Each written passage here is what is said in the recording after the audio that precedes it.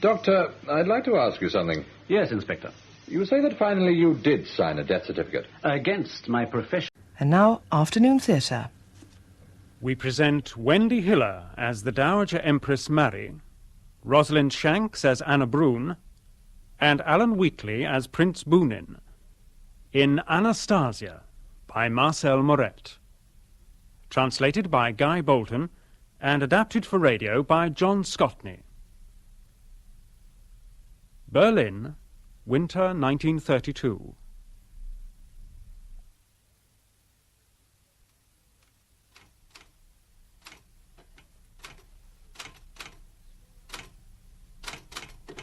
Chenov? Oh, who is it? It's all right. It's not one of Stalin's agents, nor one of our subscribers. It's only me. Petrovsky. The prince isn't at home? No, I've been waiting half an hour. I've been typing up our accounts. The prince has been horribly extravagant. He's been living the way he did 15 years ago, before the revolution. You'd never think from this. He'd spent most of the last 10 years as a taxi driver. I know. Why on earth did he have to rent this huge house? Prices here in Berlin are astronomical. Oh, the house is nothing. It's what goes with it. The women, the champagne suppers. He's a Russian. I'm a Russian too, but I live in one room in a cheap hotel. This is our headquarters. A good address has value. It won't help us much in our present emergency. Emergency? What do you mean? We're in trouble. That's why the prince asked us to meet him here tonight. What sort of trouble? I don't know the details. He naturally couldn't tell me much on the phone, but I take it 2 or 3 of our subscribers have got together and compared notes.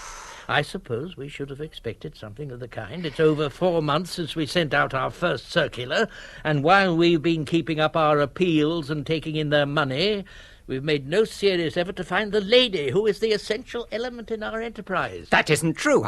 I've made inquiries all over Berlin. I've seen a dozen or more Anna Bruns. It's one of the troubles. The name is such a common one. Do you think there ever was an Anna Brune who told those nuns that she was the Tsar's daughter? You think His Excellency lied to us? His Excellency. You say it with reverence, in spite of all we know about Prince Boonin. You're a snob, Petrovsky. But his story didn't seem the sort of thing a man would make up. Driving those people out to that hospital in Spandau in his taxi, and one of the nuns asked him... Exactly. 5 months ago he was driving a taxi. Now he sports a car and a chauffeur. No doubt some of our subscribers have seen him lording about in it. And the actual moment was so propitious. This Anna Brune, whose likeness to the princess he claims is so extraordinary, she appears just as the rumours of Anastasia's escape were flying about among the Russian exiles. Her disappearance after no one but the prince has seen her wasn't quite so fortunate. What on earth made her run away? Why did we ever get into it? You especially. I've always been a crazy fellow, an artist, a dreamer. But you're a hard-headed banker, or were in the old days. I needed the money. It's as simple as that. Ah, so that story was true. What story? The prince told me. He said you'd been caught helping yourself from the cash drawer of that restaurant where you worked as a waiter. That's a lie. Don't be offended. I'm not posing as your moral superior. We're just a couple of rats, Chernoff. 15 years ago, the Bolsheviks turned us out of our nice, comfortable granary, so now we have to snatch our crusts as best we may. Listen, there's the front door. The prince is here. He said 9. It's nearly 11. The others, what are they? It's Drevnitz. Prince Boonin is not here? No, not yet. So, you are the other two in this game, are you? Game? Which one are you? My name is Chernoff, Councillor. No, you know me, do you? By sight, Councillor. And it's true, is it? Boonin is not here? No, but we're expecting him at any moment. I was expecting him also for several hours. My guess is he's taken to his heels. Run away, you mean? You're the third one, are you? Petrovsky, Councillor. Yes, Petrovsky. I mean run away. Why should he? I can give you one simple answer. Recently, a small committee of us advertised for the names of your investors and the amount subscribed, and we discovered just how much money you'd obtained. Our expenses have been very heavy. Her Highness was in hiding in Bucharest. We had great difficulties. Bucharest? Really? Papers had to be obtained, officials bribed. And the medical expenses, doctors, nurses, private ambulances. Oh, yes, that was all enumerated in your appeals. The Princess Anastasia was in a coma. A coma? Yes, for a time, quite definitely. Is it any wonder, after all she'd gone through? The wounds suffered at the hand of Yorovsky's execution squad, the hardships endured in all those months of journeying from Siberia. Yes, all this was fully dealt with in your last prospectus, if I may so call it. Her Highness's recovery is a painfully slow process. So it seems. And in the meanwhile, her doctors have insisted on isolation, rest, absolute quiet. We wish to see her, doctors. Well, surely Prince Bounin has told you. Her Highness is in a private sanatorium in Switzerland. I, for one, am ready to make the journey immediately. What? Gentlemen, that is the committee I have formed, will give you 1 week to produce this lady. After that, we go to the police. 1 week? 1 week, and then we will... Councillor Drevenitz. Good evening, honoured sir. This is an unexpected pleasure. Prince Bounin, so you are here. Why did you not send me word that you were not keeping your appointment? I hadn't realised it was a matter of concern. I do now. Count Lansdorff delayed me. It's the money he's after, the share our letter promised him of the Tsar's millions. If the Princess Anastasia really existed, she could command not only our money, but our lives. So you've already made up your mind that the princess is a myth, hmm? Very well. You shall see. You shall see. We shall be at your disposal a week from today. 1 week! Makes you sweat, does it? It's easy to see you've never been shot at, Chernoff. Conspiracy to defraud. Well, what is the penalty? How long? Wait. We're not beaten yet. What? What would you say to a miracle, hmm? What do you mean? I've found her, gentlemen. At the 11th hour, I've found her. Found her? Not Anna Brun. Of course. The same Anna Brun on whose claim to being the Tsar's daughter all this business is based. Where did you find her? Where do you think? On one of the bridges that cross the Landwehr Canal. I had a notion she might be thinking of throwing herself into it. Why? Oh, ill, out of work, half-starved. And what is your opinion now that you've seen her again? Of her claim to be Anastasia, I mean? Precisely what it was before. She's no more the Tsar's daughter than I am one of the murdered dukes. If she's as unconvincing as that, what makes you think Drevenitz and his friends will accept her? Don't worry. When they see her, she'll be very different from the way she appears now. Believe me, it was not for nothing that those hospital nuns had faith in her story. Has she anything to back it up with? Any papers or family heirlooms? Nothing. And she's not backing it up. She says now that the story was a lot of nonsense. What? That she isn't the Tsar's daughter. But good God, if she denies it herself, what possible... She'll come back to it. She's a bit, what shall we say, touched. Her story today is that she doesn't know who she is. And I dare say that's true. An amnesiac. Oh, that's certainly. And a prey at times to all sorts of bizarre fancies. But don't worry, she's all the more ready to receive impressions. I'll make her play our little charade. And if she can't? Well, if she makes a mess of it, we can still point a finger at her. She is the guilty one. We are only her poor innocent dupes, whom she deceived with her lies.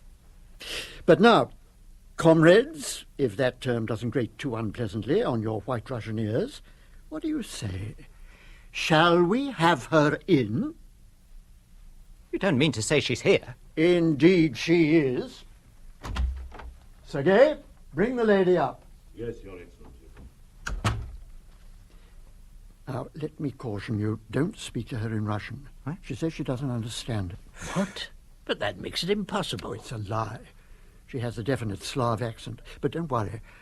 I'll break her down. Yes, I remember hearing tales of your methods of breaking people down.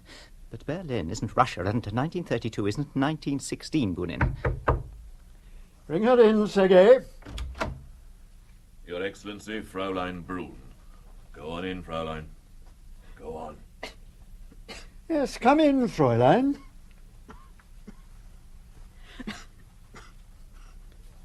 Take a seat. Glass of vodka. Thank you. Sergei.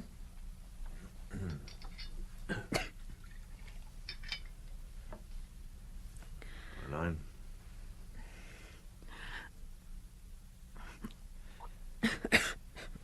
That'll be all, Sergei. Yes, Your Excellency. Now, these are the gentlemen I spoke of. I'm putting you in their hands. They're going to examine you. They're doctors. No, you don't have to undress. Just allow them to look at you. Oh, is that all? May I smoke?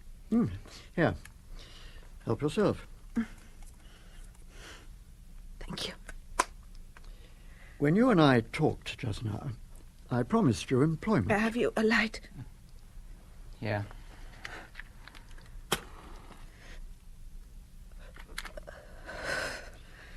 My associates wish to determine how well you fit our requirements. To begin with, the eyes. The eyes are right. Possibly the only feature that is. Where did you see the eyes of the other? It was at Notre Dame de Kazan in 1915, when we had been pushed back by the Germans. She came into the church to pray with her mother, and they each placed a candle before the big icon. I saw 2 little candles reflected in her eyes.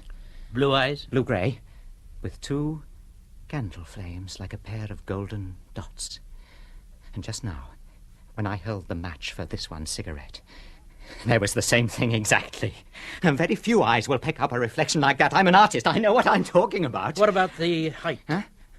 She looks too tall to me. Last time I held her stirrup at Tsaskoye, when she was reviewing our regiment, I noted that the top of her dolman was on the level of my eye. Stand up, Fräulein. What did you say? I said stand up.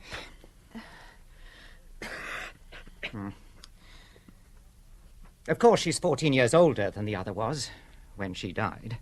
And I must remind you again that those 14 years would not have been what the first 18 were. Go over there. I want to see how you walk. Very well. Oh, look at her. They were taught to walk carrying a book on their heads. Another thing we'll have to tell our subscribers, she has somehow forgotten. Prince Bunin, where is this resemblance that so impressed you? I don't see it. I don't see it at all. My dear Piotr, I should like to see your sweetheart of 20 years ago. Are you sure you might not pass her by in the street without recognizing her? It's not the same thing. These subscribers of ours will not be hurrying by, their minds on other matters.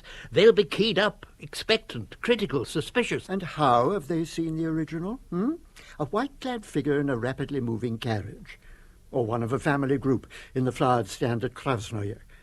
And then in the war period, with the linen headdress and grey skirts. Oh, yes, they saw quite a lot of her in the newspapers. What of the royal servants? There's still a few of them about. Oh, they'll see her through their tears. Good, faithful souls that they are. And the family? Yes, more serious, certainly. But it isn't as if there were a mother or father to be dealt with. Or a brother and sisters. True, there's quite a wealth of uncles, aunts and cousins, despite the Bolsheviks and their execution squads. But they'll refer secretly to their photographs, and as she will resemble those photographs... You surely don't believe you'll be able to convince the bankers? Well, there's a chance. If we could get the family to accept her, the bankers would find it difficult to question their endorsement. And another thing, look at her hands. What did you say? I said, look at her hands. You don't mean that... I told you there was a special feature. Something rather surprising. Come here. I said, come here. Here. Open your hands. You'll find they're long and well-formed, with a scar in the middle. Let me see. Oh, yes. It's true. Now, look at her head, gentlemen. Yeah. There, the left temple. You see, a long, narrow depression, the path of a bullet. Thought it may be something more prosaic, a childhood accident, a rather bad one that caused a fracture. What is this scar? Is it from a bullet? Tell us. I don't remember. Let me go. You don't remember how you got a wound like that? Of course you do. You're lying. There are many things I have forgotten. Fräulein, you told one of the nuns that you were the daughter of Nicholas II. I was sick. When you're sick, you get crazy ideas. I could have told her other stories, just as romantic. Of the time I went to the land of the Samoyeds with the 3 professors, the old one and the 2 young ones. Oh, and when was this? When? I don't remember. There was a great glacier. We had to chip the ice very carefully, and then the blocks were melted by the professors. In them were plants and strange creatures that lived on the earth ages and ages ago. We saw a butterfly that came alive and flew about in the sun. A butterfly that had lived for 1,000,000 years and then died in a day. I see you've been quite a reader, Fräulein. But I also see something else. You're an actress. And an actress is what we want. You wish me to pretend that the story I told the little nun is true? Exactly. The little nun was simple and trusting. Yes, I agree. This will not be so easy. You'll have to meet friends and perhaps even some of the family. Would they own me? They might tell me that they never saw me before. They don't know who I am. That would be dreadful. You know about the family, do you? I wrote a letter once and there was no... Oh, but you're not talking about my family, are you? You're speaking of this princess. Well, it might suit her family to accept you. You might be the key that would unlock doors for them. The doors of the bank vaults. Give me another cigarette. There you are.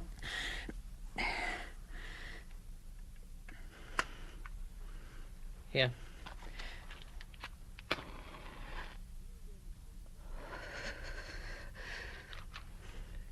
Do you really think the Romanovs might endorse her?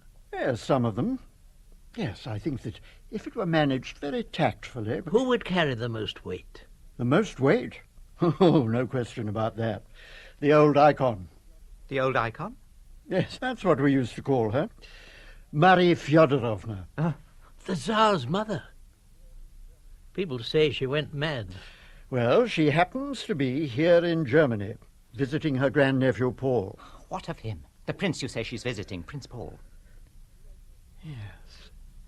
I wonder. You know, he was her future husband. Anastasius? Was he? Yeah, everyone at court took it as an accepted fact. The two had been playmates from childhood, second cousins. Well, surely this Prince Paul would be the hardest to convince. He was in love with the girl. Or was he? Oh, royalty, who can say? It was a great match for him. Aside from any question of rank, the Tsar was the richest man in the world. Yes, the more I consider it, the more I think we ought to try it. Paul is poor and a playboy. That huge fortune that's waiting in the banks could count a lot with him. But surely the only way he'd get the money... Oh, my God. You don't think he'd be willing to marry that creature? Well, I admit it sounds pretty far-fetched. It would depend, I suppose, on how hard up he is. No. What? What do you mean, no? I want to go. Go where? Anywhere, back to the nuns. I want to go. Let me go. Stop! Fräulein, don't you want to be a royal princess? And wear a coronet and have people kneel and kiss your hand? I think I must still be in the asylum with the woman who believes she's an angel and the 3 who sit crouched and covered all day because they've not yet been born. Perhaps you are right. Here you are with the mad prince, the mad painter, and the mad banker. Only the banker is not quite so mad. You expect her to learn the names of 6 palaces, each with its servants and officials, the regiments who guarded them, tutors, title friends, court procedure, all in 1 week. Quite a task for a woman with a bad memory. Oh, she'll naturally make mistakes, but the lapse of time will excuse her. That and her head wound. I doubt if she even knows how to behave among people of our class. Our class? Oh, Chernoff, you and the Grand Dukes, eh? Still, you're right. We must start teaching her at once. Petrovsky, hand me that album of family photographs. Here you are. Now, Fräulein.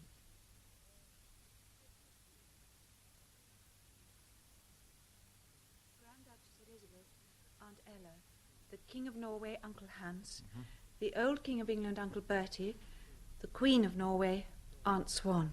Good. Excellent. Now, your escape. Who was it rescued you on the night of the assassination at Ekaterinburg? 2 brothers named Moscovoy, And they took you across the Romanian frontier at what place? Balta, and from there to Bucharest, where you found me and sent me to a sanatorium in Switzerland. There, Chernoff. What have you to say to that? Is that all? It's enough for the present. Now, let's practice your posture, your walk. Where's that gramophone record? Piotr, will you wind up the machine? Yes, of course. Now, Anna, go up those stairs. Now, those are the steps of the Winter Palace. Try to picture it. The long line of the Imperial Guard. Your father, the Emperor, in uniform at their head. Behind you on a balcony are your mother, your sisters, and your brother, Alexis. The massed bands strike up God Protect the Tsar. Now, Piotr. Yes. Now, that's your signal. You come down.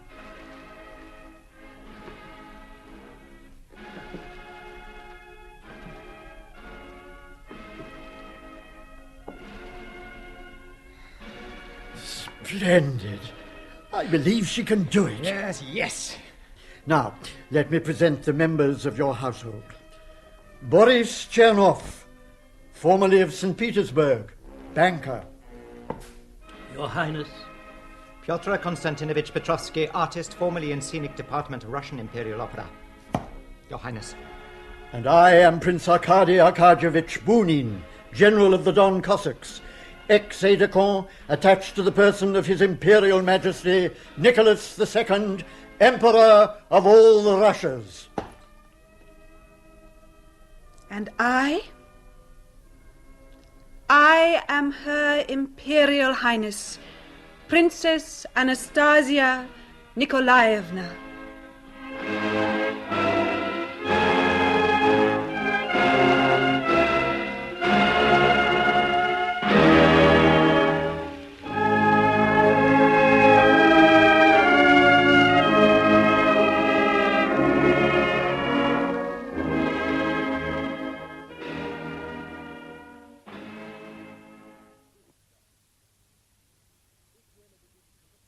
You've done a good job, Petrovsky.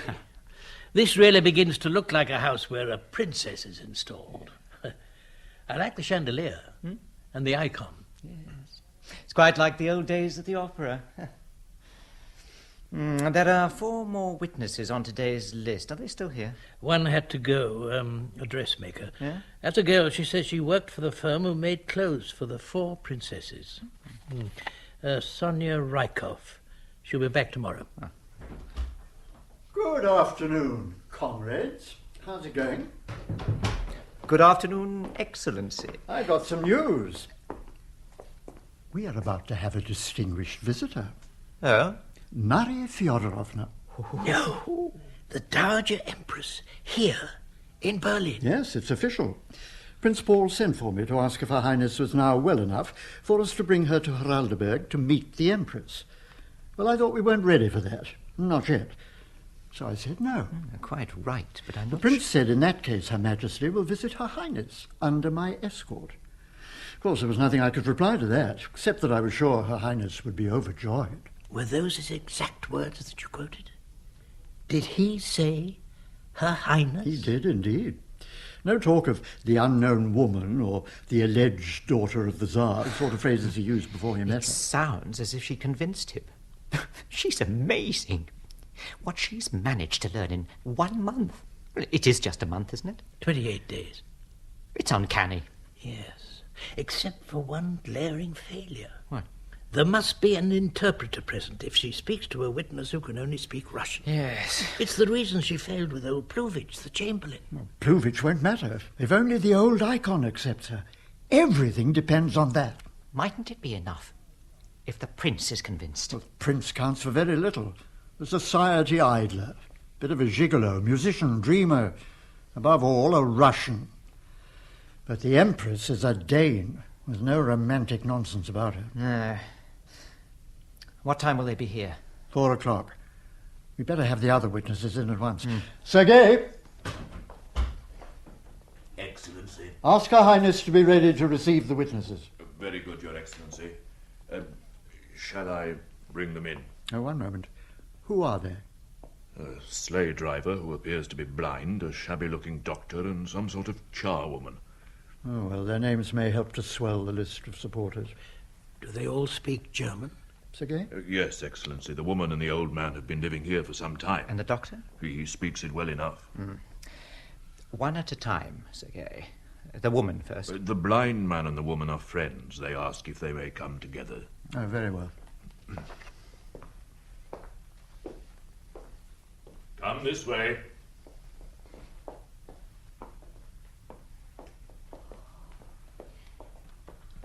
This way. This way. Excuse me, Your Excellency.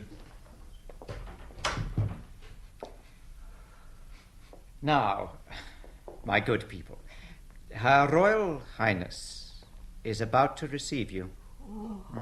You are to talk to her and examine her attentively. After the audience, you will be taken to the Chief Secretary, who will register your opinion in writing and obtain your signature. Her Imperial Highness, Anastasia Nikolaevna. Good afternoon.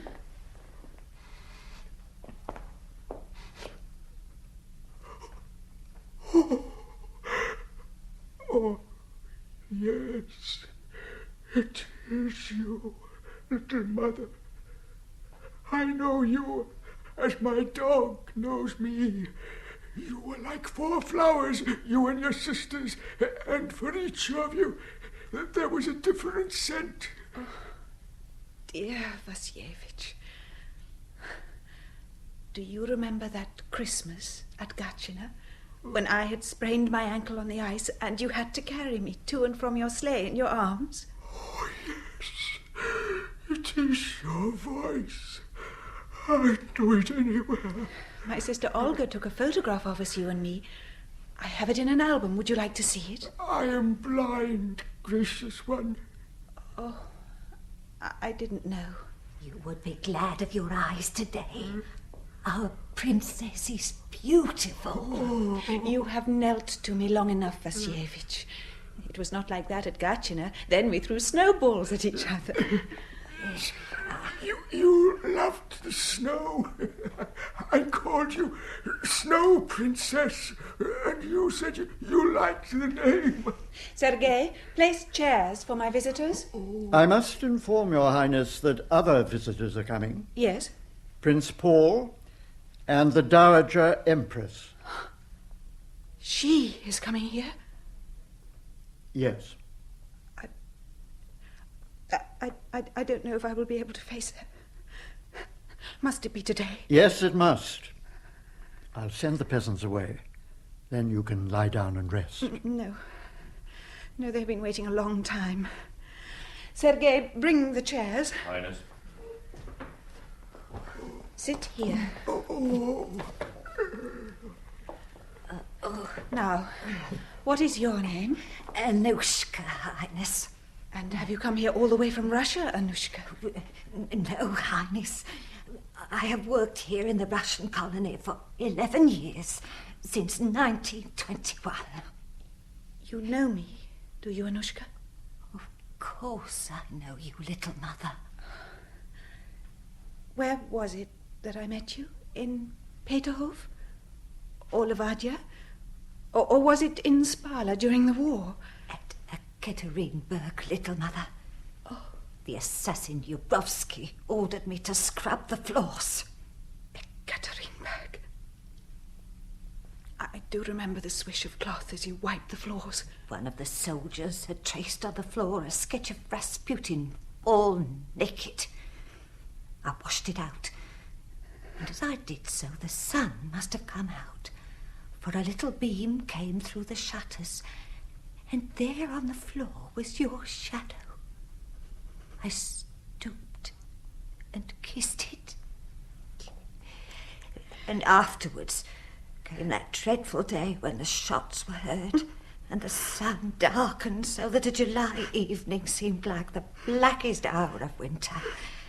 But even then, at that time, it was whispered that there was one who was not dead. All right, that's enough. You were brought here to attest that this is indeed Anastasia Nikolaevna. You both agree? In Ekaterinburg, there is a deep wood of pine trees, and in it the night shadows are seen moving. Some say 7, but I know now there can only be 6.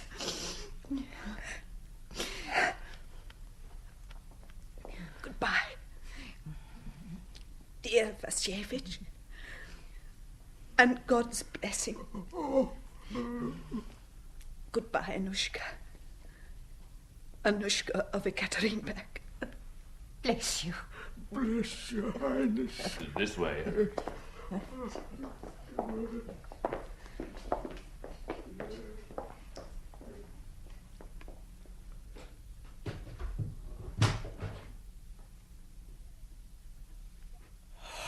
Thank heaven. I'm dying for a cigarette. How dare you? How dare you light a cigarette in my presence without my permission? I beg your Highness's pardon. I'll put it out at once. Good. Most effective. And does that mean that your illusion has returned? Or is it self-hypnotism? A cigarette, please. Here you are. Here. Have I your Highness's permission to smoke? If you must. You managed to capture just the right tone. If you're as good with the old Empress as you were with those 2 servants, the prize is in sight. Yes. The conspiracy seems to be prospering. The Tsar sent a huge sum to England and Sweden to buy munitions, but most of that's gone, spent in buying guns that arrived too late. But in addition to that, he deposited in those same banks £2 million for each of his children. £10 million, which now belong to his only surviving daughter, to you. I don't want to talk about money, or your schemes for getting it. She is coming, the Empress Grandmama. Pardon, Your Highness. What of the last witness? Who is it? The doctor. He has been waiting a long time. I'm sure the princess... You can't come in here. Sergei, that will do. You may leave us. Highness. Her Highness can grant you only a very brief interview. She is expecting some important visitors and so is preoccupied. Yes, so I see. What is your name? Mikhail Syriensky. I'm a doctor. And where was it that you met Her Highness? In the hospital. Not one that she visited in the war? No. One in which we were both patients. Both patients? Where was this? In Bucharest. We used to sit in the big sunroom together. Her head had been hurt in a factory explosion. We became great friends. You're a Bolshevik agent. They sent him to upset Her Highness's claim. You know she is not a highness as well as I do. Aren't you going to speak to me, Anna? It is a year since we met, since you ran away. Keep your eyes on me, you Bolshevik dog. I'm talking to you. I am not a Bolshevik, and I am not their emissary. I have been lonely since you left, Anna. Excuse me. Oh, I see. A royal gesture of dismissal. You should be ashamed, Prince Boonin. Go. Be careful.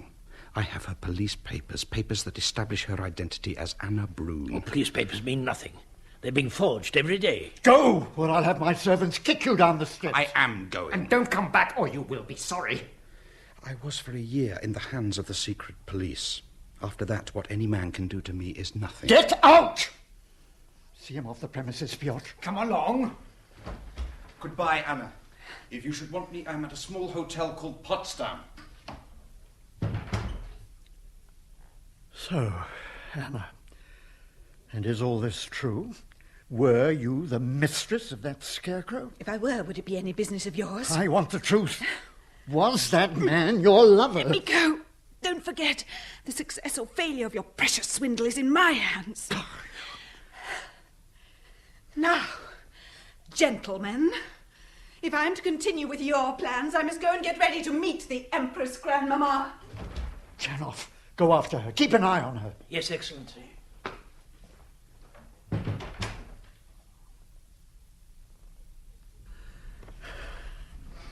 Excellency! Excellency! What is it, Sergei? Excellency! The Empress, she's here! Already? So, this is the audience room. Her Imperial Majesty and the Baroness Liebenbaum. Arkady Arkadyevich, I thought you were dead. Don't they shoot traitors nowadays? That will be all, Sergei. Excellency. Let your Majesty be reassured. The tradition has been observed. I was sentenced to be shot twice. By whom? The whites or the reds? By both. And you're still here. But there, I remember, you were always a man who, when you came to a parting of the ways, took both ways. My compliments, Boonin. You're a scoundrel on a grand scale. Either that or possibly a loyal servitor of a princess too long denied her rightful heritage. Liebenbaum, my smelling salt. Your Majesty.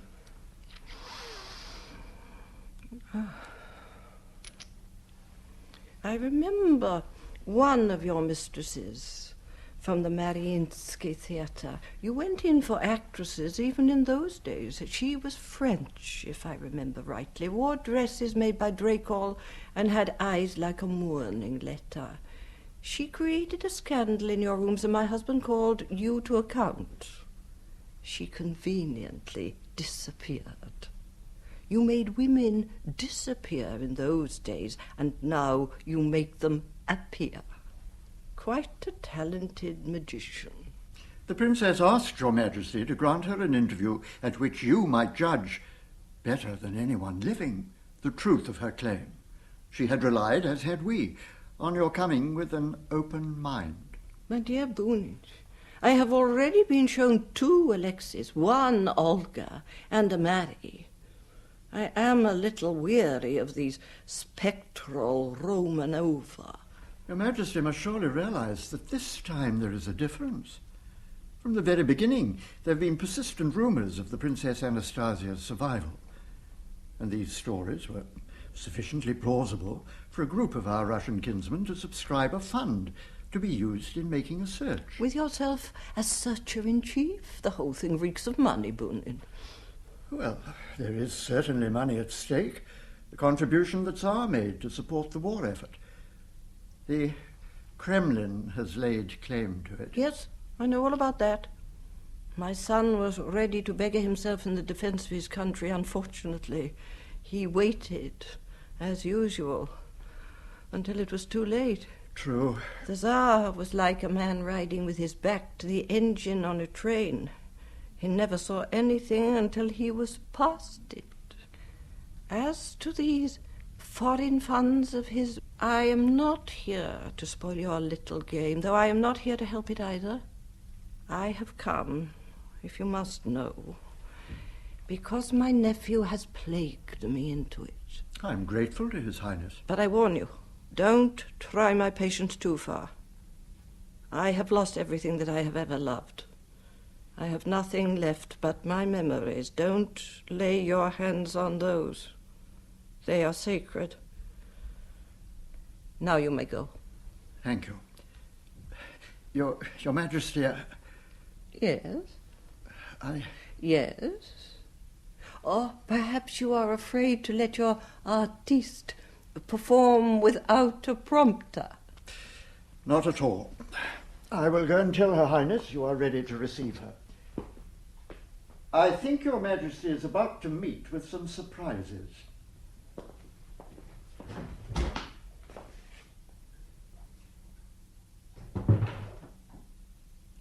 Impudence. You know, Liebenbaum. Yes, Your Majesty. It's when I meet a man like Bunin that I understand why the revolution happened. His Highness Prince Paul. You're here before me. I'm so sorry, Great Aunt.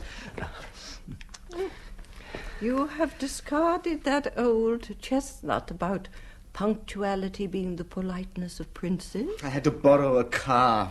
It's a nuisance not having one of one's own. I'm afraid your ancestors hadn't foreseen a world in which royalty might have to work for a living. Hasn't anyone received you? Oh, yes. The Kerensky satellite was here. He succeeded in rousing a nausea in me. The Bunin of 1918 and the Bunin of today are two different men. You think people change? How naive you are. My husband used to say, if you want to reform a man, start with his grandfather. Oh. Run along, Liebenbaum. Run along, we're discussing family matters. Oh, I'm not to see her. You'd only insist on giving me your opinion, and you're never right about anything. Your Majesty. Does Anastasia know you're here? I believe the lady has been notified. Do try and keep your mind open. Don't make up your mind before you meet her. You're gullible, Paul. You always were. You had reached your teens before you stopped believing in Santa Claus. Oh, I didn't recognize her immediately. One hadn't made enough allowance for the years, or for all that she had gone through. Oh, she answered your questions, I suppose. Now, what do you expect? Bunin has taught her her lessons. Bunin doesn't know everything. There are many sources he can draw on here in Berlin. Old friends, old servants, ghosts from our royal past, each with his stock of personal anecdote. It isn't only what she knows, and it isn't the evidence of her wounds. No, it's more an atmosphere she creates, a quiet assurance, a fineness that you feel is above question. You sound as if you've fallen in love with her. I think perhaps I have. You're quite mad. Yes, I suppose it's only to be expected. Your poor mother, when her husband died, wanted to marry the Pope. She was always religiously inclined? It's no laughing matter, Paul. No, if you're in love with this sleeping beauty... Shouldn't I be? Don't forget she was to have been my wife. Why, we actually went through a ceremony of our own devising, a child betrothal. It was held on the Chinese island. She was 12 and I was 14. And does she recollect it all clearly? Who was with you? What she wore? Now that's the thing a woman remembers the longest. She hasn't mentioned anything about it. It seems to be one of her blank spots. She doesn't remember a thing like that. And you still believe in her? Oh, preposterous. You're wrong. I've spoken to the doctors, to Lessing, for one. There's no greater authority. He says some degree of amnesia would be almost inevitable. The head wound was a serious one. Bunin tells me that at times the poor dear has complete lapses of memory. Bunin? The girl's nothing to him or to his friends. She's simply a means of getting their hands on the millions my son deposited in foreign banks. Shouldn't we, too, give some thought to those millions? Money means power, and one day a crisis may arise in Russia. A political crisis? Don't delude yourself, Paul. The ants are in power, the red ants. Perhaps you are right, but the blood of those poor murdered innocents cries out for justice. Those sweet girls, that little boy. Leave them. Leave them, Paul. Wrapped in the dignity of death, undisturbed by controversy or upstart claimants. Her Imperial Highness. There she is. Anastasia, my dear, are you feeling better today? Yes, thank you. My cold is almost gone at last. Dressed like that, you make the past come alive. Oh dear, the pathos of distance. But I won't talk about it now. This is your grandmamma's moment. Have confidence. I will leave you together. Anastasia, great aunt.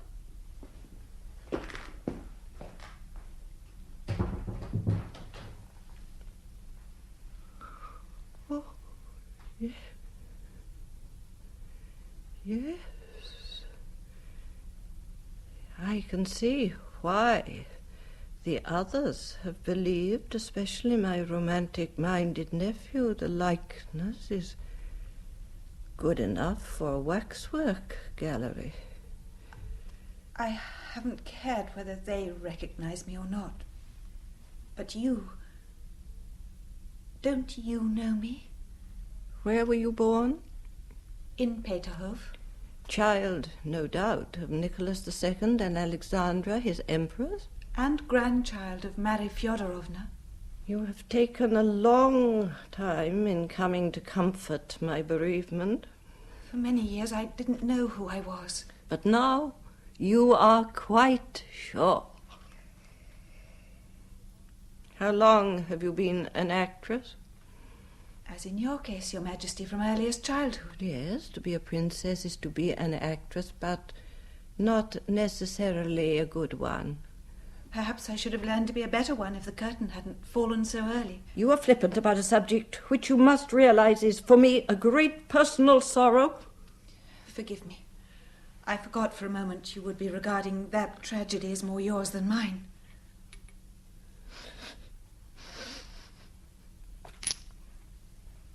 I am trying to keep my courage, but you're making it very hard for me.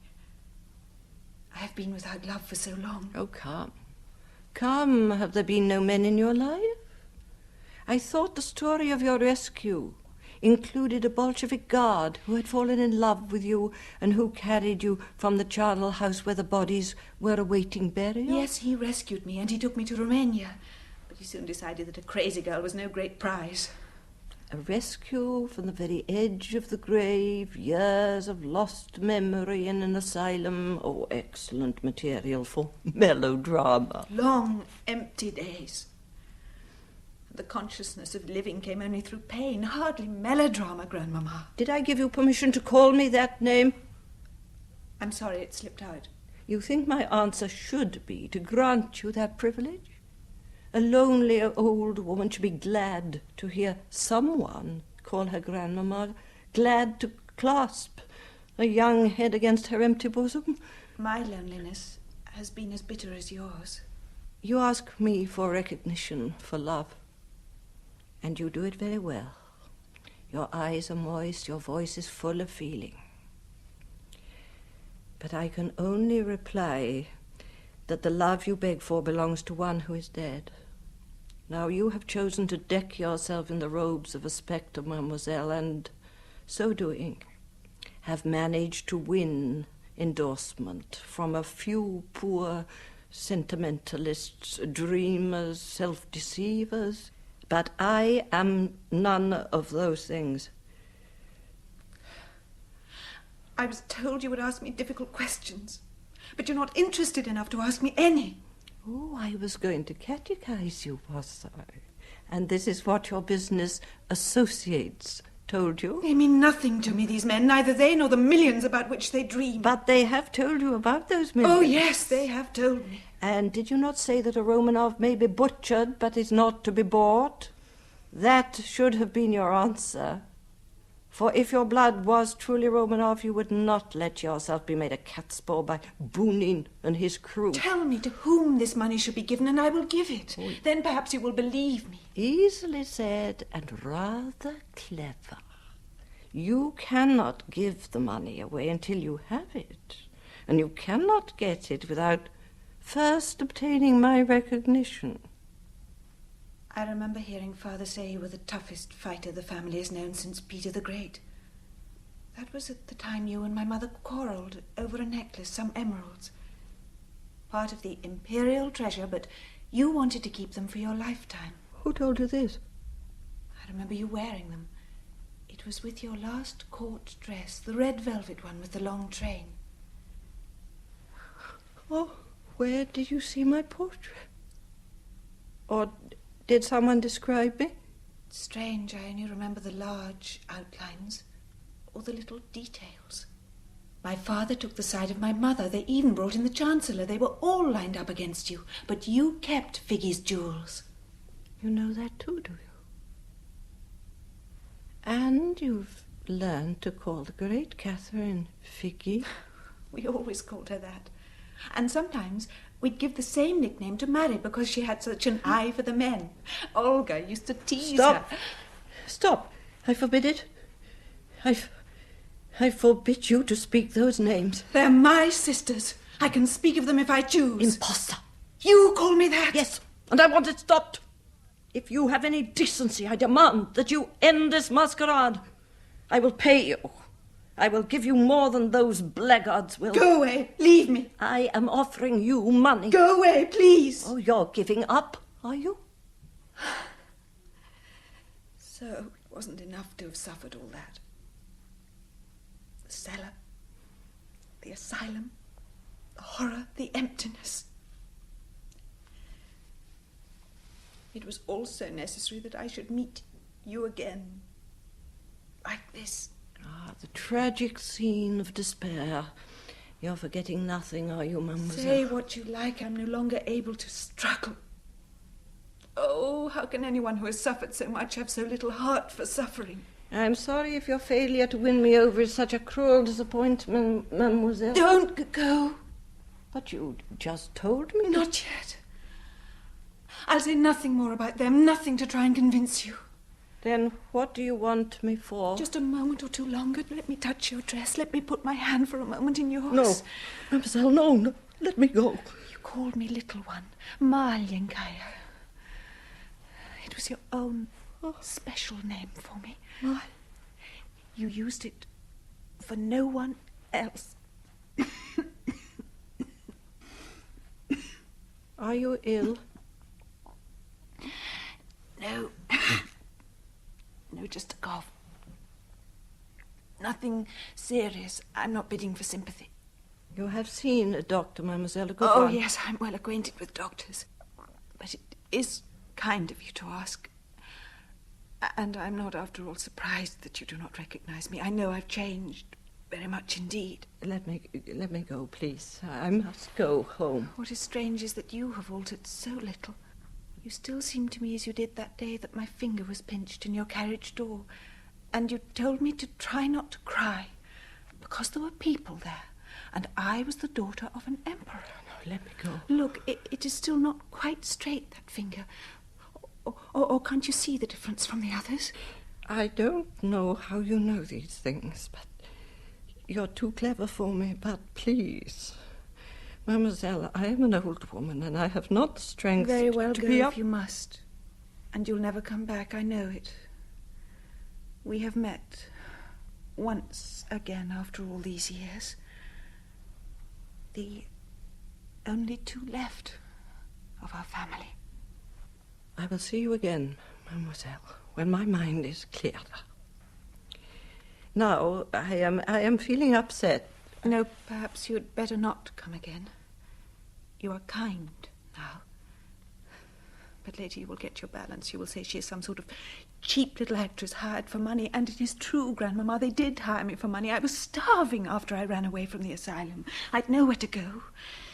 I even went down the steps to the canal. Perhaps I should not have let him stop me. Goodbye, mademoiselle. Tell the prince I didn't need him. I want to go alone. Goodbye, dear Grandmama. I will try not to be lonely or frightened. Frightened? Why did I say that? Where have I said those words before? Oh, yes. I remember. It was on board the Standard. What? What did you say? I had waked and found a storm raging, the big waves breaking against the hull, and I cried out. And you came to my cabin. Maliankaya.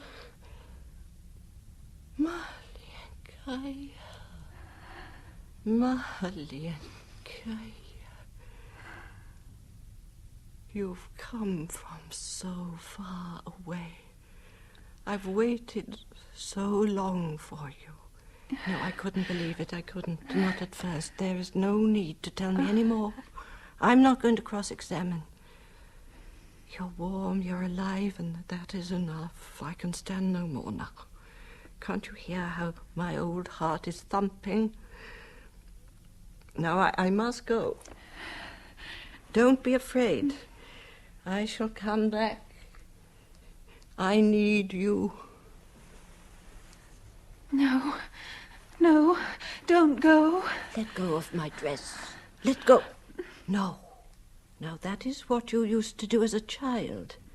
Now, be sensible, Maliankaya. I'll go as I used to, talking to you as I left the side of your little bed. Now, we will go tomorrow, if you like, to my old palace in Finland. Yes, it's still there, still mine, though I've not seen it for years. There's a very old man there, a lamplighter, and each evening he goes from one room to another lighting the empty lamps, until for him the great dark rooms are ablaze with light. The other servants take no notice. They realize that he is childish. And perhaps that is true of us all. And we are lighting dead lamps to illuminate a grandeur that is gone. Good night, Anastasia Nikolaevna. And please, if it should not be you, don't ever tell me.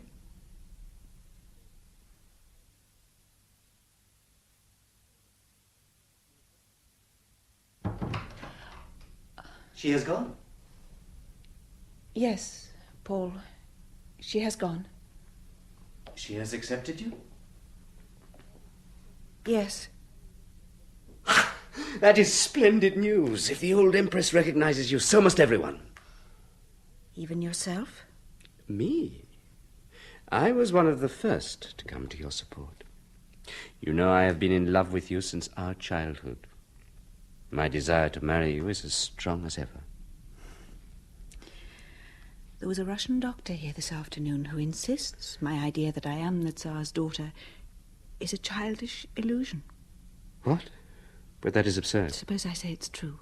Suppose I tell you that these scars of mine are the result of an explosion in a Bucharest chemical factory where I was a worker. What? Would you still love me? It isn't true. Why are you trying... I'd be the same woman, except for a name. Or is your love the exclusive property of the girl with whom you used to walk, hand in hand, in the gardens at Starskoy, beside the lake with the black swans? Ah, that's better. What's better? Only one who was there would know that the swans were black. Oh, that is beautiful. The cloud leaves your brow because I remembered that the swans were black. Hmm? There's a picture of them, my dear Paul, in one of Boonin's photograph albums. I'm supposed to have taken it myself. Do you think I did? Anna? Oh, think of it, Paul. £10 million. It's a handsome dowry, you must admit. Anna. Worth marrying for. Worth the effort of stirring up those old romantic embers. Anna, please. And worth it for me, too. As Prince Boonin says, I not only get the money, but a Prince Charming as well. Quite a triumph for Anna Brun. Anna Brun? Anna? Anna? Anna? Sergei! Bunin! Chernov! Sergei! Bunin! Chernov! My God, what's the matter? Come quickly! Brandy, Chernov! Of course. Sergei, the doctor. Yes, Highness. Hurry. Here. Here. Sip this, Anna. That scar is unquestionably a bullet wound. Unquestionably, Your Highness. I must get an ambulance. The Empress will wish her to be in the family's care. Что случилось, Grisha? Grisha. Listen. She's speaking in Russian. Grisha. А остальные? Ольга. Татьяна. Мои сестры. Мои сестры.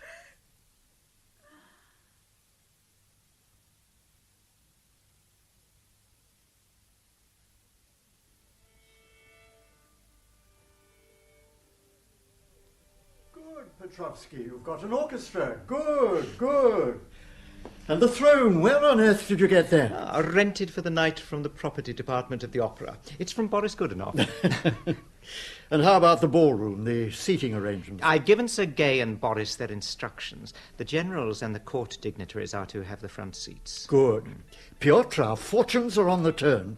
We have two guests tonight more important than all the others. Who? Councillor Krefting and Count Stromberg, the heads of the Svenska Handelsbank. The Tsar's Swedish bankers. Exactly. I spent an hour with them in their suite at the Adlon. They were most impressed. The old Danish Empress still carries weight in Scandinavia. You know, I think I shall go to America. It's the only country left with a proper respect for wealth. Have you seen this newspaper? Chernov, what is it? Die Ausgabe. Oh, let me see. Another of their veiled attacks? The veil is off. They call us swindlers. What they do they? They'll pay for that. Pay handsomely. Will they? Wait till you've had a look at it. Let me see the great... By God! This is the work of that doctor friend of hers. Prince Boonin, it is most important that I... Oh. So you've seen it, have you? Councillor Drevenitz, good evening. You're looking very handsome in your court attire. I am speaking of that paper, that article. Oh, it's the work of a Bolshevik agent. General Martov for the newspaper office. They say they have proof. Proof? Well, of course they have proof, manufactured in the Kremlin. What does their proof amount to when weighed against the endorsement of a royal fiancée and an imperial grandmother? True, if they really are backing your claimants. Well, of course they're backing her. As to this so-called well-informed writer, we intend to bring an action for heavy damages. Yes, indeed. Well, I will go back and stop General Martov from upsetting any more people. Oh, and that reminds me, I'm having trouble over the order of presentation. Is that your list? Well, give it to me and I'll look it over and advise you. Thank you, Prince. I wish you would. The orchestra will, I suppose, strike up the anthem the moment the royal party arrives? The orchestra has its instructions. Yes, of course. Good evening.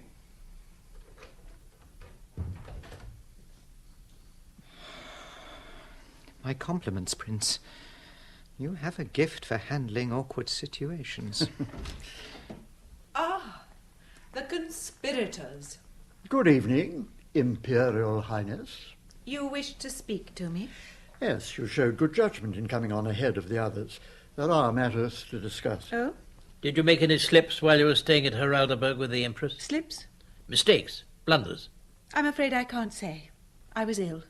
In a delirium. There has been an attack in one of the evening papers. Yes, I saw it. The Empress showed it to me. She showed it to you?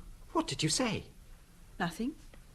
She merely watched my face as I read it. But her attitude towards you. Tell us about that. Her Majesty has shown me great kindness. Owing to her care, I am quite well again. The mists are gone. Well, she's bound to come. Well, there's her nephew's future to consider. Prince Paul will be here, of course. Yes, I think you can count on Prince Paul. But he's not enough. I've told you that before. They may say it's money he's after. I can imagine a lot of people will think that. On your dressing table, you'll find a list of the most important people whom you meet tonight, with some personal details jotted down against their names. I know you have a photographic memory. You speak of my memory. How good is your memory, I wonder, Prince Bunin? What do you mean? It was a lovely autumn morning at Krasnoye. There was a gymkhana you helped me to mount, and holding my hand said something too personal. I raised my riding whip. God. Was it I? If not, how did I learn it? Not from your books. Excuse me, gentlemen. But it's impossible. And yet, how did she know? The Empress told her, reminding her of things the real Anastasia had repeated. Her Imperial Majesty. She's here. Thank heaven. The entire syndicate. Your Majesty. Your Majesty. I think you had better give me my smelling bottle, Liebenbaum. Your Majesty. Your Majesty is early. May I offer that as my excuse for not being at the door? Save your apologies. Pomp without power only makes deposed royalty ridiculous. Is my nephew here? Not yet, Your Majesty. Petrovsky, go. People will be arriving. Yes, Excellency. You too, Chenov. Yes, Excellency. You school your associates in the old traditions. Your overbearing manner is quite feudal. And is it your idea to present a Romanov on a hired throne, and one, unless I'm mistaken, made of papier-mâché? May I remind Your Majesty that the realities are now in a museum? Oh, yes. Our state robes are to be seen in London, at Madame Tussauds waxwork exhibition. I trust Her Highness will soon be able to provide herself with more suitable furnishings. You are thinking of my son's foreign deposits? Yes, I understand, Bunin. You've caused the princess to sign certain documents concerning these monies, their handling and division. I admit the share we asked Her Highness to assign us may sound like rather a large one, but my two associates and I have taken a lot of trouble. A lot of trouble? Oh, the impudence. Oh. And did you speak, Liebenbaum? Such a lot of old friends arriving. To think they're still alive. Quite a miracle. Only half alive, most of them. Countess Olinskaya. Yes. May I go and embrace her? Oh, go. Go. Yes, Your Majesty.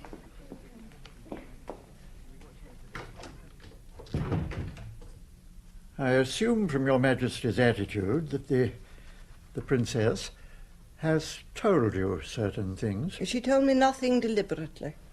But the night my nephew brought her to me, I sat by her bed for many hours. She was in a delirium? Yes. A delirium whose fires were very illuminating. The monstrous shapes of nightmares. Trembling hopes, black despairs, wavering footsteps that led to a canal. A canal? A canal, where a poor broken creature met a cynical brute who bargained with her in the coinage of food and shelter. I see. Your Majesty knows. The whole dirty fraud. Fraud, Your Majesty? Yes. You planned a fraud, didn't you? What else do you call it? Oh, surely, Your Majesty, if my friends and I made an error in believing this girl's story, we can hardly be blamed. Well, you yourself accepted her as genuine. Just what I expected. As soon as you see that your drosky is being overtaken, you throw your lady passenger to the wolves. I assure Your Majesty, it was she who asserted that she was the Tsar's daughter. I was merely asked my opinion as to the truth of the claim. And your nimble brain saw at once that here was a splendid chance of exploitation. Well, we may perhaps have been gullible, but that, I think, is the worst. Oh, don't try that mealy mouth stuff with me. It sickens me. May I ask, Your Majesty, why you have come here? If it is to denounce our... well, I hardly know what to call her. Victim will do very nicely. Please, Your Majesty, my two friends and I merely endorsed an illusion. I'm sure the princess believes herself to be your granddaughter. Undoubtedly. And I have not come to denounce her. Oh. You can make of that what you will. I am deeply grateful. Might I hope that Your Majesty would extend her benevolence a little further? Ah, you want my public acknowledgement? Well, think of your nephew. He will share in the Tsar's millions. Millions that may otherwise pass to your son's murderers. Very cleverly put. As to her, if we believed, if you yourself believed for a time, what harm is there in making others believe? Your endorsement would be a truly royal gesture. So, you ask for my support, whether I believe it or not. Without Your Majesty's help, I greatly fear... For once, you are not able to turn the winning trick. Oh, Your Majesty... You needn't reply. The audience is over. Arkady Arkadyevich Bunin. His Imperial Highness Prince Paul. Here you are. How are you, dear great-aunt? Well, thank you. Good evening, Your Highness. Good evening, Bunin. What a gathering you've got out there. Where did they dig up all those diamond dog collars, those jeweled kolosniks? The princess is in there? Yes, Your Majesty. Then I will leave you. Great-aunt.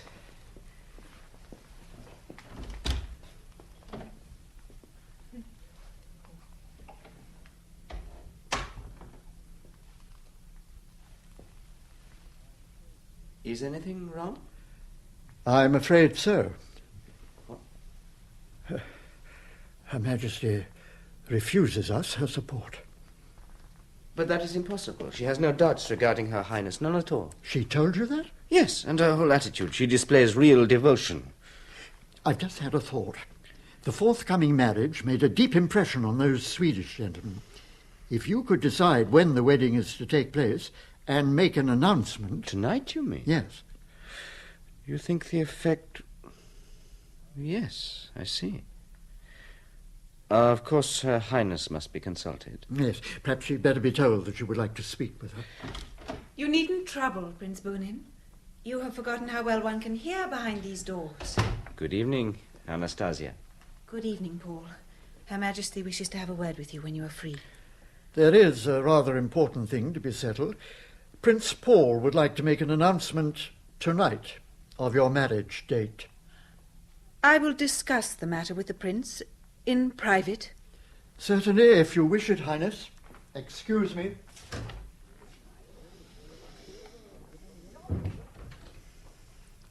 A date for our marriage.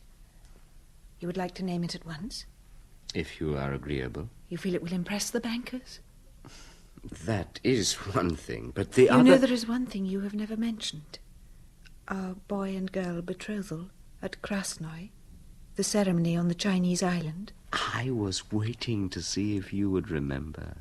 I thought you would be bound to speak of it, and you have. No one living could have told you of it because no one knew. Oh, no. You yourself. You told me the day you brought the Empress to see me. What? You spoke of it to her.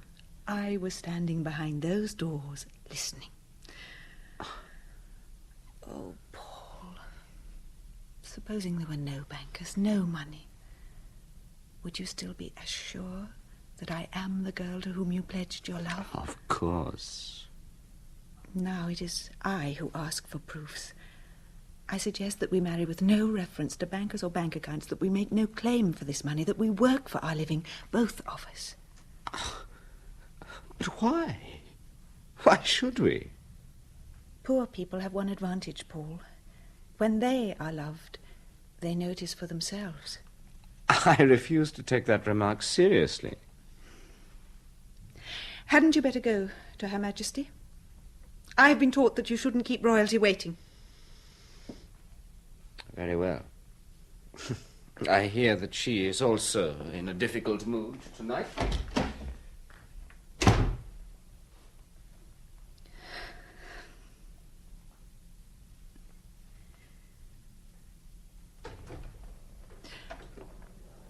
Good evening, Anna. How charming you look, and how well. How did you get in here, Mikhail? Through the entrance provided for the chauffeurs. Why are you staying on in Berlin? Away from your work, your experiments? Or if it is only to beg me to go back with you, you are wasting your time. No, I shall not go back to Bucharest. The shadow of the Kremlin falls ever more strongly across Eastern Europe. Here, too, in Berlin, sinister forces are at work. No, I must go to a country where the individual is not degraded, where I can be free to work as I will. I am glad. You have so much to give the world. I did not come tonight to speak of myself. I am afraid for you here in the hands of these unscrupulous men. They would stop at nothing. Mikhail, I told you things that didn't happen because I dared not remember what did. But now I have faced it, to the last horror, to the death of those I loved. Dreams, Anna, dreams. Do you know why I ran away? Because you made me unsure. When you spoke with such conviction, I would say, perhaps Mikhail is right. Perhaps there was a factory explosion in which my head was injured. There was. I remember when it happened. It was the day we arrived in Bucharest. Moscovoy saw that it was a likely excuse and took me to the hospital with a story that I was one of the factory workers. Then he and his brother went off with what remained of the jewels. Poor little Anna. No. No, you need not pity me any more. The mists are gone. Forever. My dear, we must... Who is this man, Anastasia? Paul, this is Dr. Syrensky. He is one of my guests. Paul, I want you and everyone to know that Dr. Syrensky is under my protection. These are my orders. Very good. I will tell them.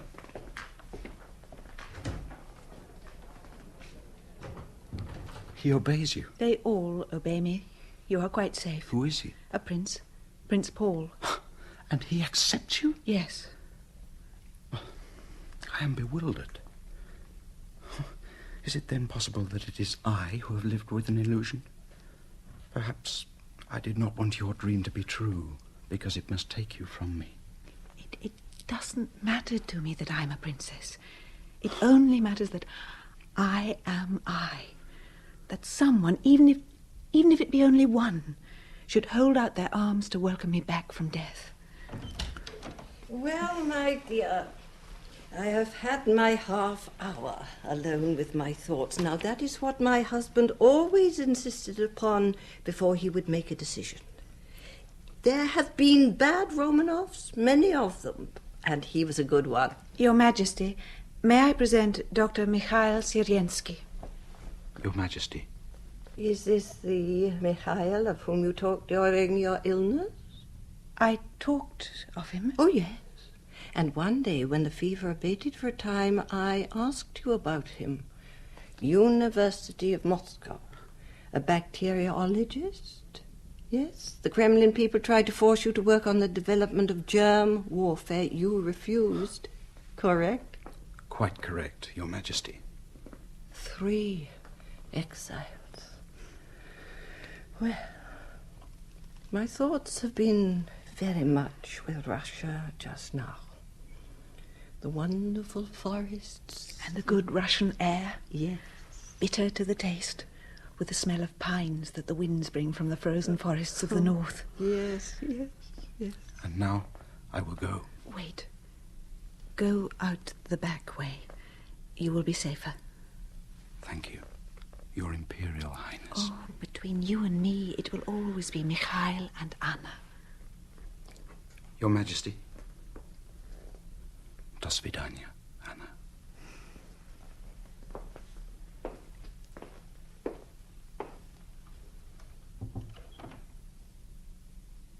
That is the man who loves you. Yes. You should be getting into that beautiful dress. And I will give you these emeralds to wear. Oh. Figgy's emeralds. Oh, no. They are yours by right? You are very kind, but I don't want them. You've already given me so much.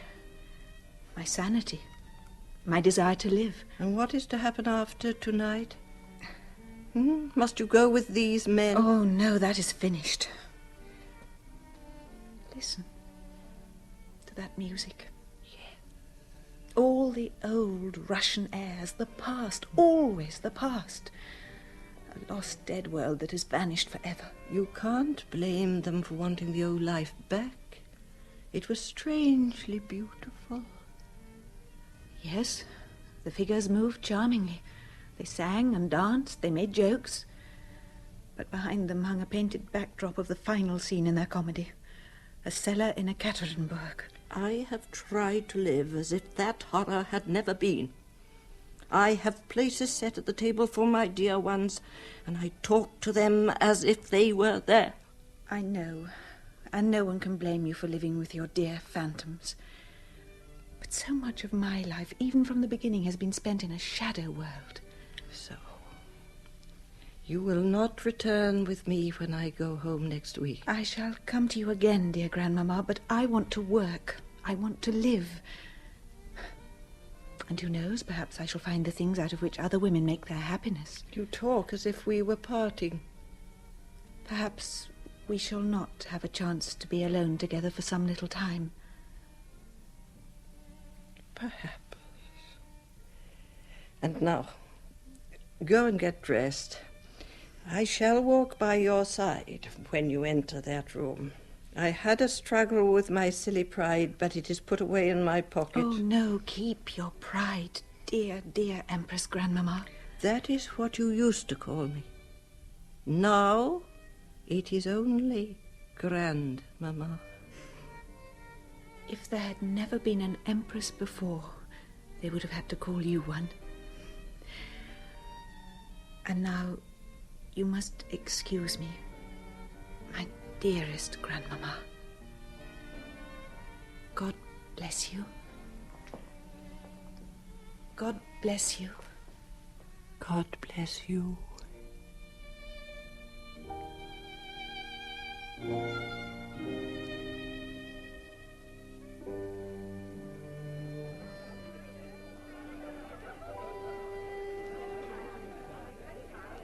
My dear Paul, we've won. The opposers are beaten. You've done wonderfully, Bunin. It's a complete triumph. When Anastasia enters, they'll fall on their knees, eh, Chernoff? The two Swedish bankers are ready to accept her. London can't. He has gone. She must be found and brought back. It will do you no good to go after her. Did she tell you where she was going? No. But I knew. She must be ill, another of her attacks. Where has she gone? In search of reality. That doctor... Possibly. I don't know. But the bankers. £10 million. 10 million. An impressive sum, but one for which she may not have cared to barter her liberty. I am going home. Liebenbaum, give me your arm. Yes, Your Majesty. But what of me? You wanted her as she was, Paul. Keep her as she was. A yellowing photograph of a girl in a white piqué dress, waving goodbye from the bridge of the Chinese island.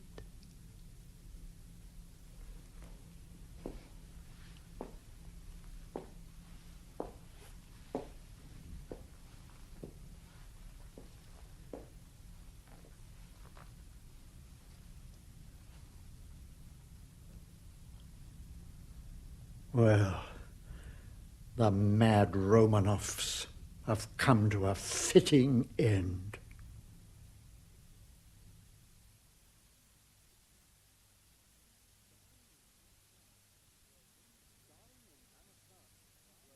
Starring in Anastasia were Wendy Hiller as the Empress, Rosalind Shanks as Anna, and Alan Wheatley as Prince Bunin.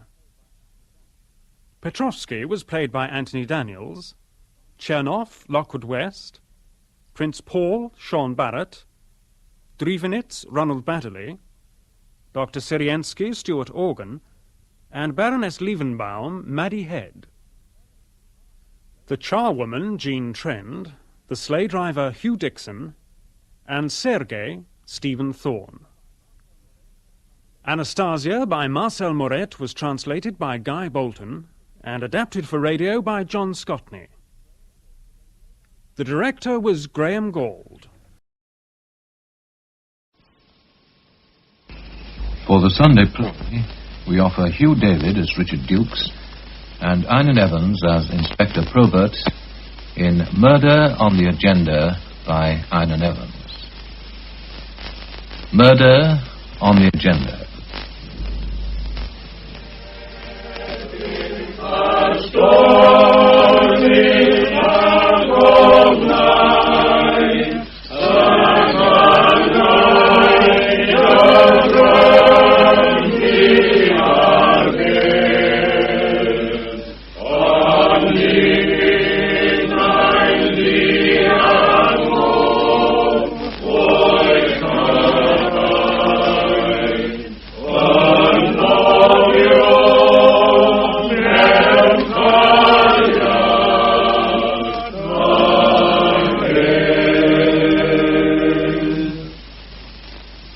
Now may the grace of our Lord Jesus Christ, the love of God, and the fellowship of the Holy Ghost dwell richly in our hearts and be with those who mourn this day, now and forevermore. Amen. Amen. Amen. Oh, hello, Sergeant. Ah, Mr. Dukes, I saw you from the car. It was good of you to come. Not at all. It would have been most odd for me to have stayed away. You remember Gwen Harris, of course, John Griffiths, Albert Thomas, Bernard Howells. Of course. I'm so pleased you were able to get here. Well, as Richard said, Sergeant, it would be odd if any of us stayed away. Yes, good friends. I'm sure George would have been pleased. Let's say he is pleased, Father. Yes, I mean that. We are pleased, too. I knew that Mr. Dukes would be coming, of course, and I rather hoped that the rest of you... Well, thank you. It's not easy to find anything to say, Anne. I know that. Nor do we know how we feel exactly. I suppose it's a blessing in a way. You will come back to the house? Not now, Anne. They're all coming back to my flat. We thought to chat about old times. We don't meet as often as we should. We'll call in tomorrow, maybe. You'll be welcome at any time. Yes, you'll be very welcome. Thank you again for coming. Sergeant Price, what a beautiful service. Very fitting, if I may say so. Bitter blow, Sergeant, a bitter blow. And yet, remembering how the boy suffered all those years. They'll be all right now, boys. We can go. Well, I must say the old gent's taking it very well. And Anne's been a real brick. It must be a relief to both of them. And yet, at a time like this...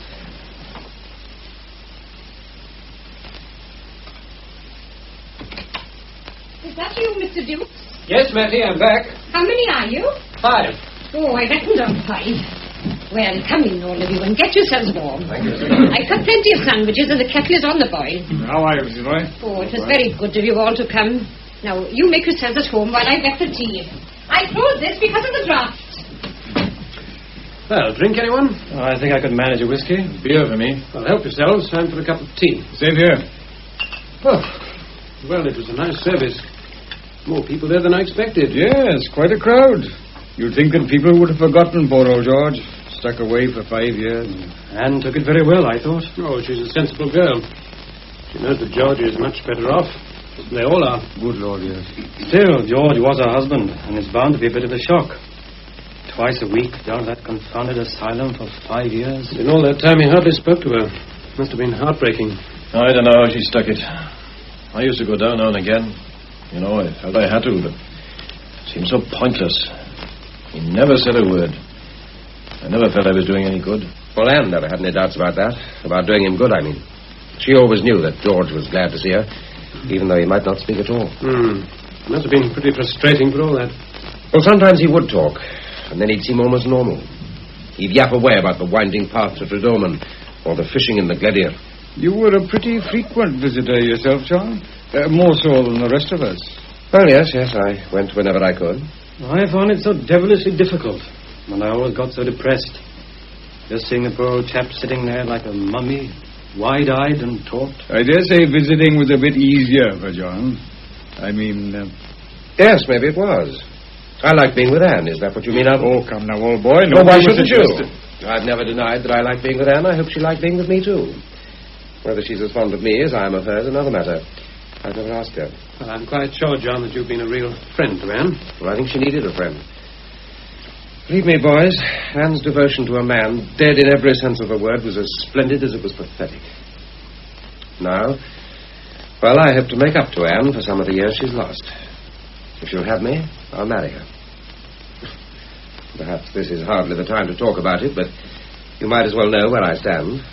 Well, yes, as you say, John, this may not be the time to talk about such things, but nobody here is surprised at what you say. And I hope things will work out for you. I wonder if he ever said anything about the camp. Well, not in my hearing. I don't suppose he remembered anything at all about it. Oh, on the contrary, I doubt if he ever forgot it. I don't pretend to know much about these mental cases, but most of them seem happy enough. But with George, no. Unsmiling, silent, haunted. I have a horrible conviction that he lived on in that camp, that he never got away from it. Not a very pleasant thought. Well, we never understand these things, and maybe we are often influenced by what we think ourselves. But whenever I visited George, the whole thing had come back to me. The careful plans, the last-minute check-up, crawl through the tunnel, and the reception party waiting for us. And Bill Brockington's face as the Jerry's masked us back in. And George's screams as they tortured him. God. Here we are, then. I'm sure you can all do with it. Was it a nice funeral? There were quite a number of people there, Mattie. How did Anne and Mother take it? Very sensibly. Well, they've been faithful enough, and nobody can say different. Not that it isn't a blessed relief to both of them, and to poor George. Yes, indeed. You might say that the poor chap has taken 5 years to die. Yes, Mrs. Morris. And that's about the truth of it. Well, come on, help yourselves, boys. Come on, pitch in. You must be feeling it a bit too, all 5 of you. Well, we're all glad to know that George is out of his misery, Mattie. Oh, so am I.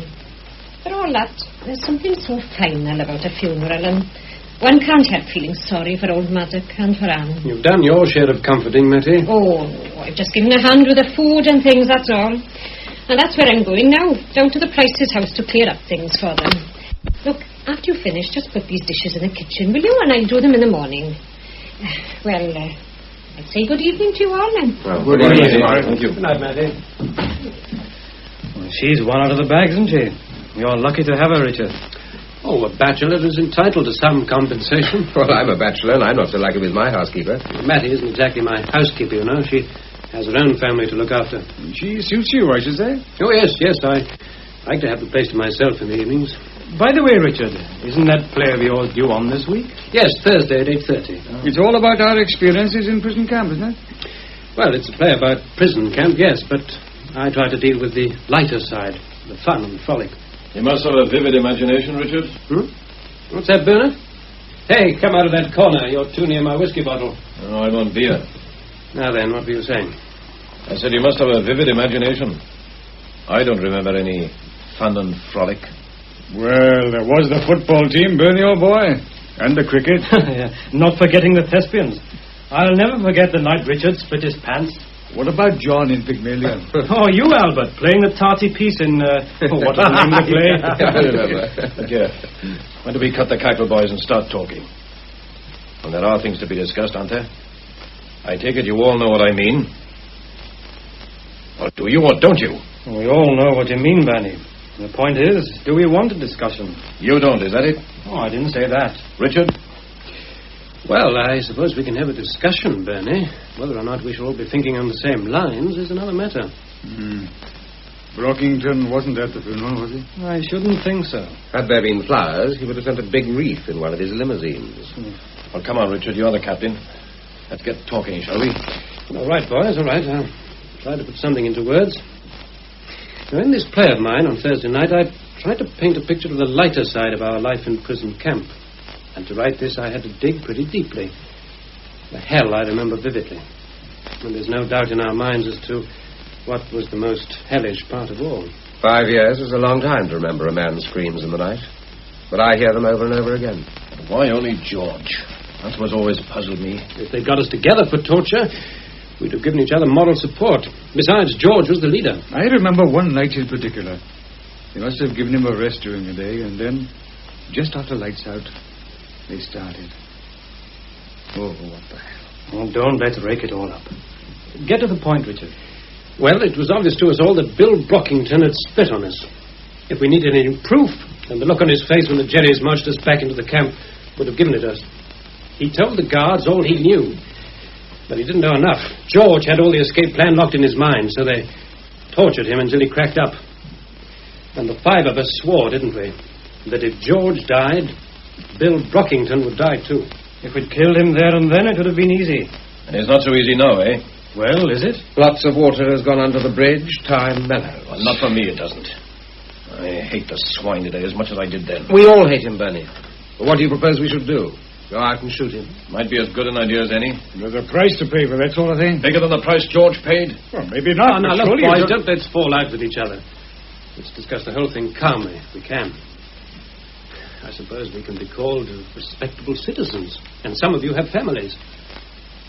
Cold-blooded killing seems rather remote from us all. Do we feel as strongly now as we did 5 years ago? And if we do, can we implement those feelings? Are we going to say now that we want to kill this man? And if we say yes, Richard, what then? Somebody has to do the job. Somebody has to go along to Brockington's house, take out a gun and shoot him. Or a knife and stab him. Those are the cold facts. And if we say no, Richard, what then? If we say that all this was a long time ago, the war's over and forgotten. George Price has taken 5 years to die, but he rests in peace at last. We go home tonight and put our heads on a pillow and thank God for our homes, our comforts, prosperity, or what have you. And do we forget about the torture, about our oath, about the swine we swore to kill, and just drop off to sleep?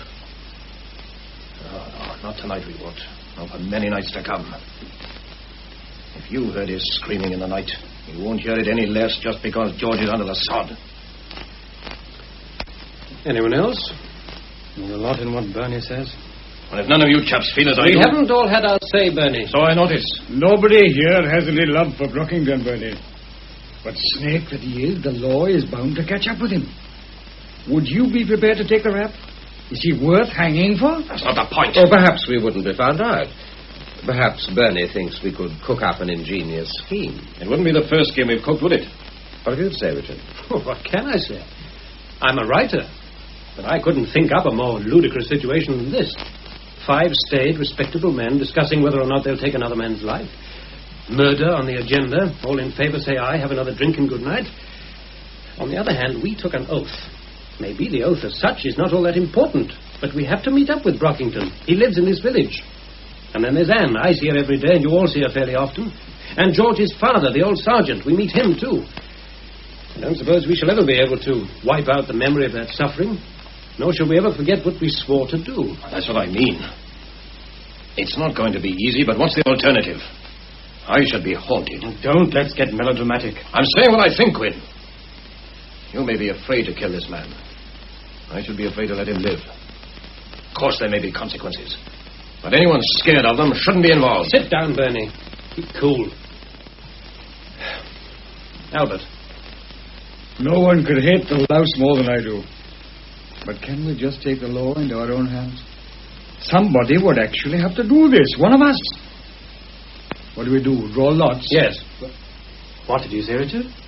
I said we would draw lots. You can't be serious. I'm serious in this respect. If we're contemplating doing this thing at all, then the whole venture would have to be planned. You've got some ideas, Richard? Well, let me put it like this. A decision will have to be made. Even if we dismiss the whole thing, we still have to agree to dismiss it. But if we decide the oath has to stand, I suggest a plan. All right, let's hear it. Oh, wait a bit. We haven't decided anything yet. Well, let's hear the plan anyhow. Sure, let's hear it. It should be interesting to know how to commit the perfect crime, even if we have no intention of committing it. The obvious alternative to murder is suicide. If Bill Brockington decides to shoot himself, I can at least provide the gun. That's a Luger. Well, we're not very impressed so far, Richard. The Luger's commonplace enough. But this one belongs to Bill Brockington. His initials are on the butt. And since Brockington will have marked other souvenirs in the same way, there won't be much doubt about the ownership.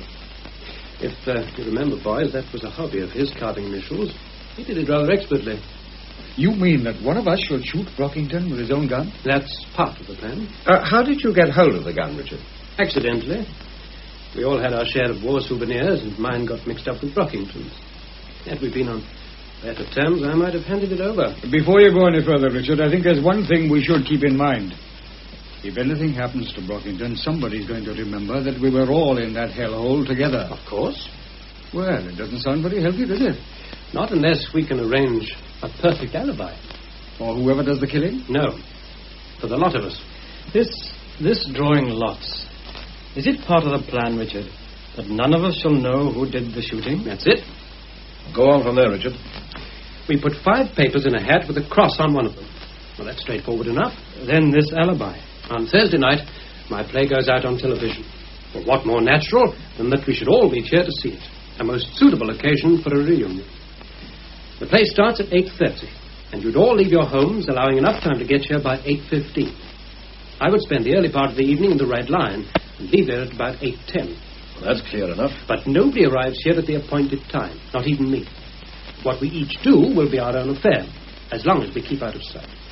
Now, we all get here at 9 o'clock, or thereabouts, by which time the man with the cross will have shot Brockington and placed the gun in his hand. I see. Then we'd all swear that we arrived here at 8:15. And nobody would know whom we were protecting. Not even us. Well, find the snags thus far, boys. There are none. Now, not so fast, Bernie. Why do you have to be out of the house, Richard, when you're the host? 2 reasons. I have to let people know that I'm expecting you, and I may be the one to draw the cross. Oh, yes, of course. Next?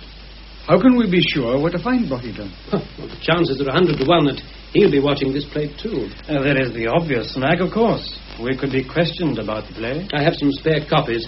You have 3 days to study the first 30 minutes of the script. Then some policeman will ask us about a technical hitch. We'll try to talk round it, and then he'll tell us there wasn't one. Oh, I think I can knock out with that side of it. If there is a hitch, then I'll know about it.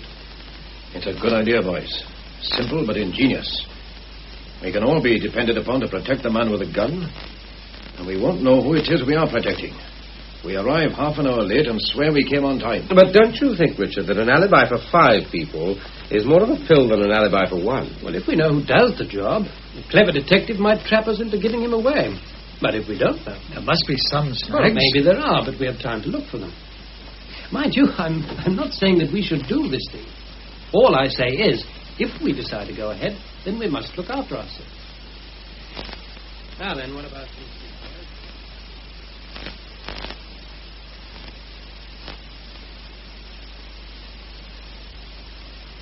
Good night, and thank you. It was kind of you to come. Oh, dear, Mrs. Bevan's a kindly woman, but she does talk. Never mind, that's the last of them. I'll get a nice quiet cup of tea before I go. Oh, no, I don't want any tea, thank you, Mattie. It's not what you want, Merky, but what you're going to get. You've been on your feet all day, Matty. Then I'll be sitting down with you in just 2 minutes. I've got it all ready. Tired, Merky? It's been a bit of a day. For me, too. I suppose in a few days we'll realize that this is a blessing for us all, but we're bound to feel a bit empty at first. Yes. Yes, I think that's the word. Empty. I marvel at you, Anne. Many girls in your position would be as bitter as gall. Being bitter won't help, will it? 10 years of marriage, 2 of them your husband spends in a prison camp and 5 in an asylum. I try to think of the happy 3. I'm not one for talking, Anne, but I'm not blind to how good you've been. You've been pretty good yourself, Dad. Here we are, then. Fresh pot of tea and some tasty sandwiches. Huh? I don't think so. Come on. Maddock? Isn't it funny, Maddock? I always call you that when you haven't got your old uniform on. But when you're in your buttons, I call you Sergeant, sort of automatic. The inspector always said it was a mistake to leave me in my old village. Too familiar, he said, but I managed to keep the peace. Oh, indeed, yes. There, now, come on, eat, both of you. Lucky I could sell this ham away, or those Gormans would have polished the lot. No wonder, Matty. You pressed them enough. You know, I sometimes think it's all wrong to turn a funeral into a feast. But on the other hand, I suppose some people come from a long way and they have to eat. After all, there's nothing disrespectful in a nice bit of boiled ham. Now, come on, eat, both of you. It's no use neglecting your stomachs. I know it's hard for both of you. You to lose a husband, Anne, and you, Maddock, to lose a son. But the poor boy is better off, and it's a blessing for all three. Right, now, all set, boys. I'm sorry this has to be so theatrical, but if we're not to know who takes the gun, it has to be done this way. The gun's loaded, of course? Yes, it is. Now, I've put it in the glove box out in the hall, and I've closed the lid. The only man to open the lid will be the man with the cross. Each man will go out into the hall in turn, closing the door behind him. Then the man with the cross will open the glove box quietly, take the gun and go. Okay? Right. And then we meet on Thursday as arranged. Right. Come on, Bernie. Shake the hat, will you? All right. Right. Gwyn, you shall have first pick. Well, I needn't look at it until I'm in the hall. And then close the front doors you leave, then we'll know that you're gone. Good night. Night.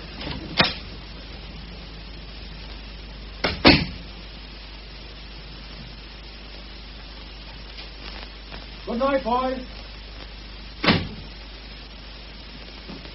Albert, I'm glad you were able to come along.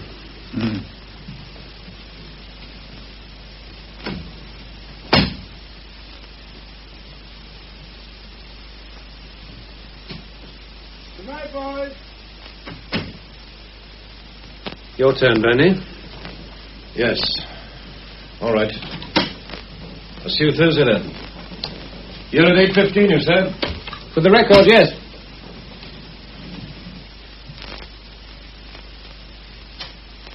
Good night. John. About Anne. She thinks a lot of you.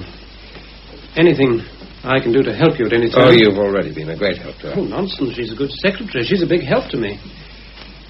Well, your turn. I've got a horrible feeling that I'm going to pick that cross. Shall I pick before you? No. I'll take it as it comes. As you say, Richard, this is a bit theatrical. But it's jolly effective. Well, I'll see you on Thursday.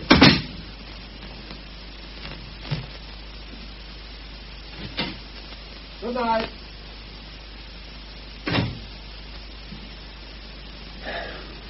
Oh, well.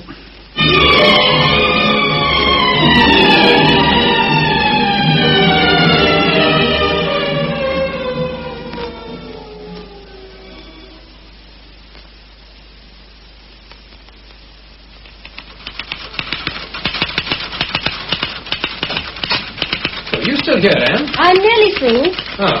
Well, how goes it? I think you'll want to make several cuts. Very likely. There's no hurry for this, is there? Oh, no, none at all. Oh, I'd like to get home before Dad. Yes, of course. How is he? Splendid. But just for a day or two, I'd like to be there when he gets home. Yes, of course. I told you not to come to work at all. I'm not busy. Oh, I'd prefer to work. So would he. You're very devoted to your father-in-law, Anne. He's devoted to me.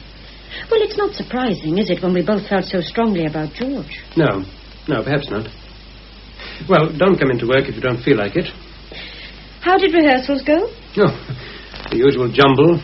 I marvel that it ever sorts itself out. You still think I ought not to see the play? I wouldn't advise it, Anne. Under the circumstances, I don't particularly want to see it myself. It's been put on at the wrong time for us all. Look, nobody could have known that George was going to die. I hope it goes all right. Oh, by the way, the vicar phoned. His set has broken down, and he wondered if you might come here to see the play. Well, what did you tell him? Well, I said I thought you wouldn't mind. Well, quite. But I told him that Bernard Howells would be here, and since those two are not very fond of each other... What did you say? Well, I don't think he'll come. You're not sure? Maybe he'll give you a ring. Well, good night then, Richard. See you tomorrow. Only if you feel like it. And look after Maddock. He looks after me.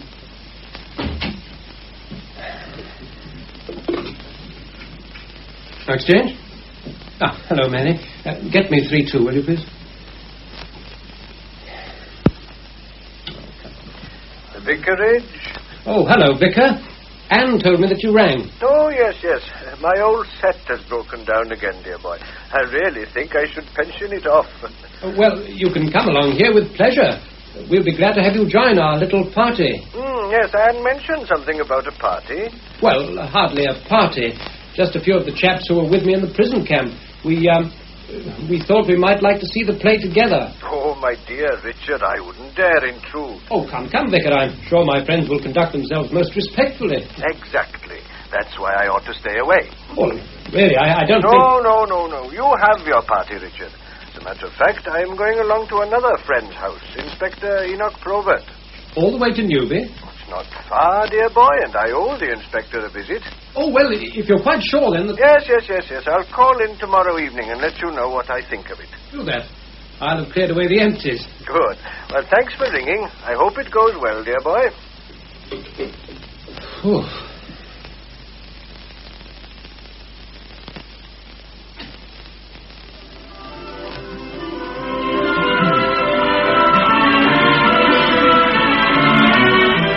For heaven's sake, Jean, turn that thing down. I'm trying to phone.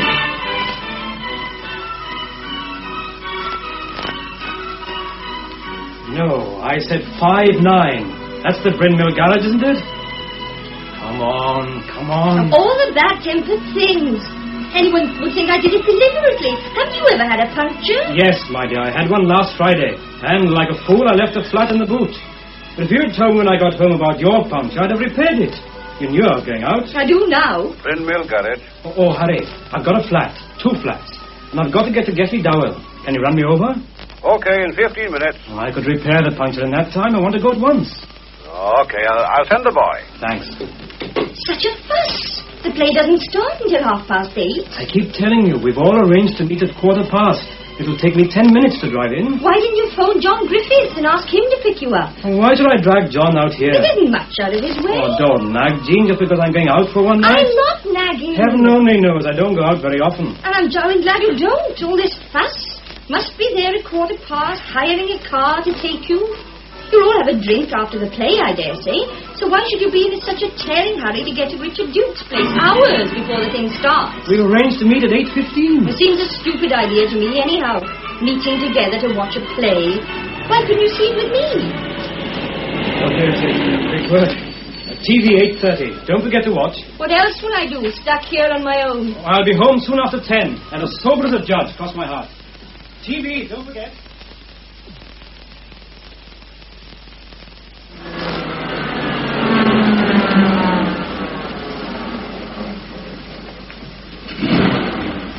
Good evening, sir. Oh, Mr. Griffiths, is it? Oh, good evening, George. It's all right to leave my car there, I suppose. Well, it's the official car park, as you might say. Not that it gets overcrowded, as you can see. No. Something on in the village hall makes a difference, mind you. And I can remember a night back last winter. What time is it, George? Oh, the church clock is dead right. Yes, maybe it is, but I can't quite see it in the dark. About 10 past, I'd say. Fair play for Ted Coity ever since he took charge of that there clock. Oh, thank you, sir. Thank you, indeed. I'll keep an eye on the car, sir. Depend on me. Well, I'll be back about 10, I should think. There's one thing about this car park, my dear.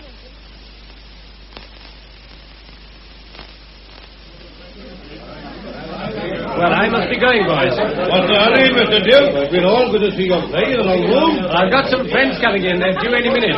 Bring them along here, then. Well, maybe we'll come in after the play. I hope you enjoy it, boys. Oh, we usually do.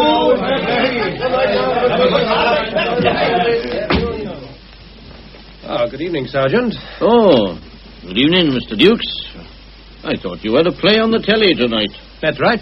8:30. Oh, I always thought that you'd have to be down at the studio place seeing to things. Well, I've been down to the rehearsals, but I prefer to see the show at home. In any case, I've got some friends coming in. Now, how do I know about that? Anne told you. No. Oh, yes. It was P.C. Ben Thomas told me. He bumped into Bernard Howells in the mart, and he happened to mention it. You're having a little get-together. That's right. You feeling all right? Pretty good, considering. I'd rather be on duty anyhow. What's the time? Just coming up to 15:15, or would you call it down? Ah, there she goes. Well, my visitors will be waiting on the doorstep. Good night, Sergeant. Good night.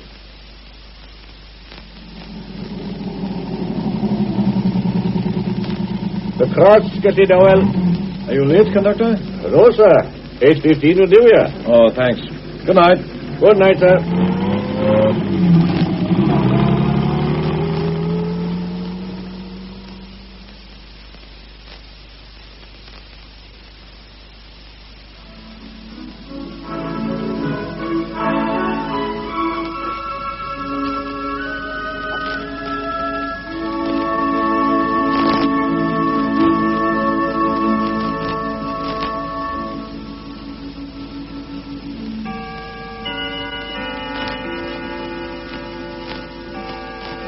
This is BBC Television. And now for our play, which is No Iron Bar the Cage by Richard Dukes.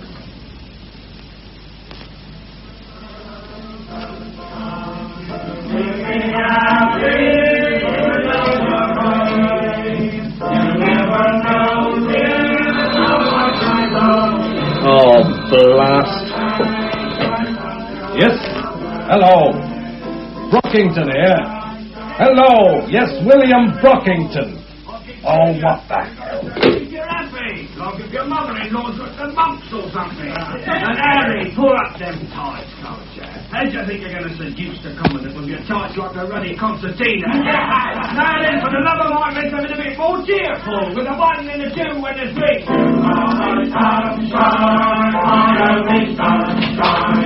Who's there? What do you want? Get back. Keep away. I'll call the police.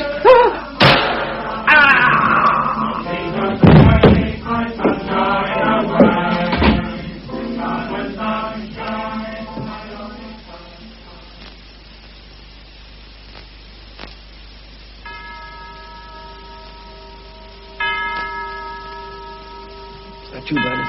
Yes, just made it. Oh, I think I saw Gwyn just going. Ah, come in, boys, come in. They're on the stroke. Are we all here? Except for Gwyn. You didn't close the door? No. Good. Well, sit down, John. Help yourself to a drink, Bernie. Thanks. Albert, what do you have? Oh, I'll switch on the set.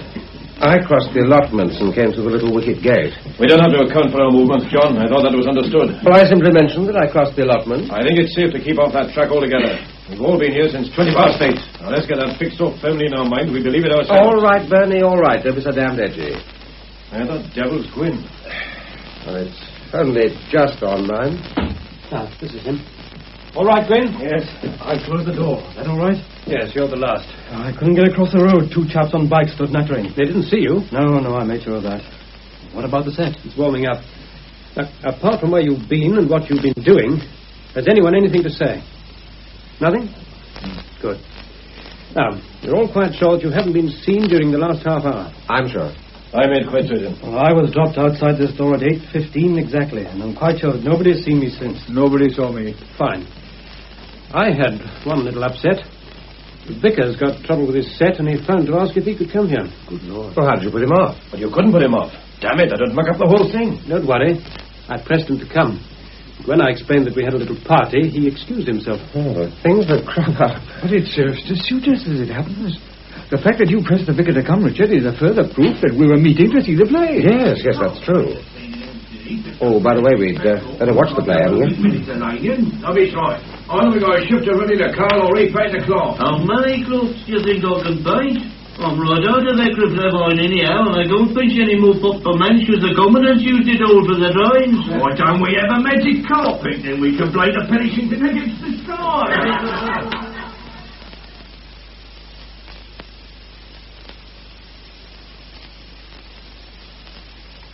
How long should we wait here, Richard?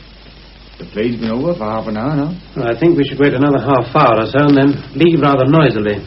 I hope you saw enough of the play to know what it's all about. I'm afraid I'd be a bit shaky if I were questioned about it. I wasn't concentrating. And you should say as little as possible. Well, who remembers the play in detail, anyhow? Well, I've read it, so I know it fairly well. What about technical hitches, Richard? I don't think there could have been any. It finished on time, didn't it? May I put a point, Richard? Yes, by all means. Now's the time for a check-up. Well, I don't think we can depend on this suicide angle. We've done what we can to make it look like suicide, at least I assume we have, but the police have means nowadays of finding out about such things. We knew from the start that there was a pretty good chance of us coming under suspicion. And our scheme is foolproof. Well, I'm only anxious that we should take every precaution. Well, we've done that. Don't let's hold an inquest. What's tickling you, Bernie? Well, it's an odd situation, isn't it? We've all been involved in killing a man, and only one of us knows if he's dead. Well, let's drink to success, boys. A toast, gentlemen. A toast to the police. May they have calm, untroubled minds. Yeah. Excuse me. Getty Dowell, 22. Oh, hello, Richard. You've You've not heard the news? What news, Vicar? About poor Bill Brockington. He's committed suicide. Committed suicide? Good heavens, when did this happen? Sometime this evening. I was having supper with Inspector Enoch Probert, and he was called out. Have you seen the inspector since? No, I stayed here to finish my coffee, and he phoned me later. Well, what are the details? Well, it seems that Brockington was watching your play. The set was still on when the inspector got to his house. He'd shot himself through the head. Good heavens.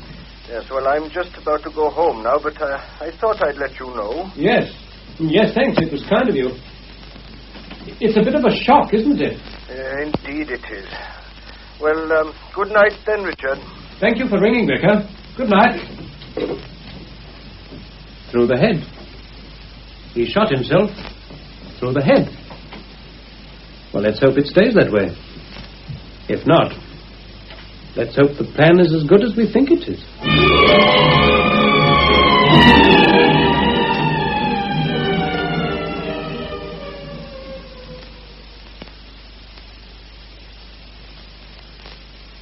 I think we're just about finished here now, sir. Good. We'll take the gun to the lab, of course. Of course. We'll go then, sir. I'll stay for a while to nose around. You stay with me, Sergeant. Stay, sir? I mean Sergeant Maddox Price. He knows more about this village and the people than any man alive. That's right, isn't it, Sergeant? You know the village pretty well yourself, Inspector. See you later, sir. Yes, I'll be down at the local station.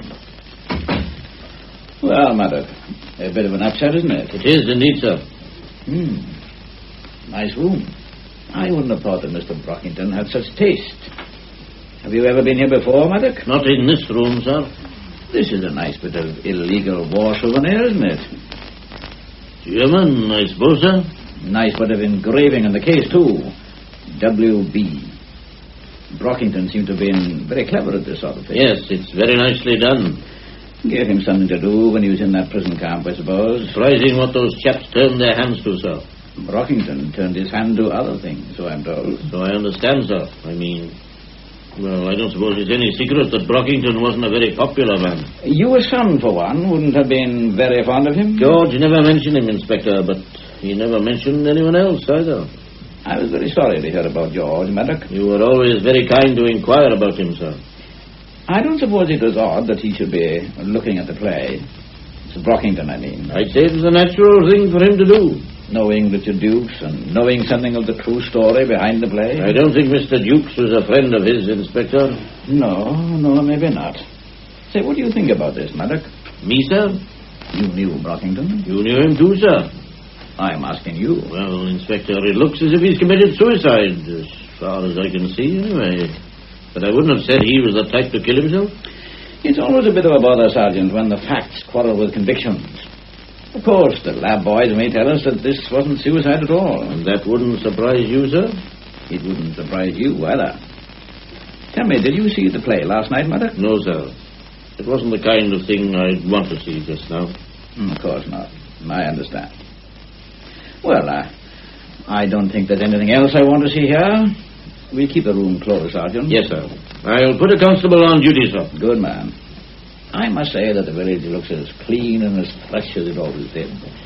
It was always surprising to me that so many of the poor.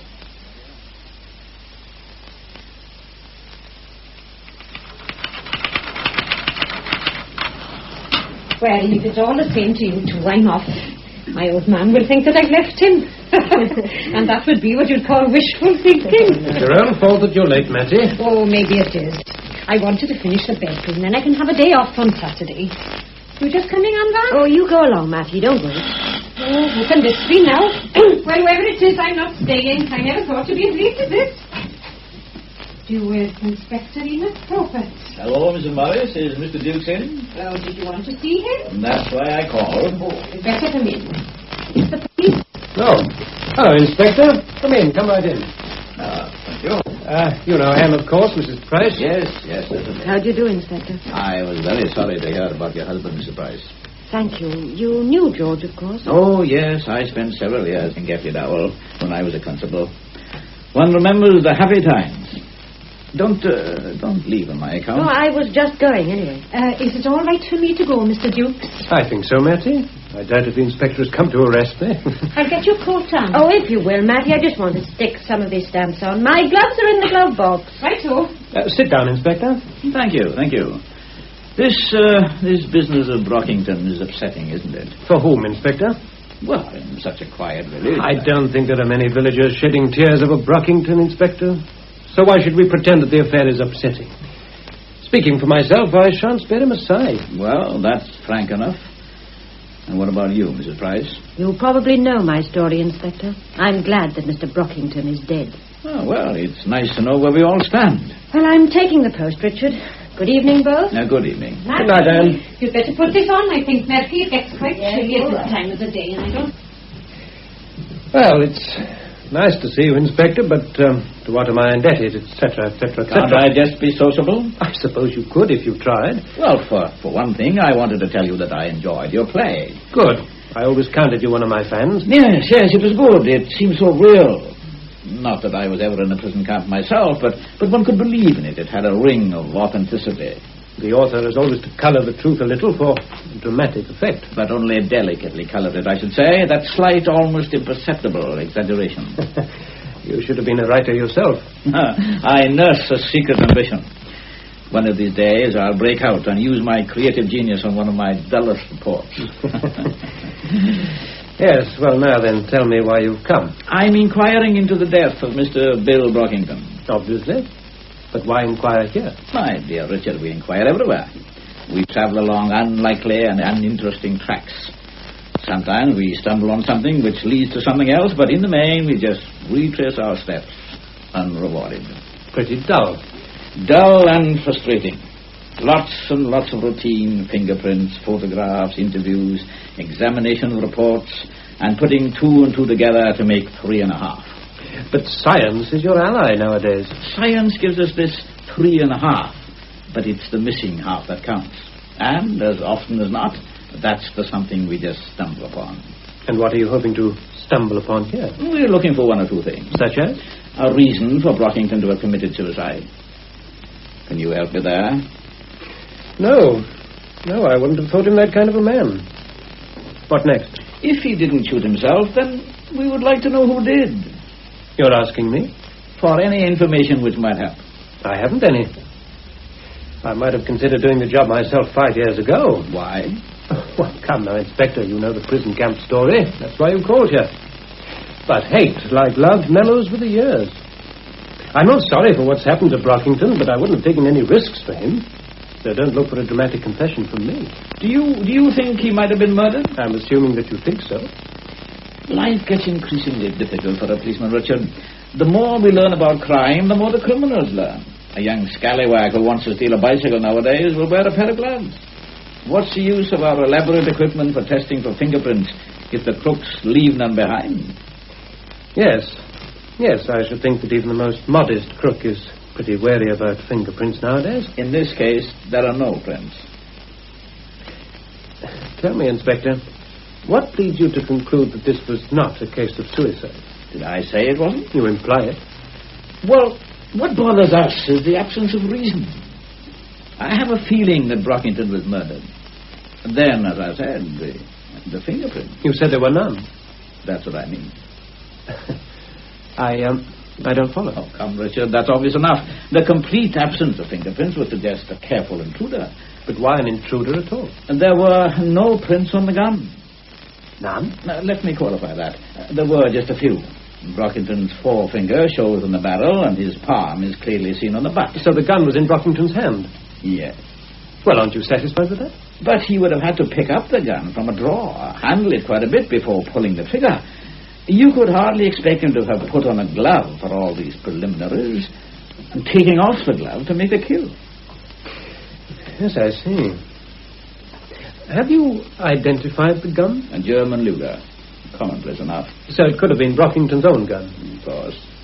So someone walks into Brockington's lounge, goes to a drawer, takes out a gun with Brockington's initials on the butt, sticks it close to the victim's head and shoots. What is Brockington doing meanwhile? Looking at my play, I presume? Who said anything about the initials on the gun? Didn't you? No, I don't think so. Oh, Oh, well, Brockington carved initials on everything. Ah, yes. Yes, that's a good point. You probably noticed a lot of his carving around. I did indeed. W.B. Very artistically done. Well, I must go. Oh, you're not going already? I haven't given you a drink. I can only be sociable when I try to be, and just now I haven't the time to try. I have other calls to make. I hope the others will prove more fruitful. You've never written a detective play, Richard? No. You should. Then I could help you. Not if you think your work is dull. But we would concentrate on the more interesting features. Those elusive fractions, remember? 2 and 2 make 3.5, and it's the other half that counts. Think of our little chat.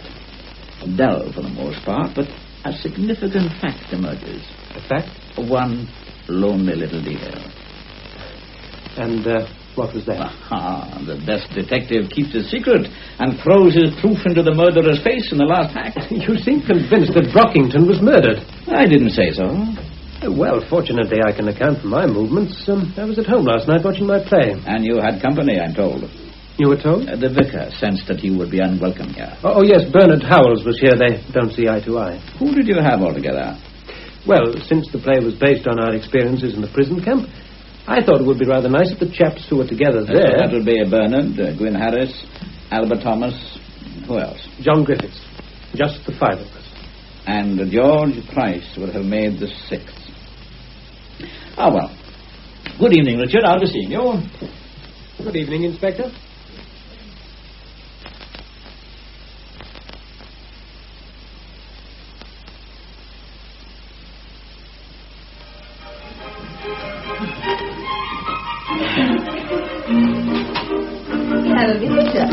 Well, Albert.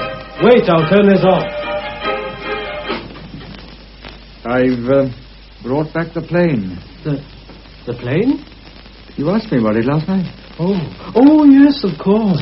But there's no hurry, old boy. I'm just getting some tea. But Jean, I'm not staying. I won't be a minute.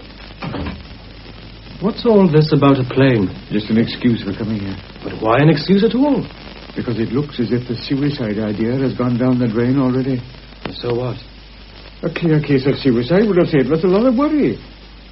Anyhow, Enoch Probert has already been to see Richard.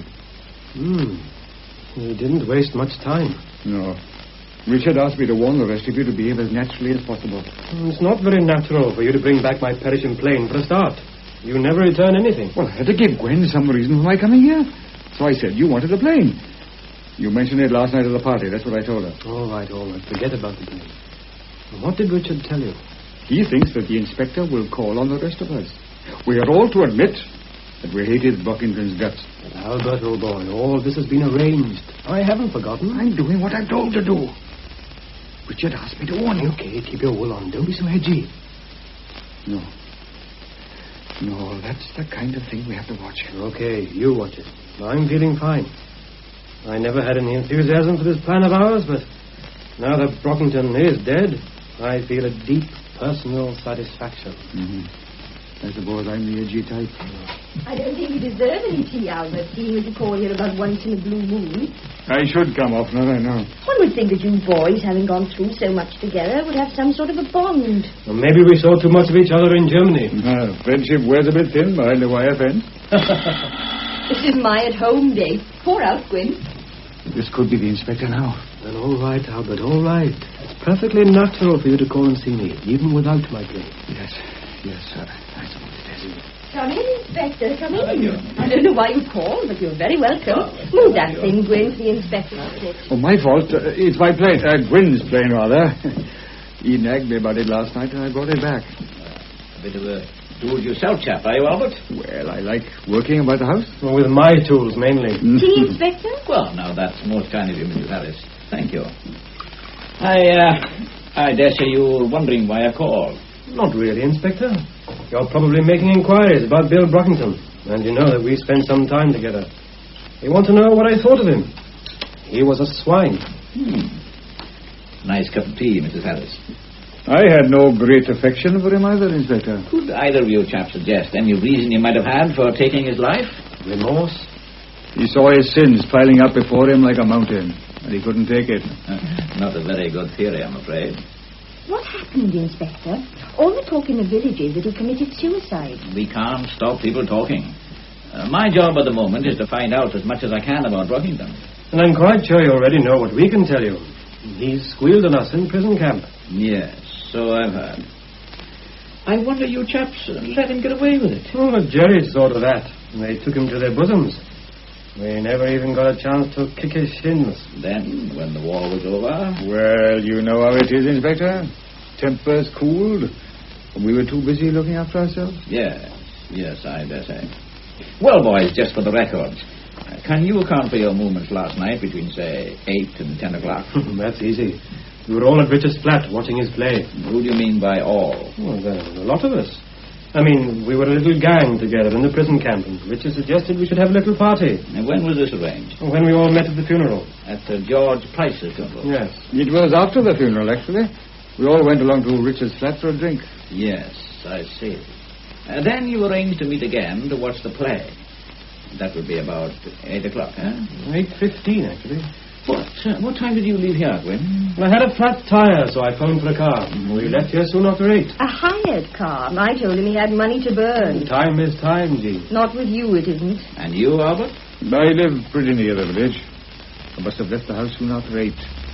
Anyhow, I arrived on time. Then you all saw the play, had a drink, and went home. Well, it wasn't much of a drink. The vicar phoned about Brockington. Well, that's all pretty straightforward, isn't it? Sometimes I think I waste an awful lot of time asking pointless questions. But these things have to be done. Oh, well, thanks for the tea, Mrs. Harris. Quite a nice-looking plane, this. Worth borrowing, eh, Albert? Gwyn has a splendid kit of tools. They last forever at the rate he uses them. Albert must have had that plane for 6 months, and Gwyn hasn't missed it. Well, I'm sorry to have disturbed you. Good night, Inspector. Good night, sir. Good night. Nice of you to call, Inspector. Made us feel sort of important, if you know what I mean. There you are, Albert. What's wrong with that? Nothing. He was very pleasant. Too pleasant. Enoch Probert was always the same. Everybody says he's a nice chap. I bet he sends Christmas cards to all the chaps he puts in jail. We'll have some more tea. Jean, are you bringing more water? I think this is a bit strong.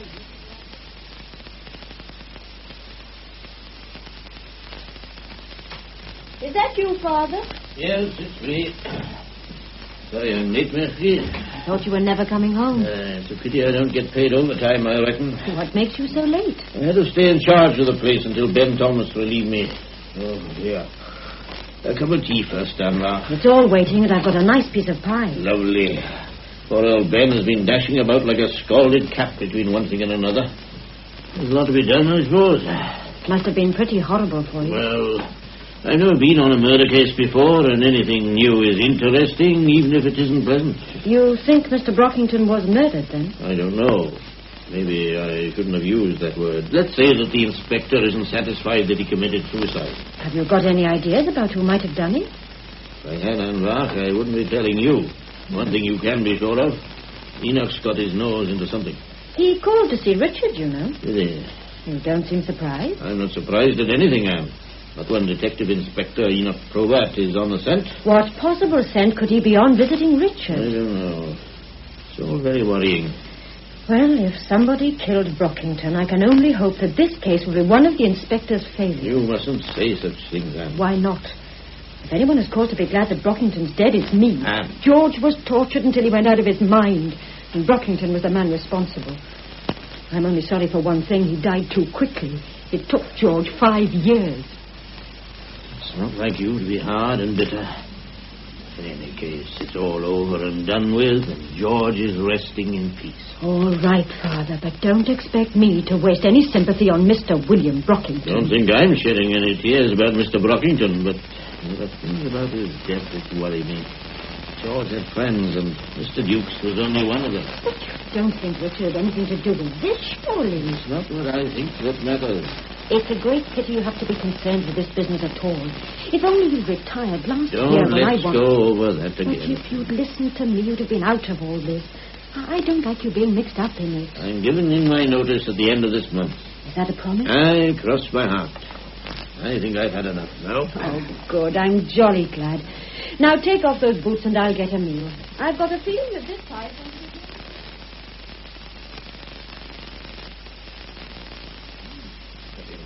report, Sergeant Willis. You pour yourself another cup of tea, and I'll have one too. Oh, yes, sir. What do you think of the Gatley Dower police station, Sergeant? Not exactly Scotland Yard, is it? Well, the tea is good, sir. Sure. It always was. I came here as a young constable, you know. Yes, sir. So I've been told. John Griffiths. He arrived at the car park just after 8. That's right, sir. And the car park attendant confirms that. Car park attendant? The chappie hanging around for the odd drink, sir. Bryn Mill Garage. They agreed that Gwyn Harris hired a car and was stopped at Mr. Duke's door at 8:15. That's right, sir.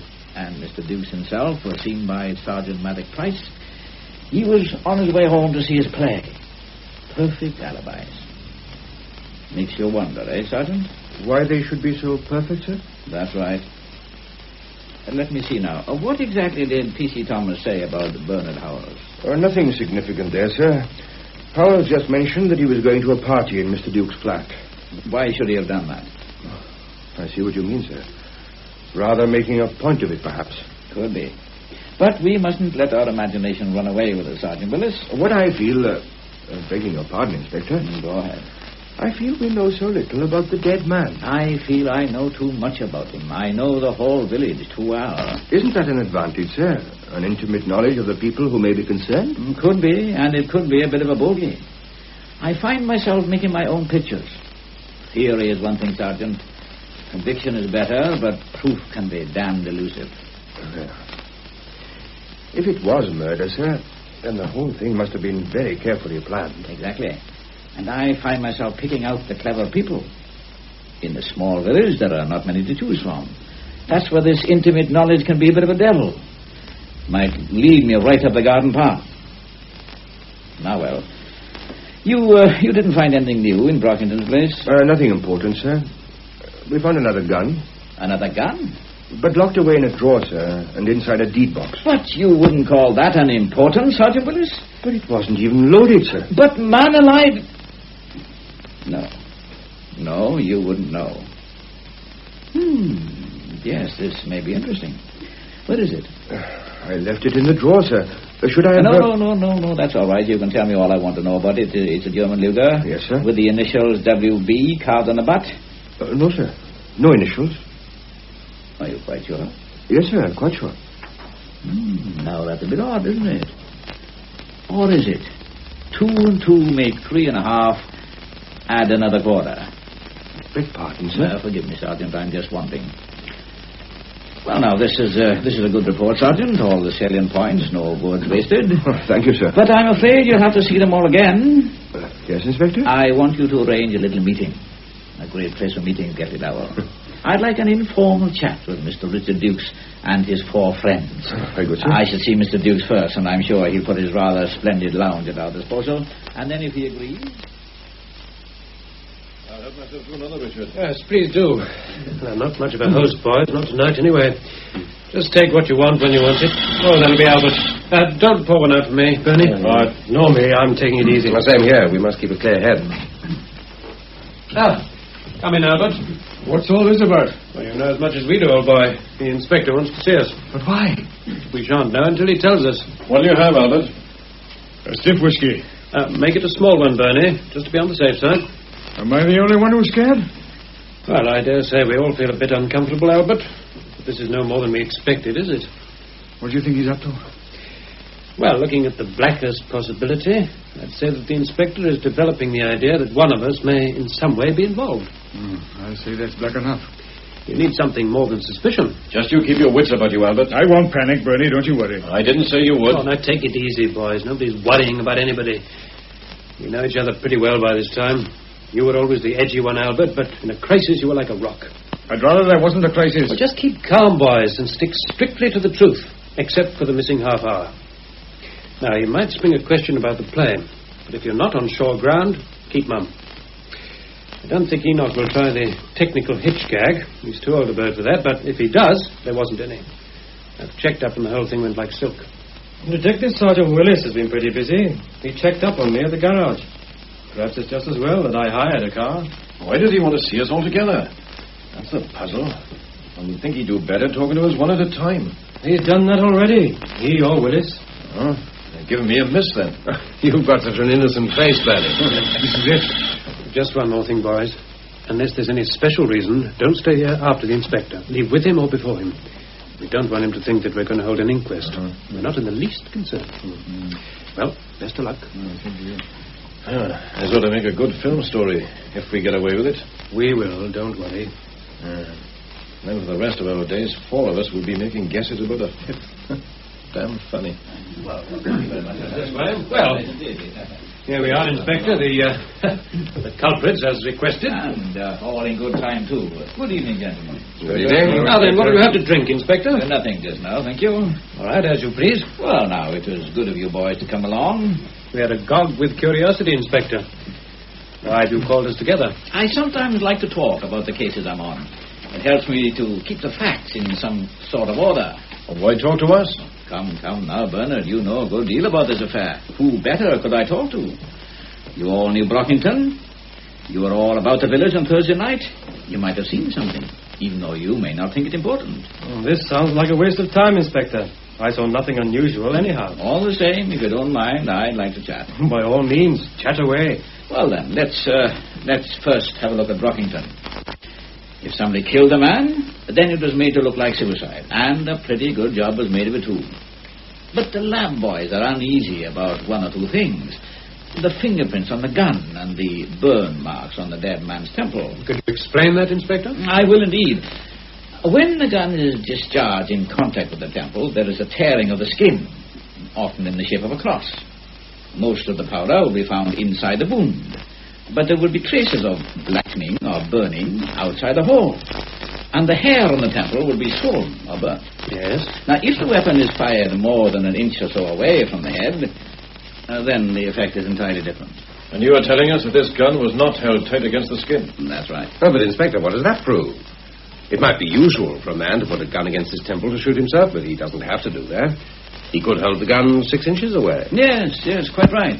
Such a thought had already occurred to us, John. Oh, I'm sorry. The point is, if Brockington was killed, then who would want to kill him? Now, had I been a Scotland Yard man sent out to investigate this case, I would probably have looked first into Brockington's affairs. But, being more or less a local man, I am helped by the things I know already. My inclination is not to probe into the present, but to recall the past. I take it that you're referring to our experiences in the prison camp, Inspector. It's an ugly story, isn't it? George Price was tortured and driven mad, and Brockington was largely responsible. Rather a long time ago. Exactly. And the men who might have been concerned about George Price in those days are now staid, settled down, peace-loving citizens. Mind you, it strikes me as being rather odd that Brockington's death should have occurred so soon after George was buried. Poetic justice. Even so, one is bound to look for a connection. Could it be that you chaps had something to do with it? Could it be that hate for Brockington had been kept smouldering like a peat bog fire? Could one of you have sought a belated revenge? Well, don't you think there's a simple answer to that, Inspector? At the time of the shooting, we were all here, watching my play. Of course, and since the play was based on the experiences common to the lot of you, it seemed a perfectly logical thing for you to do. I know that. Not only do I know it, but lots of other people know it too. Small village. Of course, but I have an inquisitive sort of mind. And frankly, I get quite a bit uneasy. I can check with Sergeant Maddock Price that Richard here left the Red Lion just before 8:15. I can check with Constable Ben Thomas that Bernard was coming to this little party, and the bus conductor confirmed that he got off the 8:10 bus. John's car was driven into the car park around about 8:10, and Gwyn got here at 8:15 in a hired car. Never do I remember so many facts so easy to check. Never do I remember a quiet little private party so well publicized. And never have I come across a group of fellows so concerned about being topped. The play was on at 8:30. And you all watched it rather keenly, I gather. John here could even give us the names of the songs that the fellows sang in the opening sequences. Well, is it odd that we should take a special interest in Richard's plays? Of course not. But here you are, all assembled at your little party. The facts are so well established that the doubting Thomason may tell me it's all too good to be true. So what can a poor detective do? He must leave the important things and nose around with the trifling and inconsequent. For instance, I wonder why Albert should have chosen yesterday to return to Gwyn a plane he borrowed 6 months ago. But there's nothing in that, except perhaps that Albert needed an excuse to call, maybe to have a chat over recent events. Albert says that Gwyn nagged him about the plane at your party, and if these two had this little friendly argument, then you other fellows would have overheard it. So, I asked Detective Sergeant Willis to make a few inquiries. John is the first man to put Albert in the clear. He remembers the argument quite well. There was just one little error, though. Sergeant Willis referred to the plane as a saw. But that was all right with John. Then, when Willis chats with Richard about this play, blow me down, he makes another mistake and calls it a hammer. But that was all right with Richard. He agrees it was a hammer. And then, when the tale is told to Bernard, the hammer becomes a spirit hammer. But what does it matter? Plain hammer, spirit ever. Albert could have borrowed the lot. I'm only puzzled as to why people should want to tell lies about so unimportant a matter. Oh, I get finicky now. Not so much about the fiction as about the facts. They fit into too neat a pattern. Supposing I ask myself that one of these boys failed to arrive at the party on schedule, and supposing the rest of you knew why he was late. I have ample evidence of the time you all arrived in Gatley Dowell, but no witnesses to say what time you got into this room. If I may butt in, Inspector, you have 5 such witnesses. We may not remember the times to a minute, but we were all here at 8:20. And you would swear to that? Obviously. Yes, obviously. That's the kind of word that bothers me. Well, I don't have to make up my mind about things tonight. There's still some nosing around to do, and after all, suicide is not impossible. As John very wisely put it, a man doesn't have to hold a gun against his temple to shoot himself, and who knows, he may have had some reason for being careful about his own fingerprints. And what of the gun itself? A German Luger, a popular type of war souvenir. And although it's illegal to keep them, I'm sure there might be several of them in the village. This gun might just as well have been Brockington's as anybody else's. Don't you think so, Richard? Why not, Inspector? Especially since, as you say, it had Brockington's initials on it. Yes, I told you that, didn't I? Or did you tell me? But it's a good gun, Luger. I dare say it can be handled effectively by any man or woman. Oh, well, I must be on my way, gentlemen. Thanks for letting me talk to you. Nor iron bars a cage. This is the script, is it, John? I've never seen a script for a television play. Do you have to write in all the moves and the camera positions, Richard? Well, only if they affect the development. You make a shocking mess of the copy, don't you? Why all the doodling? Well, that's me, I'm afraid. It's a habit of mine. Mine, too. I wonder what the psychiatrist has to say about doodling. The moment when the mind wanders off the track or meets with an obstacle and the hands take over the activity. I see you have another beauty on page 26. Something really must have puzzled you there. Dissolve, says Richard. Doodle, doodle, doodle, says John. Not that I noticed you turning the pages. No. But this doodle is unmistakably yours, I should say. Yes, I've been reading the script. That explains you knowing all the song titles. You're a dark horse, John. I think I'd like to read this myself, now that I've seen the play. May I borrow it, Richard? Of course. Unless you other chaps... or maybe you all read it. Oh, no, they couldn't have done. John said that he'd like to read the script.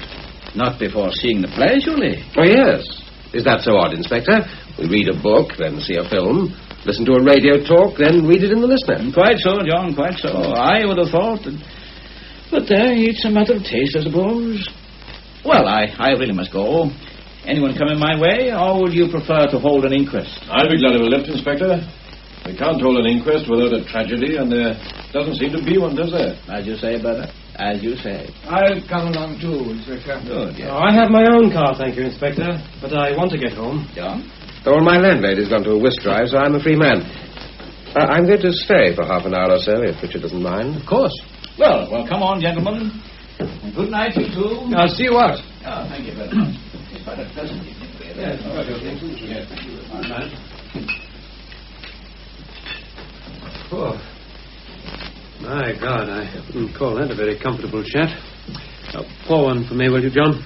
I know you asked us to leave, Richard, but... Oh, that's all right. I'm glad you stayed. Let me just make sure that he has gone off. Yes.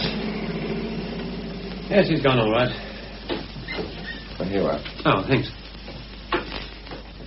Well, he seems to be onto something, doesn't he?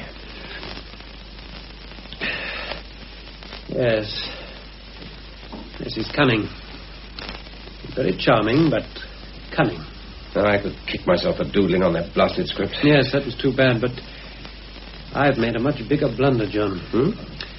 Listen, there are two important things I have to tell you. Well, what about the others? Well, this is only for you. I don't think we can risk having everybody know. Now, about my blunder, I realized it tonight when the inspector spoke about the Lugers. I thought it most fortunate that I had Buckington's gun. It fitted nicely into the pan, but we overlooked a most obvious and important fact. My gun must be in Buckington's place. Good Lord. Remember, I told you the guns got mixed up years ago, and I never bothered to change them. But there's nothing on your gun to identify it as yours. No, but it's another gun. If the police find it before we do, they'll wonder why Buckington should have two guns, and why one should be marked with his initials and the other not. Oh, this is serious. It's damn serious. And then the other thing I have to tell you is even more so. This, too, arises out of something the inspector said. He said any man or woman could handle it. Well, he said that, yeah. Well, was that as casual as it sounded? Or did he intend us to think that a woman might be involved? Well, what if he does? We know it was a man's job. Do we? Well, good Lord, man, of course we do. Listen, John. I drew the cross. You? I'm telling you this only because I have to. And there's a very special reason. You all left here one at a time, remember? Mm-hmm. And since I had drawn the cross, the gun would obviously be left in the glove box. I should have taken it out there and then, but... Well, I was upset, very naturally concerned about the job I had to do. Matter of fact, I didn't even have the nerve to look at the thing. In any case, it was just as safe in the glove box as anywhere else. Well? Well, I got through my work the next day as best I could. And then, when Anne had gone home, I went to get the gun. It wasn't there. Well, what did you do? Well, what could I do? No one else knew that I had drawn the cross. Whoever had taken the gun was pretty determined to do the job in spite of our plan. I felt pretty sick about passing the buck, but... Well, I was quite helpless. How could I know which of you had taken the thing? Well, everything went off as arranged, except that the wrong man did the shooting. I felt he must have been damn determined, and until now I was prepared to let the thing stand. And now? And now another possibility creeps into the picture. Any man or woman could handle it. Good God, you don't mean... Yes, I do. Anne. There may be nothing at all in this, and I hope to goodness there isn't, but at least we must think about it. Just you and I. Anne wasn't involved in any oath. But she had more reason to hate Buckington than all the rest of us put together. Oh, but this is quite ridiculous. A woman would never have the nerve. Oh, besides, how could she have known anything about our plan? Need she have known about it? No. I suppose not. Oh, but how could she have known where to find the gun? She needn't have known that either. I never used that glove box in the hall. But how can I be sure that Anne doesn't? She could have gone there during the day. Gloves, handbag, lipstick, anything. Seeing the gun could have given her the idea. No, I can't believe it. Well, I'm not saying that I believe it, but someone took that gun. But it's much more probable that one of us took it. Certainly it is. I'm not trying to persuade you to believe that Anne took that gun. I hope to goodness she didn't. All I say is this. She now comes into the reckoning, and we've got to be damn careful. Yes, I know what you mean. And you don't want to tell the others? No, I think not. Well, what's to be done? The first job is to get back the other gun. Break into the house, you mean? Well, what else? The place will be guarded. I shouldn't think so. Not at this stage. In any case, it's a risk I'll have to take. The suicide theory is rocking a bit even now. If the police find this other gun, it goes for a Burton. Yes, I think you're right. Well, when do we meet? I don't think there's any point in both of us going. Well, I'll be the lookout. After midnight, I should say. We'll make it 12:30. So how do we get in? That's something we'll have to find out. Well, I think I could use another whiskey.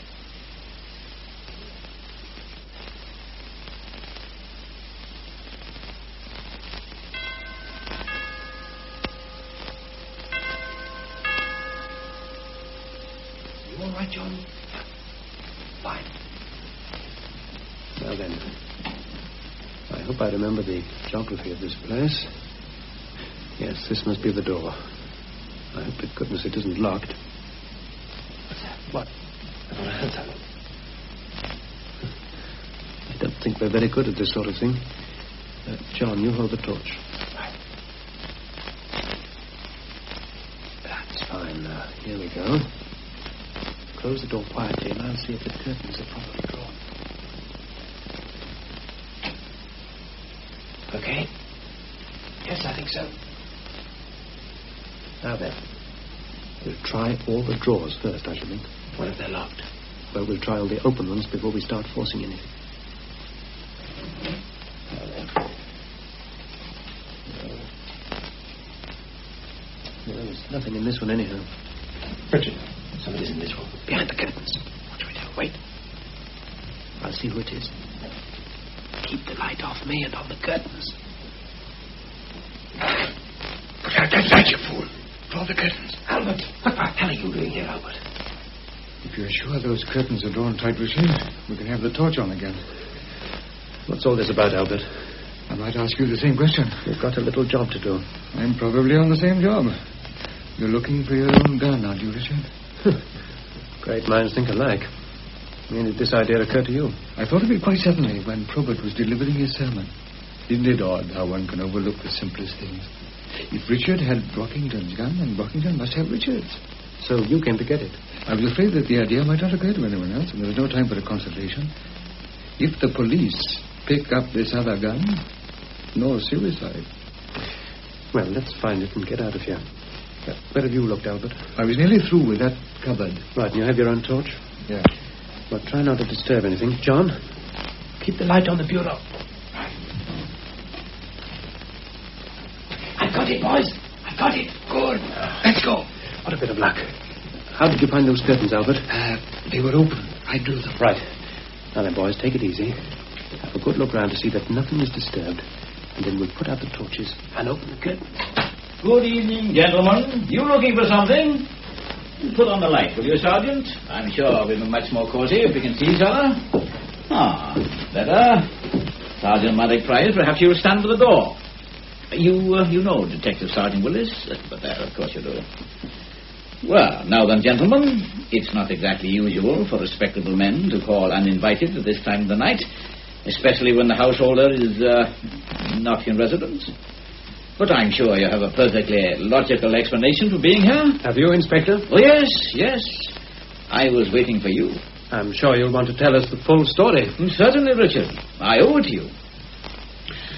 I find it so very frustrating to have strong feelings about a thing and have no facts to support them.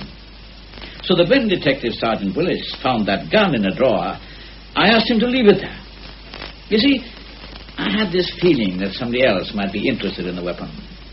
So, in my little chat with you gentlemen, I mentioned the popularity of this particular sort of war souvenir. And, of course, you have some sort of reason for all this, Inspector? Certainly. I had a hunch that you chaps were concerned with Brockington's death.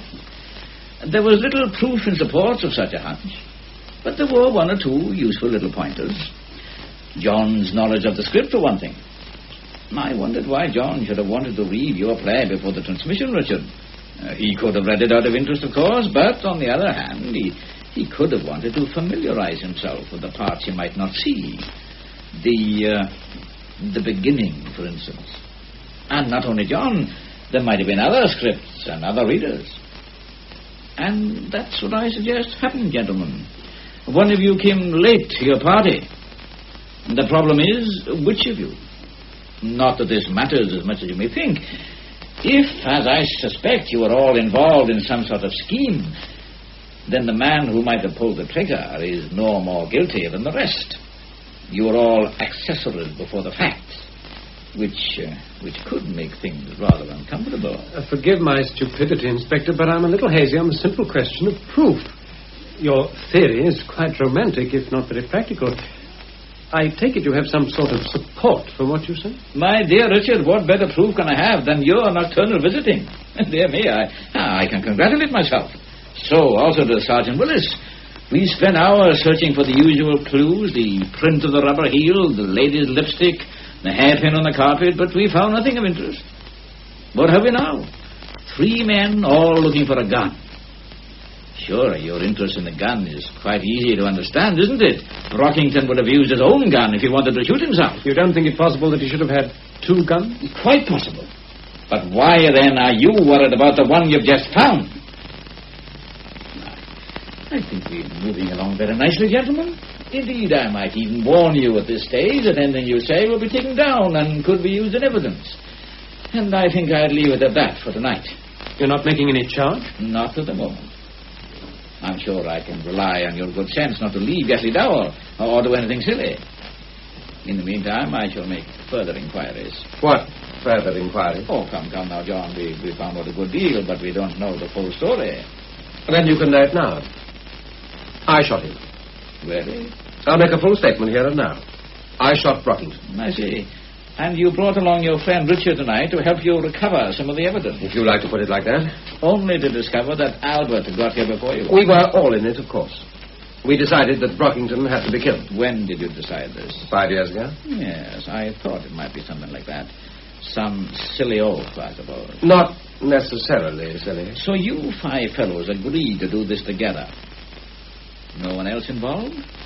Of course not. Well, obviously not. Don't get too enthusiastic, John. Overemphasis always makes me suspicious. Well, the only thing that matters now is that I did the job. You mean you were chosen to do it? Put it that way if you wish. What of the 2 guns? Well, they were accidentally exchanged some years ago. Mm-hmm. Brockington had carved his initials on his own gun, so it was the perfect weapon. I was given this gun, or rather, I took it. I came along here and found him watching the television. I put the muzzle as near as I could to his temple, and I pulled the trigger. And then you placed the gun in the dead man's hand and went along to join the party. Yes. And the other members of the party knowing what you'd done? No.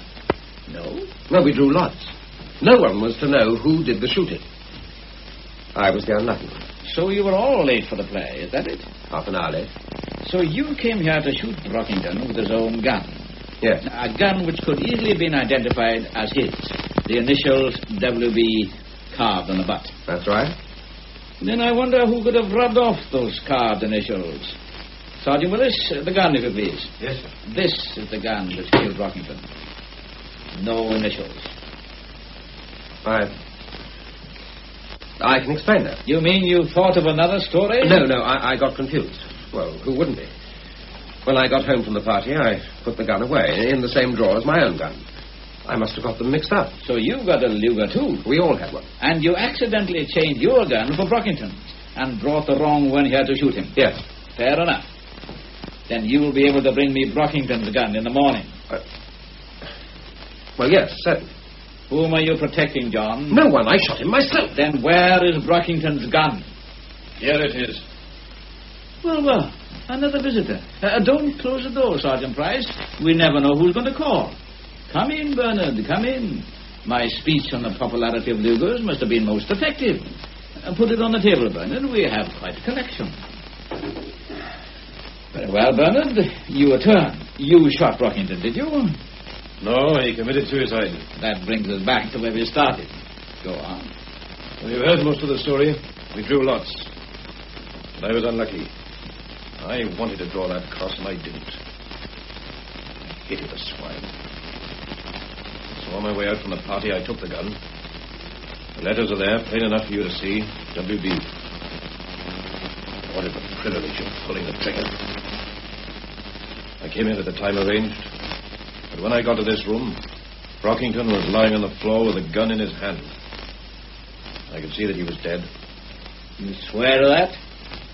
Yes. But that doesn't affect my story.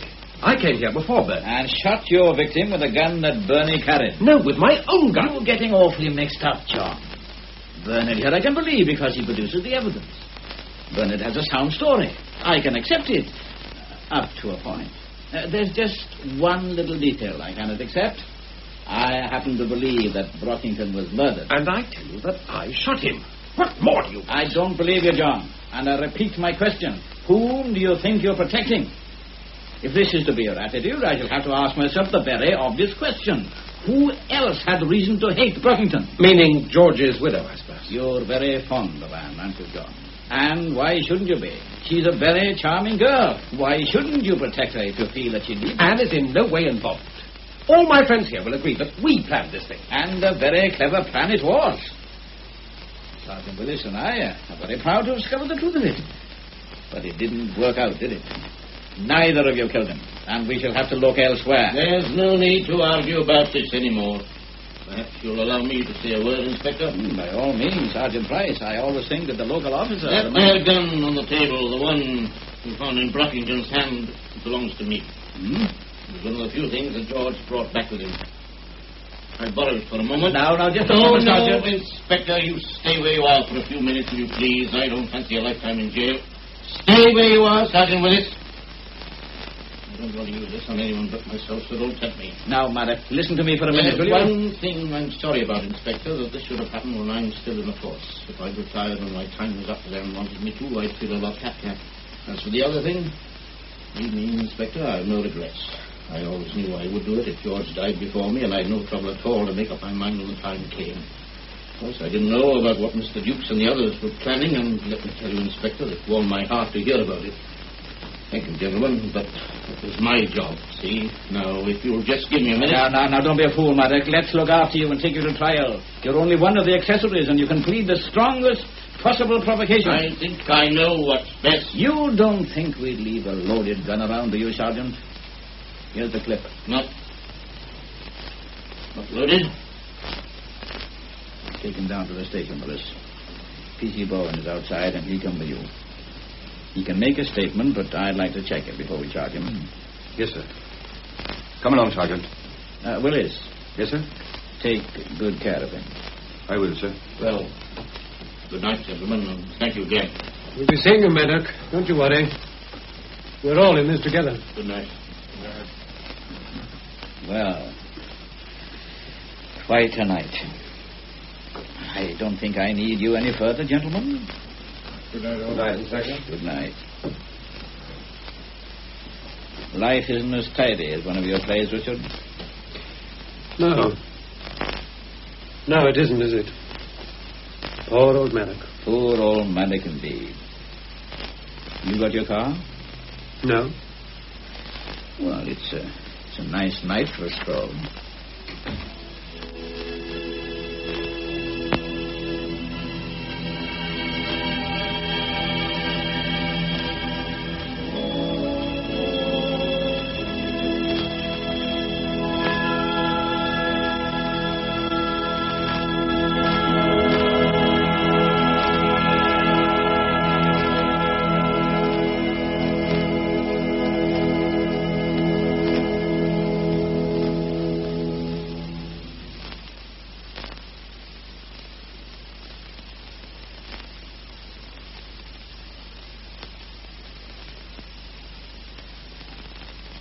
You have been listening to Murder on the Agenda by Einan Evans.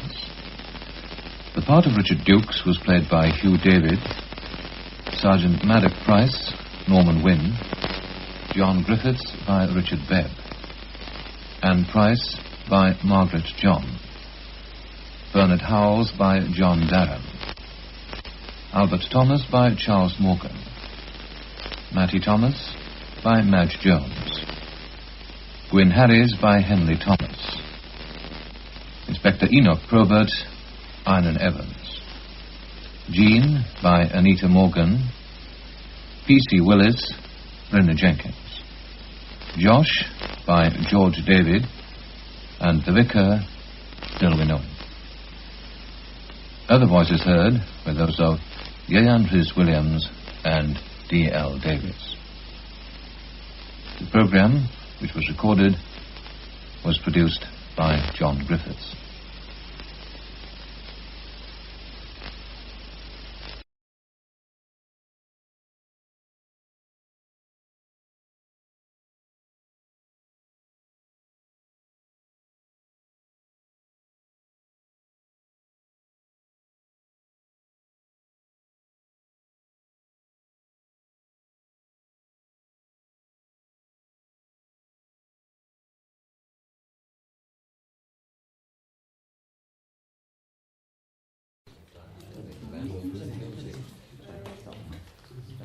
Mr. President and members of this honourable court, I appear before you at the suit of the King as the prosecutor of Lieutenant Colonel Brereton, prisoner at the bar.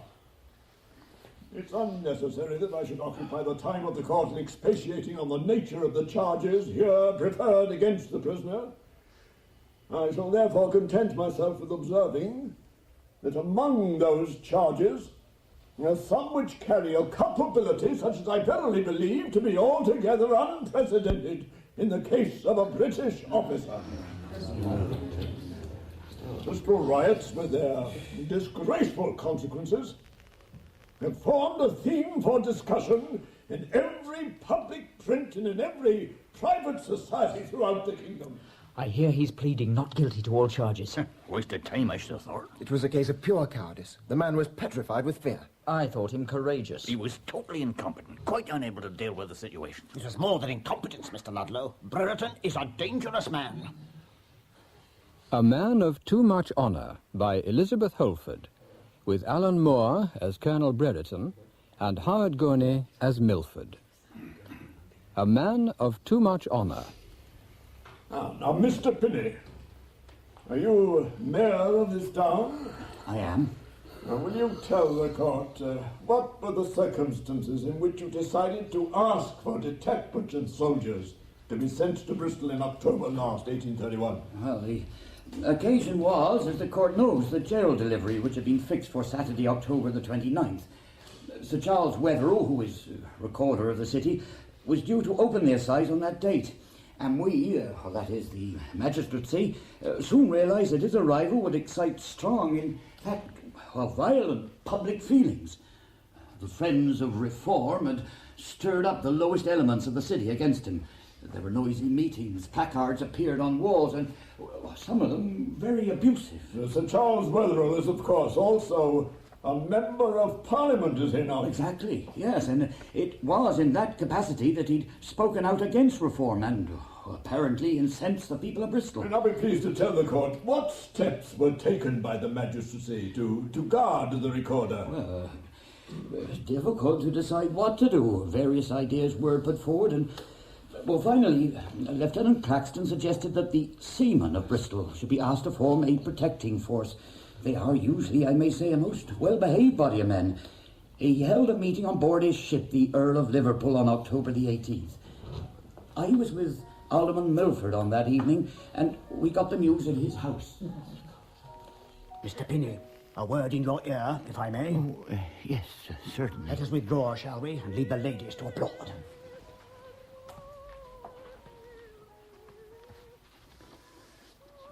The town clerk here has just received word of Lieutenant Claxton's meeting. Yes, I've arranged to have intelligence brought to me here immediately. I thought in the circumstances you'd wish to hear as soon as possible. Yes, and what was the intelligence? Bad news, I'm afraid, Mr. Finney. The seamen have absolutely refused. Oh, dear. Yes, there have been noisy scenes. Yeah, not a riot, I suppose? Not quite. They held a meeting and have passed a resolution saying they were loyal to the king, but will not be made a cat's paw of the corporation. Cat's paw, indeed. This is the political union. This is Herapath's language. These damned radicals are stirring up the whole town. They're stirring up the whole country. I hear there were several people killed in the riots at Derby. They broke into the city jail, you know. Yes, and they set the castle on fire at Nottingham. That is why we must have adequate protection for the assize opening. I think we should go back to the plan suggested at our last meeting. Well, then, ask the Home Secretary for a detachment of dragoons. Yes, I hear he's likely to be sympathetic. They say he's very perturbed about the unrest up and down the country.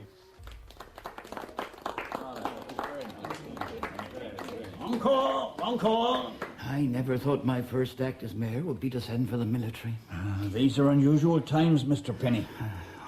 When I was in London last week, I heard talk of revolutionary armies being raised in the north of England. Drilling at night under the cover of darkness. Do you believe it? Well, everyone in London does. The only question is how many men are involved. Some say 50,000, some say more. Miss Milford. What shall I sing for an encore, Papa? Mr. Penny, my eldest girl, Emma. She's joined us since dinner. How do you do, sir? Last time I saw you, Emma, you were in pinafores. Now I suppose you've come out. Well, I'm half out. When there are even numbers, I dine in the nursery. What shall I sing? Oh, anything you like, dear. With not too much trilling. I'll do my best. Charming. I can't believe she's grown up so quickly. Yes, you'll be losing her to some young man before long. My wife has some ideas on the subject, I believe. It's agreed, then. We send a deputation to Lord Melbourne. Oh, yes, I suppose we must. And I have another suggestion. We should ask Herapath to get his political union to provide a civil guard for the recording. Yeah, but do you think they would? Well, they should. They're pledged to help bring in reform without breakdown of law and order. Well, it would ensure keeping them out of mischief on that day. Yes. But would you trust them? It seems to me the political unions are getting altogether too much power. Well, I trust Herapath. He is a gentleman after all. Yes, though how a member of such an old family and a distinguished scholar, too, could degrade him. Quite. He's a good mind wasted. Then, of course, he is a dissenter. Those who turn against the established church are the first to want to overthrow the established traditions of the country. Yes, but would the political union agree to our bringing in the military? There's probably no need to be very specific about that when we talk to Herapath.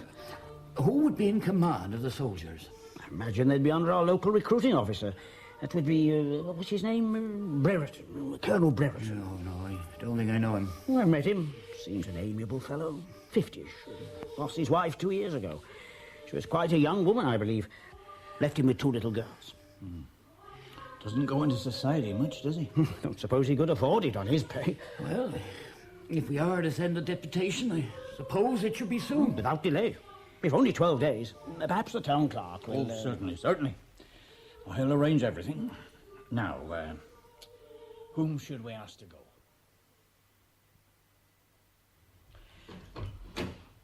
Well, Emma, did you enjoy the party? Yes, Papa. It was very pleasant. Oh, we had a delightful evening.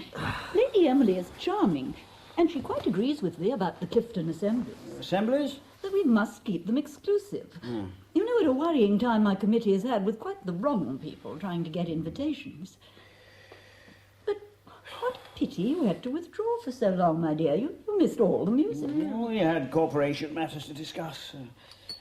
There's some problems over the opening of the assize, but however, all is being arranged quite satisfactorily. Well, that all shall have adequate protection when he comes down. Why is he so unpopular? Well, because as a good Tory, he spoke out in Parliament against the Reform Bill. Which the Lords have now had the sense to throw out. And some irresponsible and unprincipled men have worked on the poorest people in the town to feel they have a grievance against him. The Whigs and Radicals? Oh, the Whigs are quite respectable. We dine with several Whig families, do we not, Mr. Milford? Indeed, the Mayor is a Whig. Prime Minister's a Whig. The Whigs are prepared to allow reform to come in as a matter of political expedience. The Radicals are the dangerous men. They want to overthrow the whole Constitution. Everyone talks about reform, but I'm not very sure what it is. Well, my dear, it's hard to explain in a way you'd understand. Parliamentary reform is what is chiefly talked about. You see, members of Parliament have always been elected by the peers of the realm, landowners and property owners, responsible people who know how affairs should be run. Now, these radicals want to overthrow the tradition of hundreds of years and extend the vote to a lot of tradesmen who know nothing about it. So only the wealthy should vote? Wealth brings responsibilities. That's why the magistracy of this town is made up of our sort of people. And it's the same with the government of the country. I suppose we got our wealth through the slave trade. Emma, don't keep plaguing Papa with questions. Oh, we did very largely.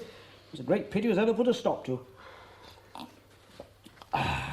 Your grandfather and others of his generation built up the commerce of this town and made it what it is, a second city in the land. I've tried to follow in his tradition, and I hope your brother will do the same. Bristol owes a lot to families like ours. Don't forget that, Emma. No, Mamma. Yes. Well, off with you to bed now and get your beauty sleep. Good night, sir. Good night, Mamma. Good night, my love.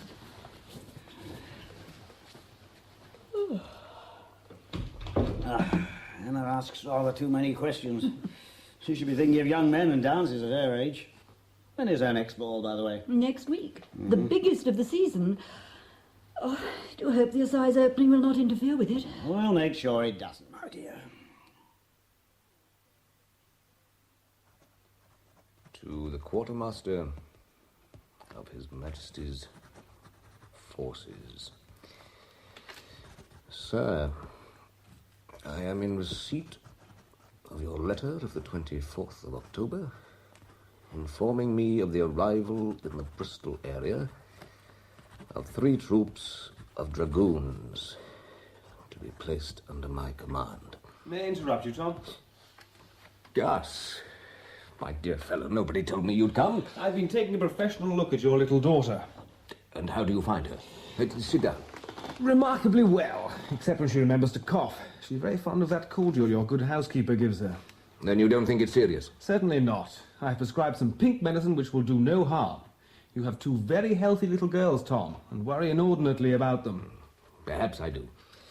But they are motherless. Mrs. Prickforth does her best. But they miss Olivia's love and care. I know. I'll look in and see them as often as you like, if it reassures you. Thank you. You'll take a glass of wine with me. With pleasure. You know, Gus, she was so young still. I would so willingly have died in her stead. But you couldn't. Fate seldom makes the right demands on us, it seems. Don't brood on it. Oh, I am pretty content most of the time. I have 9 good years to look back on. Makes a deal of difference, you know. I see I've interrupted your letter writing. Oh, it's the wretchedest thing. The magistrates have taken fright about the opening of the assize next weekend. 3 troops of dragoons are on their way here to be under my command. I'm not surprised the corporation have taken fright. They're so damned unpopular that people will be glad of any excuse to throw rotten eggs at them. I wish they'd make other arrangements for their own protection. It's not very pleasant to have to confront one's fellow townsman at the head of a detachment of dragoons. Oh, I don't suppose it'll come to a confrontation. One look at those splendid red and gold uniforms and fearsome steeds, and the populace will retire to their homes. Unless it has the opposite result. I hear the political union is having one of its pro-reform meetings this week. That may have an inflammatory effect. These causes should be let alone. Reform will come, it's bound to come. If only people would keep cool heads about it. If everyone were as equable as you, Tom, the world would be a more comfortable place.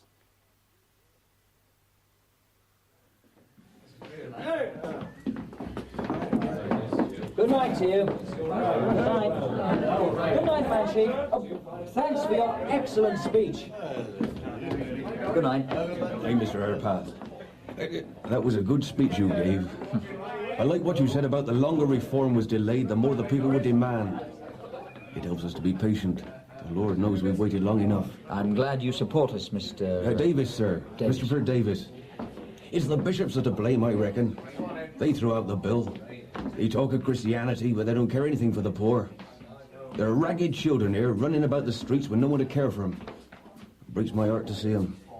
And when there are rich folk living in great houses... I know, Mr. Davis. Stuffing themselves with food and got their money by owning slaves... I agree. But even when we get the reform bill passed, these things won't change at once, you know. They'd like to make us their slaves, that's what I say. They take our money and they never count for it. They get a man down from London who despises us, to judge our poor wretches in prison. And now they're bringing in soldiers to crush us if we dare speak against them. Bringing in soldiers? Where did you hear this? It was true, sir. A man who came down in the mail coach this afternoon told my wife's cousin he passed columns of soldiers on horseback coming this way.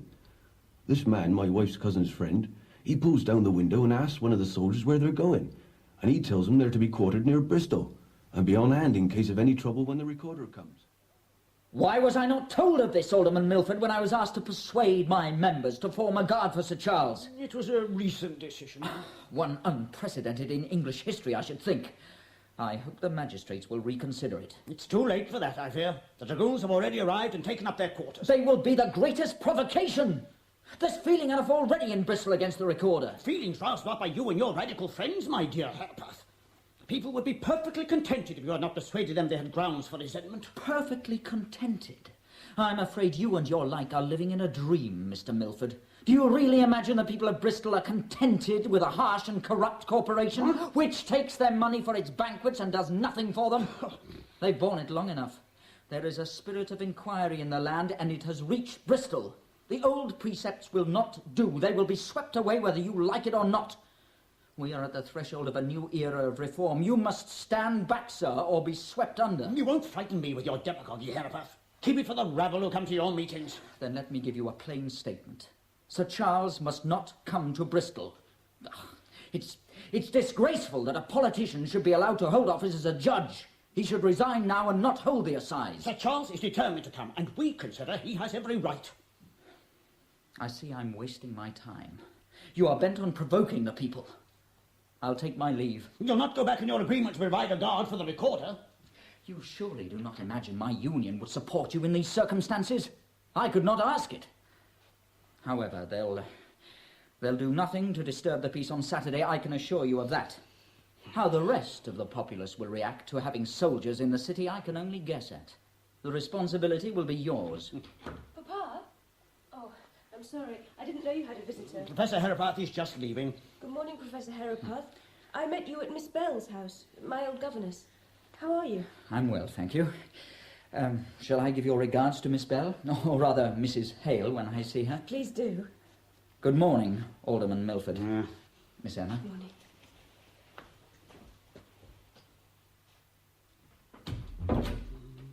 There's no need for you to greet Professor Herapath so cordially, Emma. He is Vice President of the Political Union, which is a dangerous and disruptive element in the town, and opposes the corporation at every possible opportunity. Is he a revolutionary? He seemed so very nice when I met him at Miss Bell's. And that's another thing. I've explained before, I don't wish you to visit there. Oh, but I'm very fond of Miss Bell. You have a childish attachment to your former governess, I don't doubt.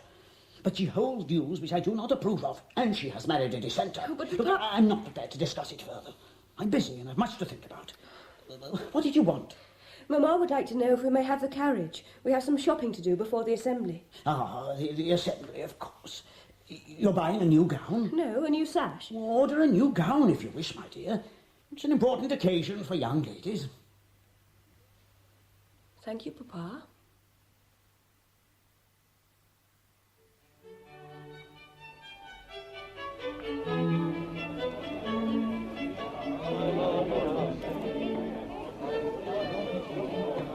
My dear, may I introduce Captain Gage of the 14th Dragoons and Captain Warrington of the 3rd Dragoon Guards.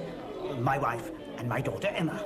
Honoured, ma'am. Miss Milford. Good evening, gentlemen. It was most kind of you to get us invitations, ma'am. We are very glad to have you in the city, are we not, Miss Milford?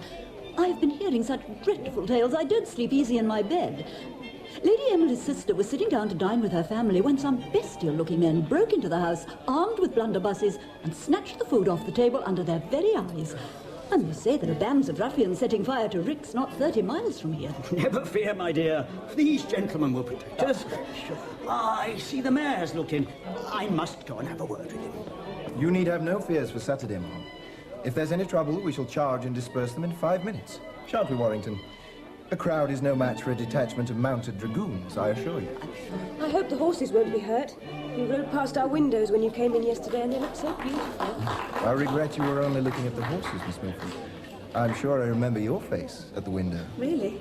Yes, certain of it. I don't remember you, but I saw you, Captain Warrington. I don't think I recollect the... Warrington never sees anybody. He looks straight ahead. A great mistake.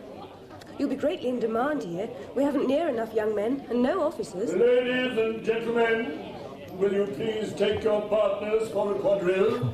May I have this dance, Miss Milford? Will you excuse us, ma'am? Oh, certainly. Don't dash about and get too hot, my love.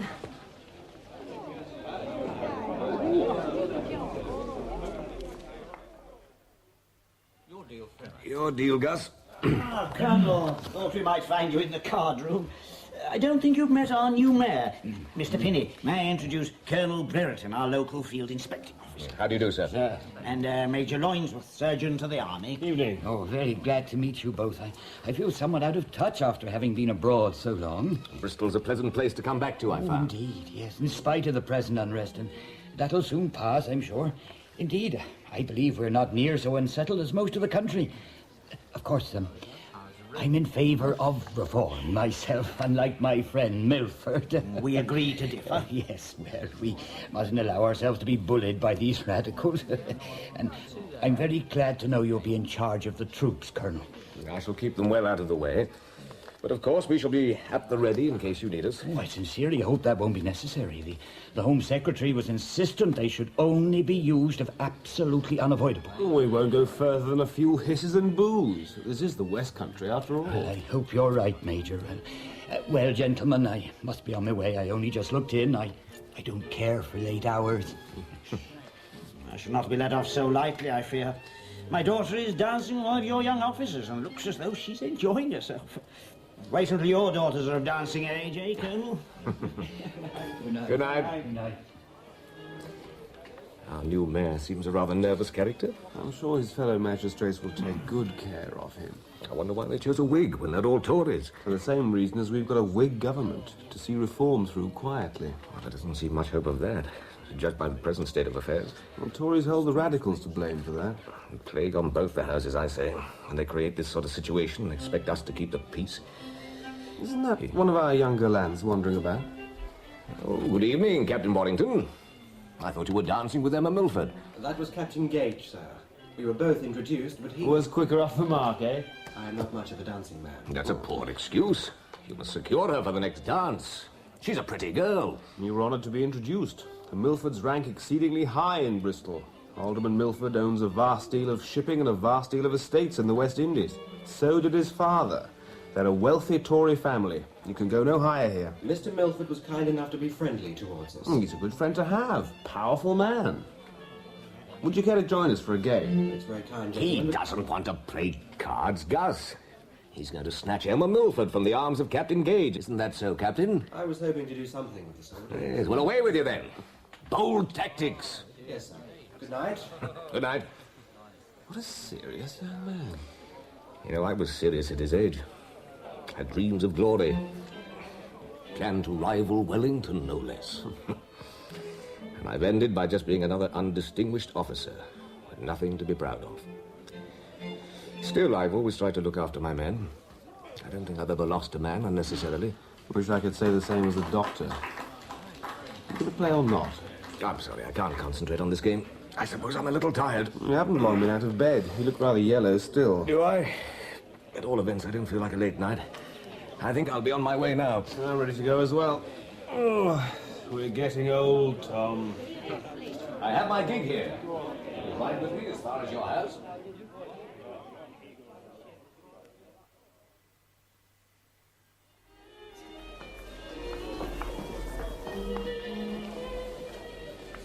You dance very well, Captain Warrington. Don't look so anxious. I'm afraid I've had little practice. I have been soldiering since I was of dancing age. You speak as though officers never attended balls. Why did you choose to go into the army? I never thought of doing anything else. My father and brother were soldiers, my grandfather was, and my great-grandfather. I can't imagine what I should have done if I had not been able to get a commission. Have you ever killed anyone, Captain Warrington? Well, yes. In the course of battle, you know. If we didn't kill them, they would kill us. Yes, I suppose so. Oh, now will we take hands again? That's right. You're becoming very proficient. But do you feel very nervous? Dancing? No, going into battle. Not really. There's no time to think. I see. You ask rather surprising questions, Miss Milford. I have to take what opportunities I can to find out about things. I left school last summer. What do young ladies do in Bristol when they have left school? Oh, I drive out with Mamma, take piano lessons, go to assemblies like this one. Not a very exciting life. Do you want an exciting life? I should like there to be something more than just marrying and living all my life in or near Bristol, which is what I probably will do.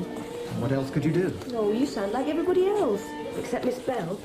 She was my governess for 2 years when I was a little girl, and she made everything interesting. She said one should always be going forward. Every new generation had something to contribute, women as well as men. She sounds like a blue stocking. She said one should always think things out for oneself, never take anything for granted. So perhaps that has made me restless. My father didn't approve of her views at all, and when he found out she belonged to a society for the emancipation of slaves, she had to go. I thought I should never get over it. Do you ever hear from her? Oh, yes. She married and lives not far from us now. And your parents allow you to visit? Papa has forbidden it, unfortunately. That'll make it quite difficult. But you will still go? Yes.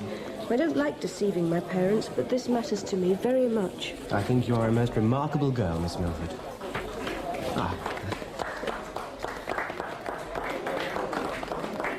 I'm afraid I'm rather ordinary. You will soon hear that I've married the son of some other alderman and have an establishment of my own in the best part of Bristol. Emma, my love, your father would like to go home now. Well, then I suppose I must say goodnight, Captain Warrington. If you would care to call some afternoon, we shall be pleased to see you. We're always at home between 2 and 4 o'clock. Thank you, Mrs. Milford. I shall be delighted. When will you come? Tomorrow? I'm afraid I have to be on duty until after the weekend. Monday, then? I shall be most happy. And do bring your friend. Captain Gage? Of course. If you wish it. Emma, the carriage is waiting. Coming, Mamma. Good night. I shall see you on Monday.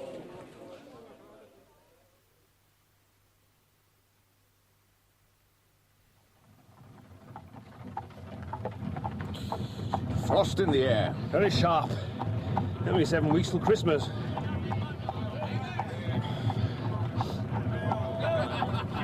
What the devil's that? Whoa, there, steady go. Whoa, whoa. A bell and no bishops! Oh, Charlie Weatherall! We'll send him home!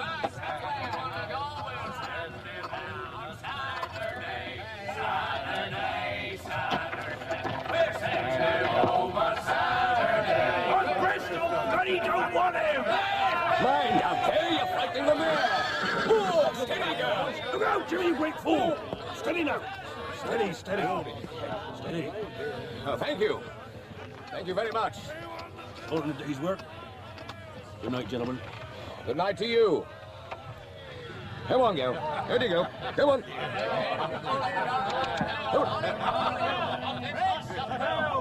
Hey, give on the bell! Luckily, there was one sensible man among them. I know that man. I know his face. He has a business down by the docks. Davis, that's the name. Good-hearted fellow. Does a good deal for the ragged children down there. But he can't take a drop of drink. Talks a lot of nonsense when he's drunk. Ah, here's my door. Oh, dear. Oh. Will you come in for a little while? Not this evening, Gus. The children will be expecting me. Mrs. Prickforth said they never go properly to sleep until I've been in to kiss them goodnight. Perhaps you'll dine with us next week. After the weekend, yes.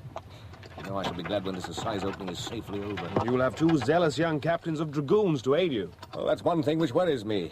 Zeal is not quite what is wanted in this situation. Don't imagine we're going to have serious trouble, Tom.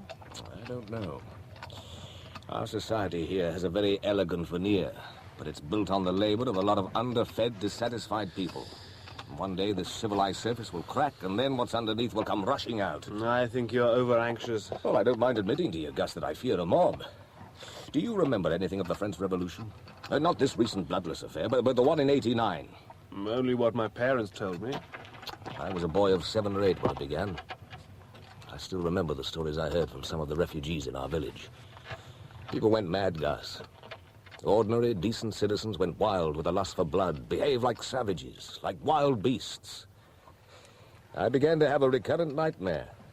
A head of a pike being carried towards me by a crowd of villainous-looking people, a ghastly face streaming with blood. I always woke up sweating and screaming. Do you still have the nightmare? No, I think I lost it when I joined the army. I tell you, nothing I ever saw or heard in all my years as a soldier filled me with such terror. This is not Paris, Tom. Are the people here so very different? All that's needed is the spark to set them off. Then they won't be just the ordinary local people that we know. Yes, I do fear it. I hope to God you may have no reason to. So do I. Good night, Gus.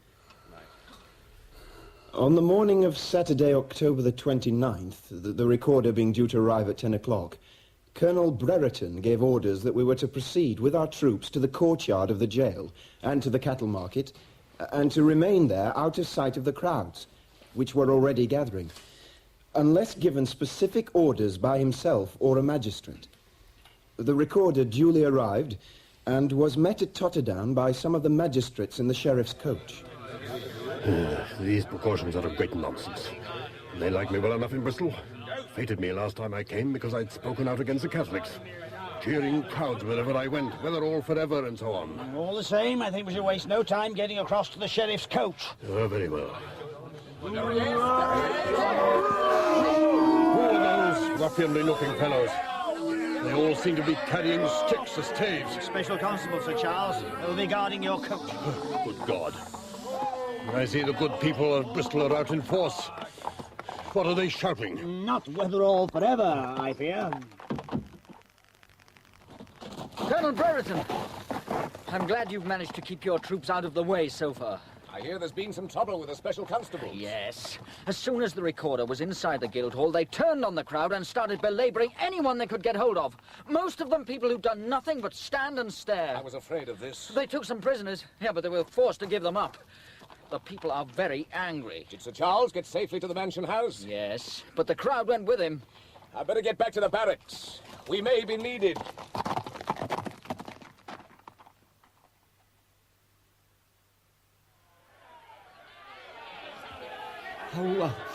How many out there now, Mr. Milford? Oh, more than there were. Several hundred. The square's full and they're pressing up against the railings below us. That was a stone. It's a bloody disgrace. The mansion house under siege. I never heard of such a thing in England. There are a lot of turncoats.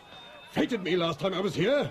The military should be sent for. Yes, but Mr. Hillhouse has already gone Look, for them. they're pulling up the railings. Oh, God, yes, Three of them are advancing on the door. we shall all be murdered. You'll have that door down in a few minutes. We must barricade ourselves in. Get some heavy piece of furniture against the door. The table, by God! Come on, some of you, help me!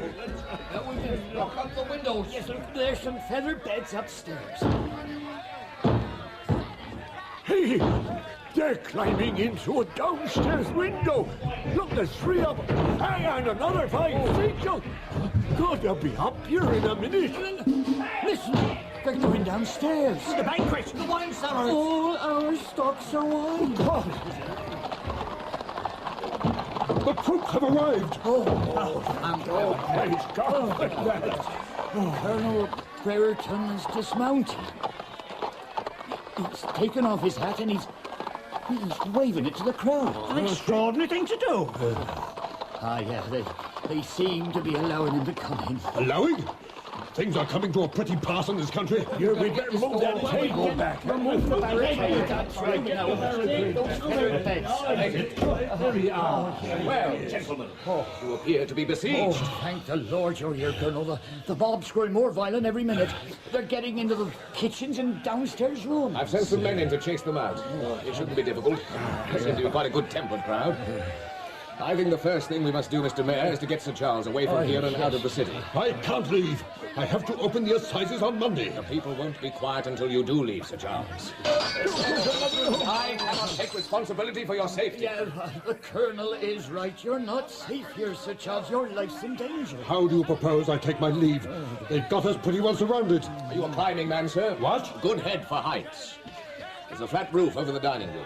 Only a small drop from the back windows. From there you could make your way to the next house where no doubt you could be lent a change of apparel and make your escape unrecognized. This is terrible, terrible. Could you do it, Sir Charles? By God, I'll have a try. Splendid.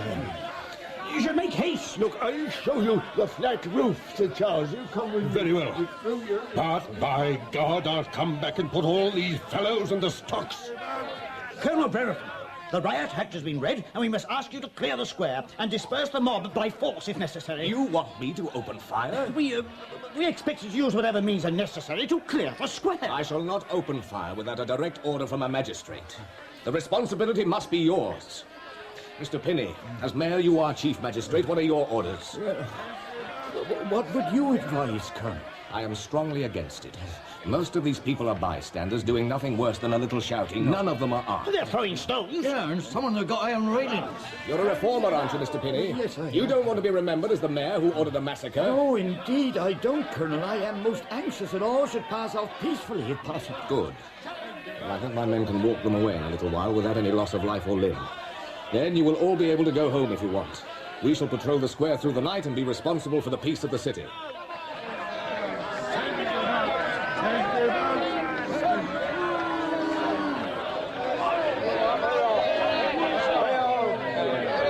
Now listen to me, my saving Bristol. You have sent him away as you wanted to do.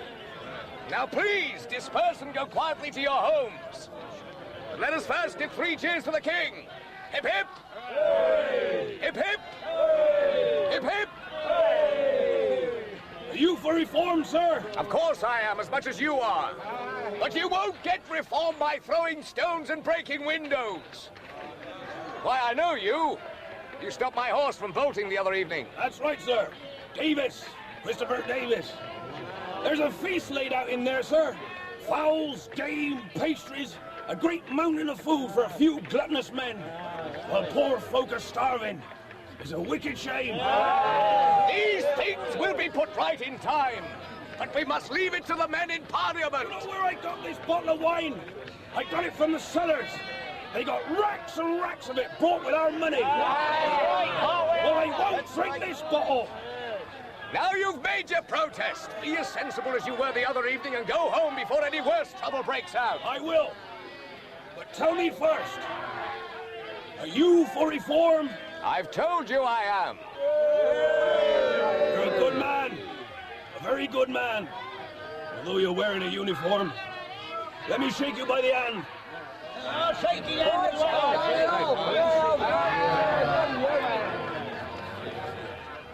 What does he mean by shaking hands with those ruffians? Fancies himself a popular figure, perhaps? Oh, that tall fellow near him is drinking a bottle of our wine. And he's waving his umbrella now and shouting something. Oh, he's a respectably dressed man, too. Someone should take his name. We are going to need some names when this is over.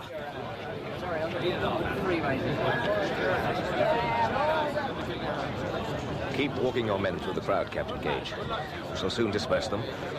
If you must use swords, use the flat only. It's a large crowd, sir. Could we not fire a couple of shots and send them off? We could, but we are not going to do so. It only took 10 minutes to clear St. Peter's Field at Manchester of 10,000 people. But they left hundreds of innocent bystanders dead and dying on the grass. I don't want that sort of victory in my city. Will you please all disperse and go to your homes?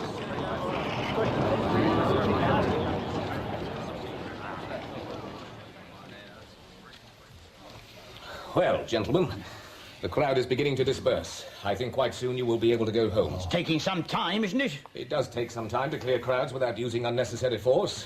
We must be patient a little longer. Now what's happening? Oh, they're bringing in 2 wounded soldiers, one streaming with blood. Colonel Brereton, 2 of my men have been hit by flying stones. One is badly injured. Poor fellows. You'd better tear up some curtains to make some bandages. We'll get them to the infirmary as soon as possible. Do you still call this a good-tempered crowd, Colonel? There are some rough elements, obviously.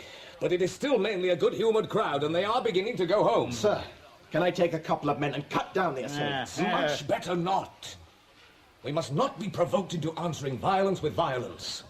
Walk your men through the crowds again. If you must attack, use the flat of your swords only. This is the strangest operation I've ever taken part in. Colonel Brereton, you going to stand by and see your men knocked about by these ruffians? I am very sorry about the men, of course, but better 2 men injured than a riot breaking out. I'll go and speak to the crowd again.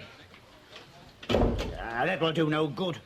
The young captain was quite right. The man who threw those stones should be cut down or shot. Well, why didn't you tell the colonel to fire, then, if that's your view? But that was your duty. You are chief magistrate. Oh, I do wish we'd never allowed Sir Charles to come here. Unless you immediately disperse, I shall be forced to use violence. The people are beginning to move away.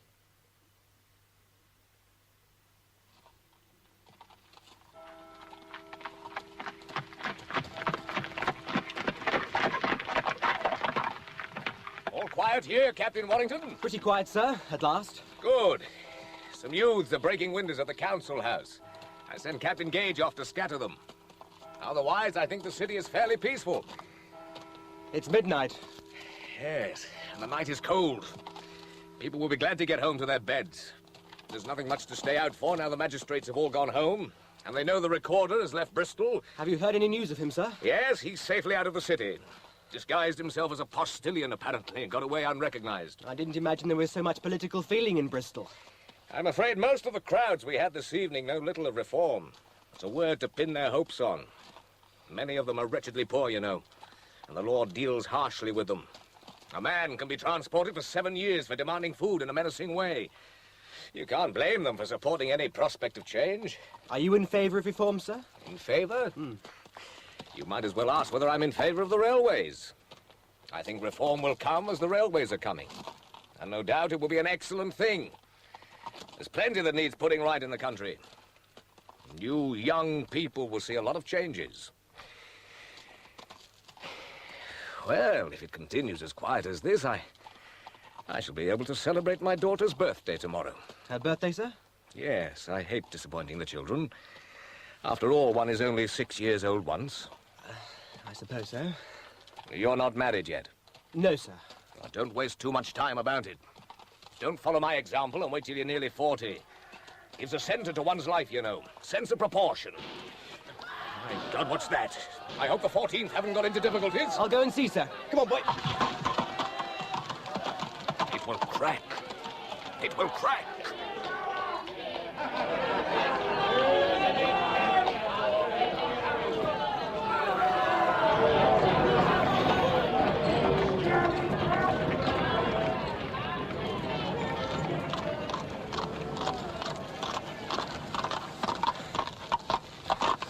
A bit of trouble, sir. What sort of trouble?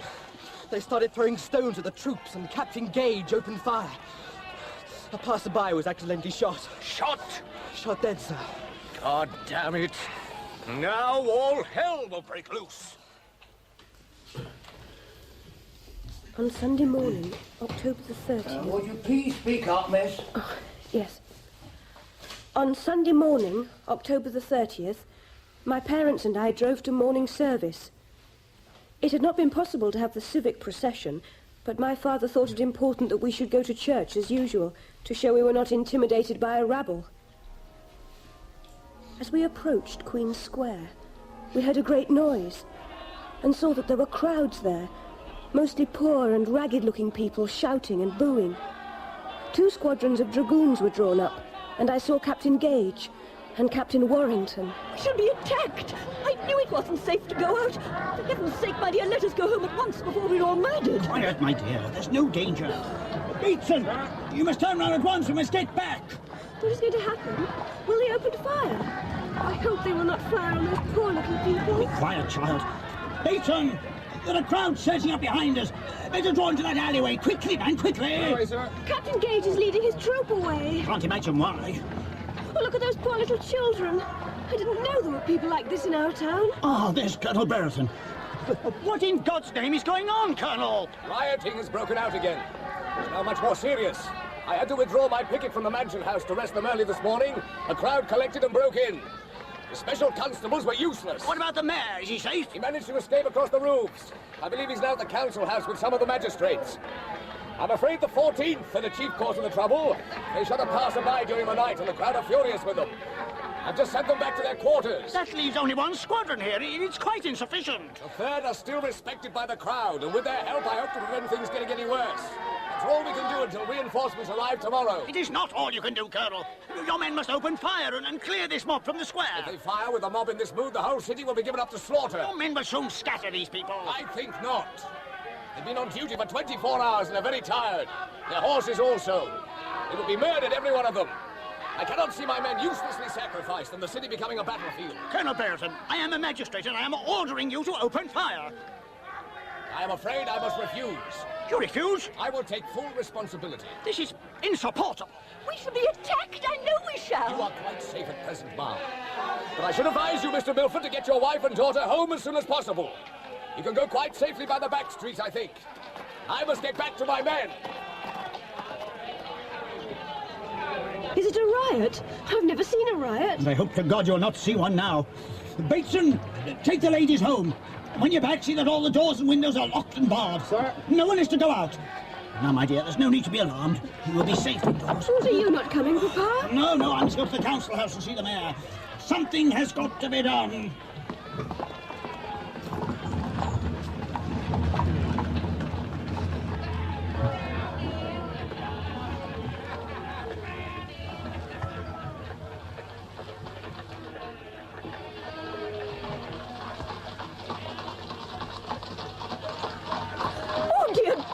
Soldiers coming across our street. It's the 14th. They have blue uniforms. Oh, they're We're being pelted with stones. Freeze!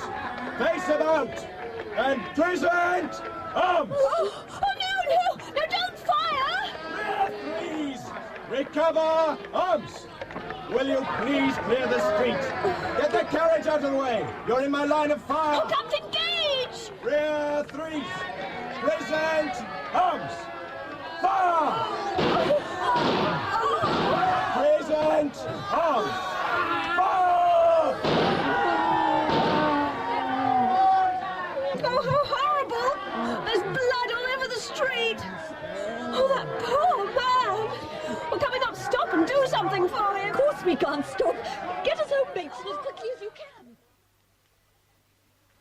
But what is being done? We've done what we can. Some of us have been knocking on doors, urging people to come and help us defend the city, but, well, very few have come forward. Some of the people were very abusive. We should have some plan ready. I said we should have a plan. You suggested asking the political union, and they wouldn't help us. And now I'm sure you shouldn't trust them if they did offer. Yeah. Good morning. Oh, Colonel, what's the latest news? Not good, I'm afraid.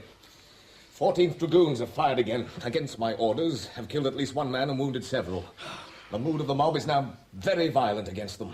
They're endangering their lives and everybody else's. I should like permission to send the 14th out of the city. Out of the city? But we shall be defenceless. We shall have the 3rd Dragoon Guards, a well-disciplined force. Surely there is some civil guard you can call upon. Where are the special constables? Well, they all seem to have dispersed. We can't trace them at all. We can call on the posse comitatus tomorrow. By tomorrow, I hope to have military reinforcements. It's today that we need them. Oh, it's been very difficult. We've done what we can. No, I don't think we can agree to the 14th being sent away. No, certainly not. The city's in peril. They must stay and defend it. You don't understand the temper of this mob. Already they have nearly unseated 3 of my men. Once they are pulled off their horses, the dragoons wouldn't last 2 minutes. Colonel, that drunken rabble is breaking windows and doors in Queen Square, and they must be stopped. There's a great deal of property at stake. I am more concerned with lives than property, Mr. Milford. I'd rather a few windows were broken than my men torn to pieces. Yes, soldiers, it's their duty to defend the city. Against an invading army, yes. This is not an invading army. My soldiers are men like other men. They have families, lives to be lived. Why should they be slaughtered to save your property? If you're so anxious about your goods, you should have made adequate arrangements. I have been given 93 men to control these thousands. If I am to manage it, I must have your support. I repeat, I want permission to send the 14th out of town. We cannot give it. I speak for the whole corporation. Yes. Then I must send them away on my own responsibility. You seem to forget, Colonel Brereton. You are supposed to take your orders from us. You have given no reasonable orders. I have been on duty all night trying to save the peace of this city while most of you slept in your beds. I have asked for help and you offer nothing. Now I shall rely on my own judgment. In my opinion, you are not fit to be magistrates. You're just a bunch of incompetent tradesmen. Good day to you, gentlemen. Do you think in the event of revolution breaking out we could rely on Colonel Brereton? Good Lord, no. I'd rather deal with the radicals than him. At least we know where they stand. Colonel Brereton has taken the law into his own hands, and God knows where it will end.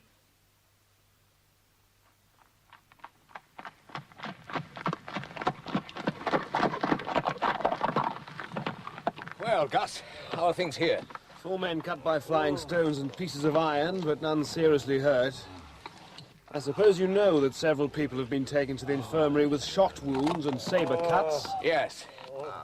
I am going to send the 14th out of town. They're a danger to us all. The magistrates have agreed? No. Is that wise, Tom? I think so. I can't rely on them for direction. I must take decisions for myself. If these people are provoked again, there will be burning and plunder and murder in the streets on a scale I dare not imagine. You've asked for reinforcements? Yes, but they cannot arrive before tomorrow, and they may have difficulty in getting through to us. I hear they've already been rising at Bath and Merthyr Tydfil in sympathy with the rioters here. They will try to delay the troops from setting out. So, this is the situation you dreaded? Yes, but now that it has come, I find myself ready for it. What do you propose to do? Well, first, send Gage and his troop out of the city. Then I shall speak to the mob. Captain Gage, Was a troop of the 14th Dragoons ordered into Queen Square under your command on Sunday morning, 30th of October? Yes, about 10 o'clock. And did Lieutenant Colonel Brereton sometime afterwards order the 14th to leave the square and return to their quarters? Colonel Brereton ordered me to retire immediately with the troop to their quarters, as it was evident we were the whole and sole cause of the disturbance. And were you later ordered by Lieutenant Colonel Brereton to leave Bristol with a squadron of the 14th Dragoons? I was ordered by Lieutenant Colonel Brereton to leave Bristol on Sunday, as I imagine between 1 and 2 o'clock. Now, state the manner and the place in which that order was conveyed. I received the order verbally from Lieutenant Colonel Brereton in the yard of Fisher's livery stables. The words were, Captain Gage, march your squadron immediately out of Bristol. If you do not, the whole squadron will be murdered. At that moment, my own horse and 7 privates were at Lee's livery stables. Some delay ensued from my having to send for them. Colonel Brereton came to me a second time.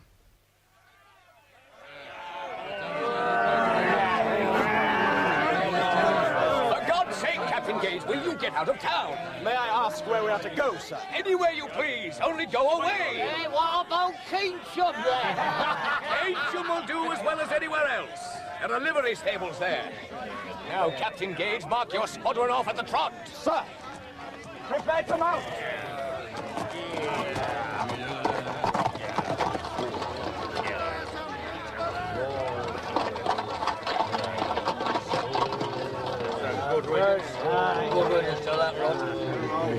What's happening here now, Captain Warrington? The crowds are increasing all the time, sir. They seem very hostile. Walk your men round the square again, Captain. Try to disperse them, but on no account use force. We are few and we are all tired. They are thousands. If you're attacked, you may use the flat of your swords, but nothing else. Do you understand? Yes, sir, but... Well? If I may suggest, could we not charge them? My men are not too tired. They are ready and eager to have a try. I'm sure they are. Have you any experience of a mob, Captain? Not as large as this one, sir. If its mood turns really black, it could have us off our horses in no time, and they make mincemeat of us. A mob has a will of its own voice, and its own mindless actions. It is essential we keep them reasonably good-tempered until the other troops get through to us. Now, I'd like you to clear a way through to the center of the crowd. I'm going to speak to them. See what I can do by persuasion. You'll be in great danger, sir. I'm not worried about that. But surely There is a tide in the affairs of men which take on us a flood. You know your Julius Caesar, Captain? Sir? A great play. I've been in the shallows too long. Move forward, then. Give me a bit of space. My good fellows! I know there has been some shooting. Down with the blues! That was against my orders, and there will be an inquiry. I have sent the 14th out of Bristol. The recorder left Bristol last night and will not be coming back. You all know me, you know I tell the truth. Now, for God's sake, leave this square and go quietly to your homes. This is Sunday, a day of peace. 3 cheers for the king. Hip hip! Hip hip! Hip hip! He's telling the truth. He's a good man. You here again, Mr. Davis? Have you no wife and family waiting for you at home? My wife's in church. She's a good woman. Believes all the clergy tell her. But I say they're hypocrites. If she's a good woman, you should be thankful. Go home and eat your Sunday dinner she's cooked for you. There's many as will have no Sunday dinner. You will do no good by staying here. The Riot Act has been read many times. You are all breaking the law. But for God's sake, go home. And persuade these men to do so too, if you have any influence. Oh, you're right, sir. I believe you're right. What am I doing here? My wife told me not to come. To the Bridewell! Listen, burn it down! Go to your homes! There must be no more destruction, I beg you! Go to your homes! To the Bridewell!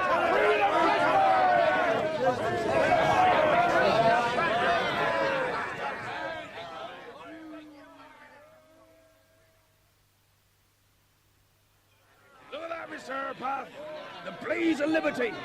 The prison's burnt down! They burnt the treadmills, set all the poor wretches free! Isn't it glorious? You're drunk, Mr. Davis! For heaven's sake, stop shouting and get away from this mob. You'll be noted. I've done nothing wrong. I waited years to see this. You can't oppress the people forever. This is the best moment of my life. I vote we go to Lawford's Gate Jail next. the Bishop Palace. No toss for it, did it? Heads to jail, tails to palace. Oh, palace takes. Down with the churches, I say! And mend the rotten pavements with them! No more fires! People will be injured and killed! Leave us alone, and we'll leave you alone! Colonel Brereton, what's to be done? I've done all I can. Why in heaven's name did you start all this? We tried to arouse people to a sense of their rights. This is anarchy. Mindless destruction. Whatever you meant to do, you've raised a whirlwind. I believe we could still save the day if we could get some cooperation from the magistrates. I've just been to the council house to offer the help of my union, but they're too scared to accept. All they're thinking about is how to save their own property. However, I shall get some men together and do what I can. I wish you good luck. Mr. Ludlow, you are town clerk of this town, are you not? I am. Did you hear, or were you engaged in a discussion which took place between some of the civil authorities and Lieutenant Colonel Brereton as to the expediency of recalling the 14th Dragoon? I was. Now be pleased to relate what passed. Well, many of the citizens were attending in the large outer hall of the Guildhall. An account had been brought that the Bridewell, or the jail, or both, had been attacked by the mob. The citizens asked why the soldiers were not brought up, and said, "We will hazard our lives if supported by troops, but we will not act without them." I spoke to Colonel Brereton before the persons in the hall, representing the dreadful state the city was in. I distinctly said to him, "Colonel Brereton, I demand that you bring back the 14th. I cannot do it, sir. Cannot? I cannot, and I will not bring them back. There would not be a man left alive the next morning. If no one else reports your conduct to the authorities, Colonel Brereton, I will do so myself. Do what you please, but I must get back and try to control the mob. We must report his behaviour to the Horse Guards. And the newspapers. He must be exposed in all the newspapers. I agree. There'll be questions asked, you know. Most probably questions in the House of Commons. We must make sure the blame goes to the right quarter. If we're not all destroyed first by his insane actions.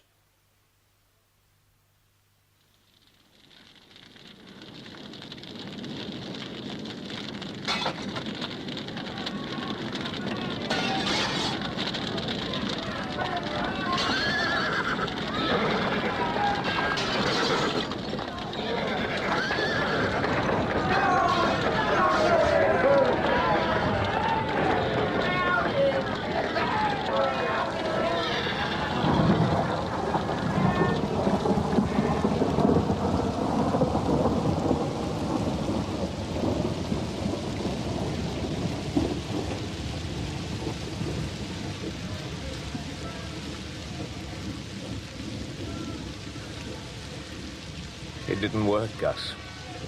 I couldn't hold them. You've done your best.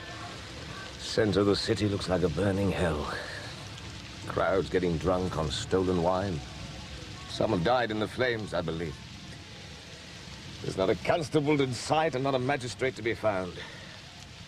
Isn't it time to bring back the 14th, Tom? No! I have absolutely refused. So far, the mob have only attacked property, not persons. If the 14th come back, they'll be slaughtered. Their heads will be carried on pikes through the city, and that will only be the beginning. I will save this town from revolution if I can. Steady. You can hardly stand. When did you last get any rest? I don't know.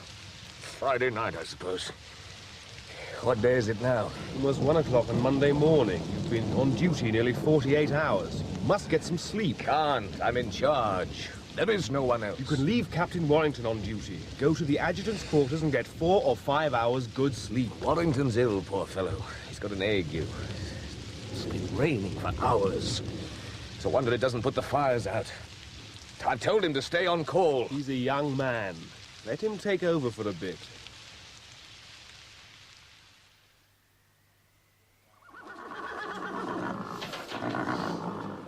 Is Captain Warrington to be found here? Here I am. Who wants me? Ah, Captain, we come with an urgent message from the mayor. Thank you. Well, this is addressed to Colonel Brereton. He'll be back at 6. I'll hand it to him now. We can't wait until 6 o'clock, Captain. This is very urgent. We understand that you are in command of the troops in the Colonel's absence. Please open it. Very well.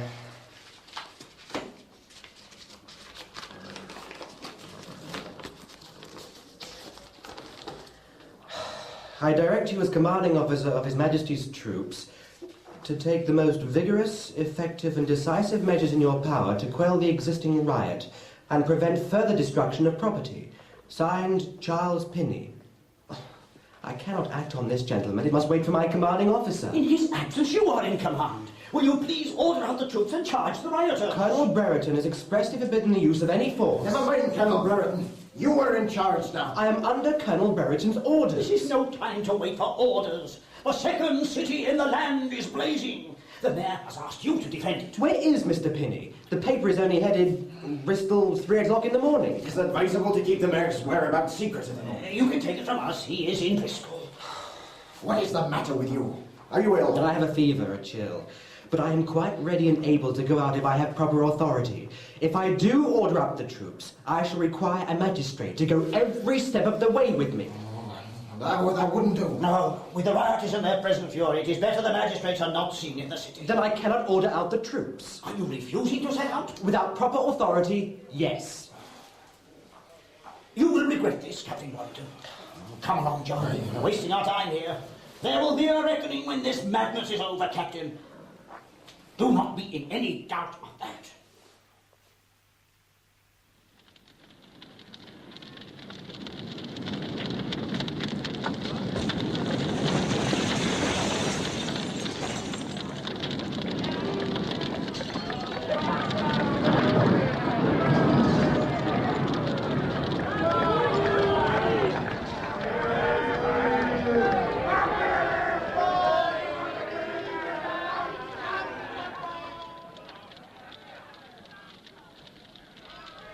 Colonel Brereton.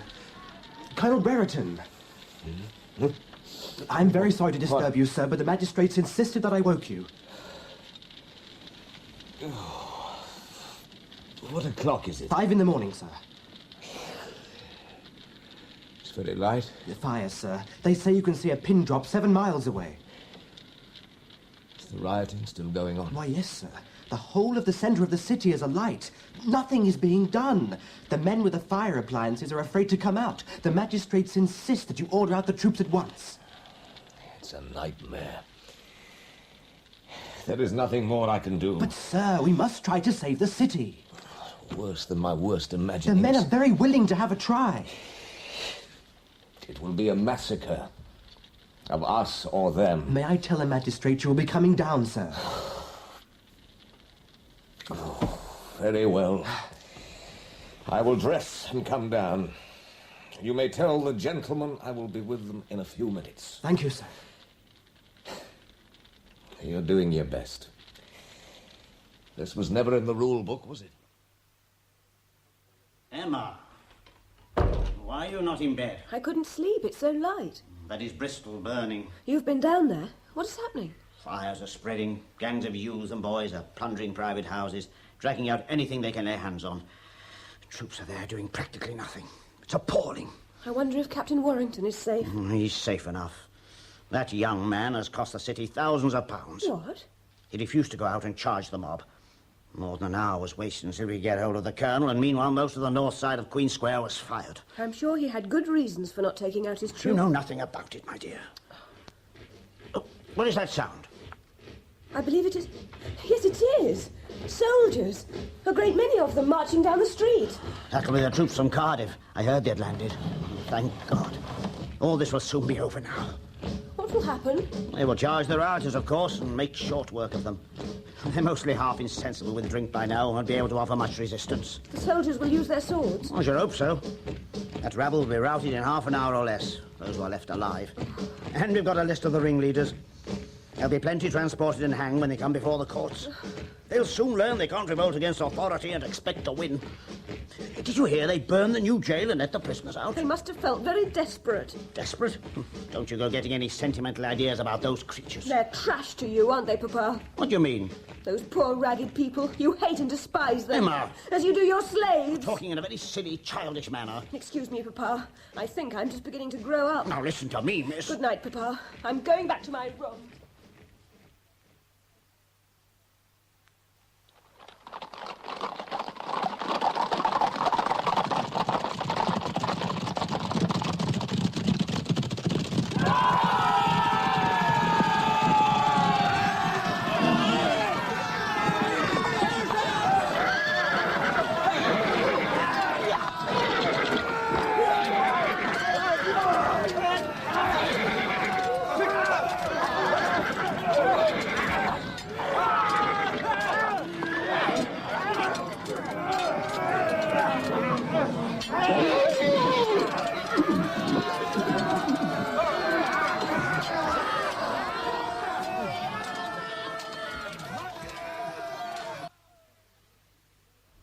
He seemed incapable of doing anything, as though he had collapsed inwardly. I don't know how else to describe it. You describe it very well, Captain Warrington. What exactly happened when the fresh troops arrived? Here we are. Thank you, Loinsworth. They seemed to pour in from all over the place. And the 14th was brought back, as you know. The centre of the city was full of soldiers wanting direction. The colonel seemed unable to give the order. At last, Major Mackworth called to him. "Colonel, you must instantly charge." Colonel Brereton rode with the rest. The rioters were easy prey, mostly drunk and defenceless. It was a horrible sight. I was much affected by it, and I believe the colonel was also. He was unwell for some time after. I wanted to say all this in court, but I was told my evidence could not be accepted. It would reflect upon my own conduct during the riots. Of course, I immediately requested an inquiry into my conduct. What else could I do? And you know the result. I am to be court-martialed also. Yes, I was sorry to hear that. Oh, I feel I'm living in a bad dream. I cannot believe such a thing could happen to me. It is a terrible disgrace for my family. You did your duty as you saw it. That will appear at the trial. Oh, Loinsworth, I hope so. I'm relying on Colonel Brereton's evidence. I'm sure he will say all he can in your favour. He hasn't forgotten you, despite his own troubles. How is he? I think the long strain of waiting for this court-martial has told on him. He's anxious, of course, about the result, but I think sustained by a conviction that he acted rightly.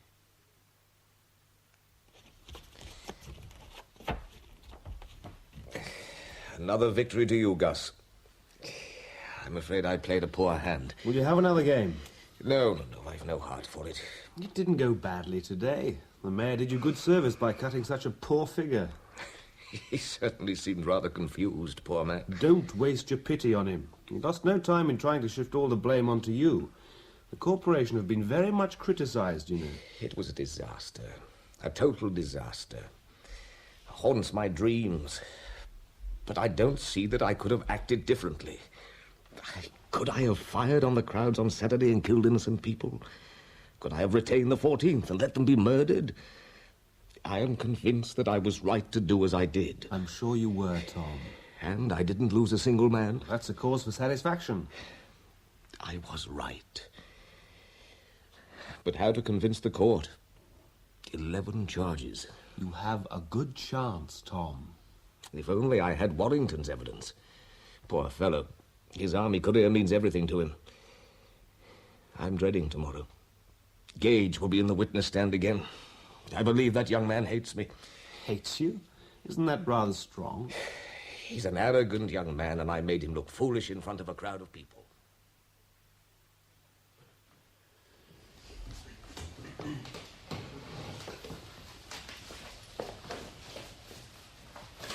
Captain Gage, on Sunday morning, the 30th of October, did Lieutenant Colonel Brereton, prior to the march of the squadron of the 14th from Bristol, make any inquiry or call for any report as to the state and efficiency of the men and the horses? None whatever, on Sunday morning. I see. Now, Captain, I attach considerable importance to your answers to the next questions. In what state, as to the freshness and efficiency for duty, were the men and the horses at the time of the squadron marching out of Bristol? I conceive the squadron was capable of performing any duty cavalry could be called upon to perform. Do you consider the construction of Fisher's livery stables to be such as to have enabled you and your squadron to have defended it against any attack from the rioters? I conceive that 6 men, 3 at each gateway, could hold it against any mob. He's right, of course he's right. Now, as to the construction of Fisher's livery stables, are there folding doors at each end of the side which close on the inside and are secure unless forced from without? Why must they go on with these questions? Does the prisoner wish to make a statement? Yes. The livery stables were defensible. The men and horses were fit for any duty. Very well. We'll take the next charge. You may stand down, Captain Gage. Charges which carry a culpability altogether unprecedented in the case of a British officer. I told him the rioting must be put down. The square must be cleared. His answer, the troops cannot and shall not fire. For that he, Colonel Brereton, conducted himself in a feeble and temporizing manner, calculated to encourage the rioters. The town clerk directed Colonel Brereton immediately to bring back the 14th. He replied, I will not, sir. For that he ordered the whole of the squadron of the 14th Light Dragoons to move from Bristol to Keynsham in violation of the duty wherewith he was entrusted. I sent him out of town and the mob cheered. He repeatedly refused to comply with the directions and entreaties of the said magistrates to recall the said squadron from Keynsham. He said, I cannot and I will not bring back the 14th. And when it was his duty to resist and put down the rioters, weakly yielded to or temporized with them, frequently shaking hands with them. I saw him pass and repass continually, take off his hat and huzzah to the mob, who were running after him, taking all of his answer. He pulled off his hat and made his obeisance to the lowest of the low. Such conduct on the part of Lieutenant Colonel Brereton being highly disgraceful to his character as an officer, tending to destroy the confidence of the troops in their officers, and to reflect dishonour on His Majesty's service. There is no point in continuing with this. The next witness.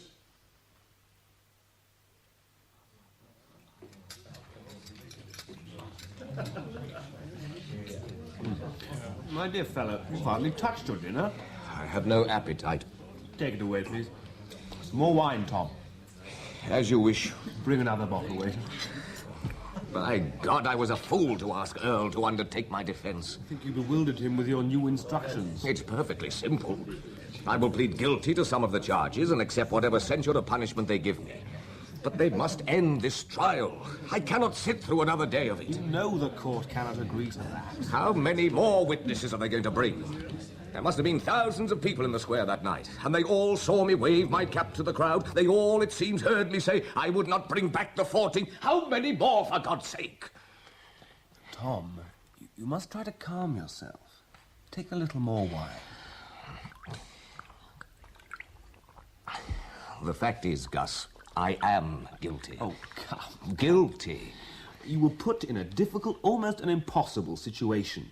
You may have made some errors of judgment. I believe now that I did.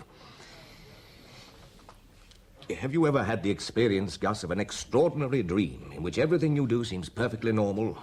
And when you wake up, you realize how bizarre it was. During those 48 hours or so, I was completely certain of all I did.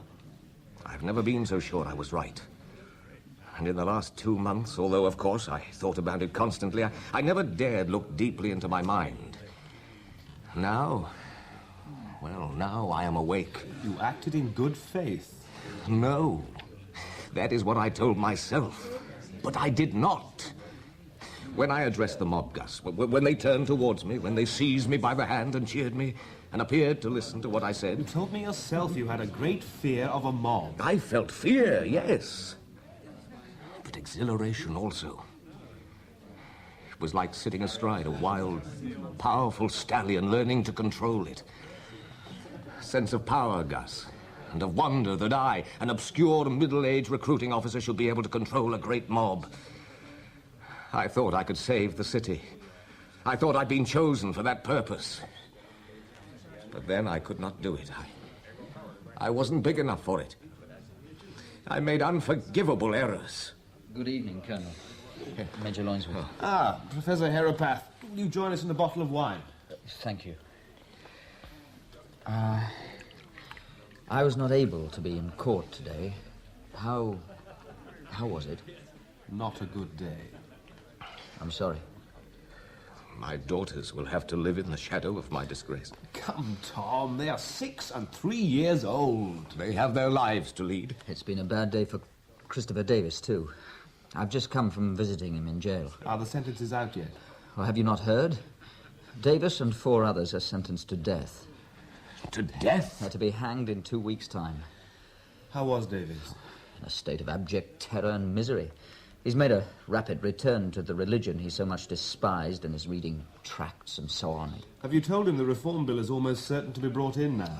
Yes, but the abstract ideal does not have much meaning when one is facing a violent death. Davis is no hero. And no villain either, I should say. Just a foolish man who thought his dream had come true. We probably both lived blameless, mediocre lives until that night. How quickly one destroys oneself. You must try not to despond. After all, the trial isn't over yet. That's true. It is not over. Will you excuse me? I must get home. Tom, will you not come back to our house tonight? My wife would be so pleased. Thank you, no. The little girls, you know. I must see them. Good night, Colonel. Many of us are grateful for your forbearance and good sense in recent events. Thank you. Thank you very much. Good night, Tom, my dear fellow. Don't sit up late worrying. It does no good, you know. You always give me sound advice, Gus. I'll try to take it. Good night.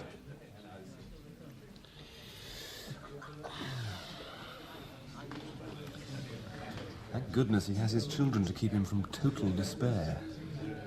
I'm afraid it will go badly with him. Yes. I'm afraid reform will have been bought at a high cost.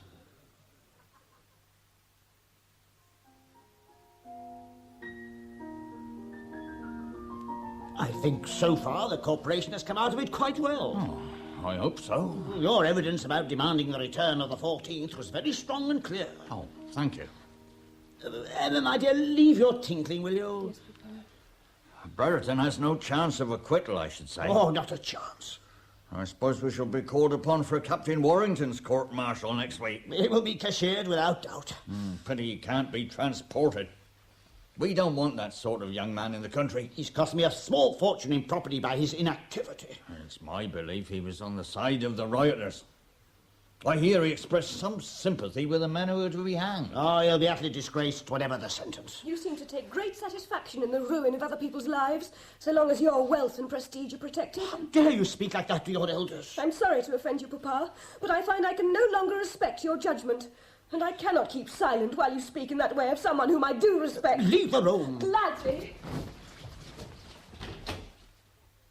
I must apologize for my daughter. She has been too much indulged. Oh, I know what young girls are. Has she formed an attachment, do you think? To a young man who is about to be disgraced? I should hope not. Well, marry her off. That's my advice. You'll have no more trouble. She has changed very much recently. Sometimes, Ludlow, I think everything is changing.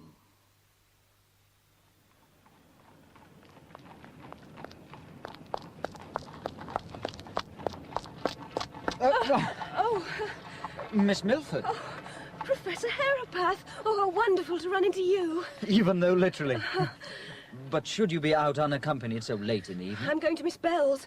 I hope she will take me in. I cannot stay in the same house as my father any longer. That sounds a rather drastic decision. My parents' ideas, which I accepted all these years, now seem to me totally, wickedly wrong. To start thinking for oneself is always a good thing. Leaving home without resources is another. Let me take you to Miss Bell's. We'll discuss it together.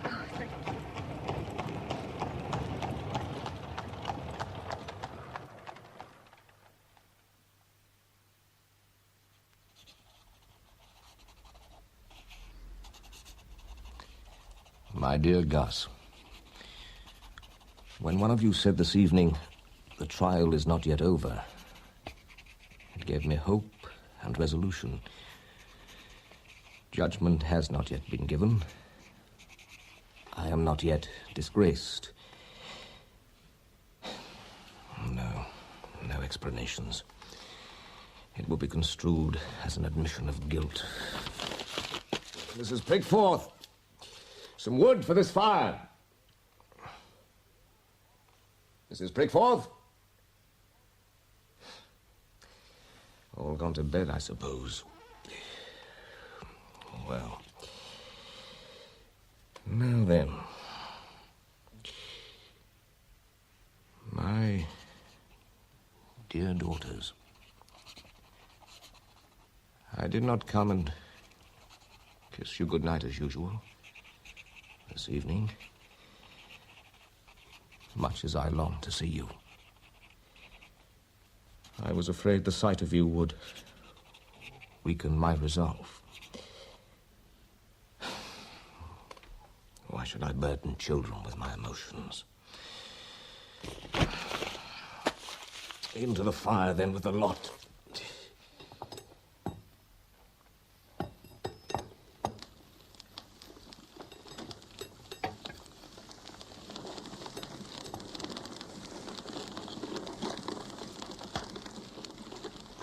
That's the best way.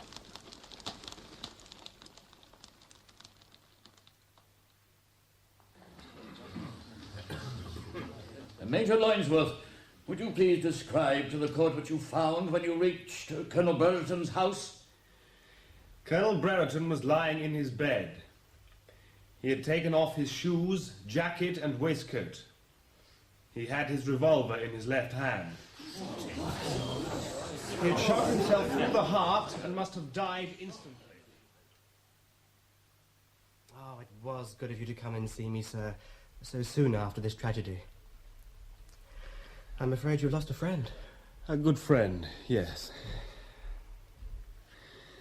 But now we must think of the living. You've lost your chief witness. Yes, I had counted on his testimony. But at all events, I shall not say anything in my evidence which would prejudice Colonel Brereton's good name. You men of honour. You're quite right, of course. But I believe that you must now face the very worst that can happen. The authorities are determined to have a scapegoat. You may be cashiered. Yes, I've thought of it, of course. If that happens, I shall never be able to face my family. I cannot speak for your family, but remember you are still very young with your life before you, and you have many loyal friends. I hear the courtroom is likely to be packed with them, so take courage. Yes, I will try to. And if it does go badly for me, Colonel Brereton has shown me the right course for an officer and a gentleman. His circumstances were rather different from yours. Which reminds me, I have a letter for you. From Miss Milford. Emma Milford? I thought I should never hear from her again. I think you should read it. Now. Yes. Dear Captain Warrington, I hope this letter will reach you. I am much watched at home at present, and shall have to rely on a younger sister to dispatch it. I would like you to know how much I admire you for not obeying the magistrate's instructions to fire on the mob, and how distressed I am to hear of the result of it. Since the riots, I've realized I am much in disagreement with my father over many important things. I wanted to leave home, but Miss Bell, you remember my telling you about her, has persuaded me to stay here until I come of age in 2 years' time. Then I cannot be prevented from going to live in her household and helping her and some other ladies in a school they are starting for ragged children, a venture I look forward to with my whole heart. Alas, I shall not be allowed to be present at your trial, but I shall be thinking of you constantly. I implore you to have courage. and to remember that whatever the verdict, I shall always, so long as you wish it, be your true friend, Emma Milford. Emma Milford. She is a very remarkable girl. Miss Milford is a friend worth having. Yes. She has pioneering blood in her veins, you know. I fancy she's not a girl who would easily give up what she had set out to do. And you must not give up either, Captain Warrington. Sometimes takes more courage to live than to die, you know. Will you give me your word that whatever the outcome next week, you will not follow Colonel Brereton's example afterwards? You read my mood correctly. Very well, Major Loinsworth. You have my word. Thank you. We have had enough tragedy today. There is something I would like to ask you before you leave. Yes? Did Colonel Brereton leave a note? No. The fireplace in his room was full of charred remains of paper on which he'd been writing. He obviously decided against leaving any message. So, we shall never know. Why he took his life? No. I can understand why he took his life. I mean, we'll never know just what was in his mind during the riots. Why he gave those orders to me and others and acted as he did. We shall never know the whole truth, if there is such a thing. Doubtless he will be harshly judged. I knew... Radio 4. It's 3:05. Afternoon Theatre. The Instruments of Darkness by Michael Robson, with Nigel Stock as Inspector Millions, Anthony Hall as Dynasty Shorecard, Elizabeth Proud as Melisande Lady Quandary, and Richard Handel as Porrit. The Instruments of Darkness.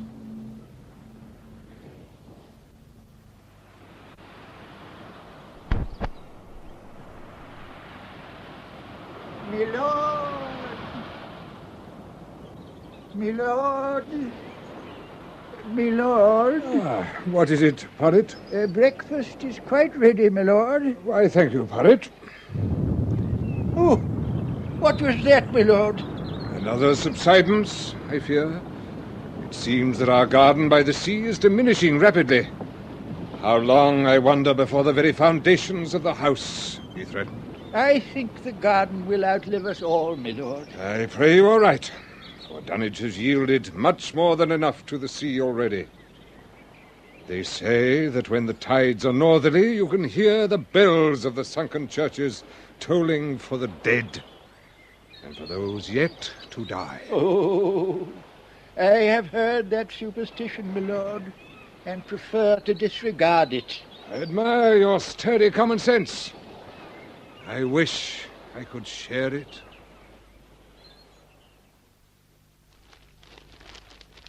Good morning, Xerxes. My dear girl.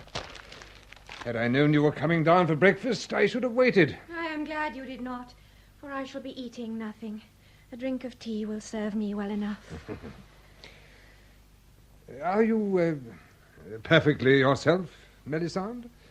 You appear fragile. Lovely, but fragile. Why those violet stains beneath your eyes? I slept indifferently. The sea thundering against the cliffs awoke me. Thereafter I was troubled with unpleasant dreams. How very discommoding. Yes. Well, the sun is shining now and my spirits have somewhat risen. Does the Times have any interesting items of information this morning? Do you know it does? I had scarcely begun reading of bizarre events at the Crystal Palace when you came into the room. Bizarre events? How so? Let me read you the report. The happy excitement attendant upon the forthcoming opening of the Crystal Palace in Hyde Park by Her Majesty the Queen and His Royal Highness Prince Albert has been marred by two inexplicable fatalities. 2 days ago, at 6:30 in the morning, a scaffolder, one Victory Tidd, was seen abruptly to collapse and fall heavily and headlong some 40 feet.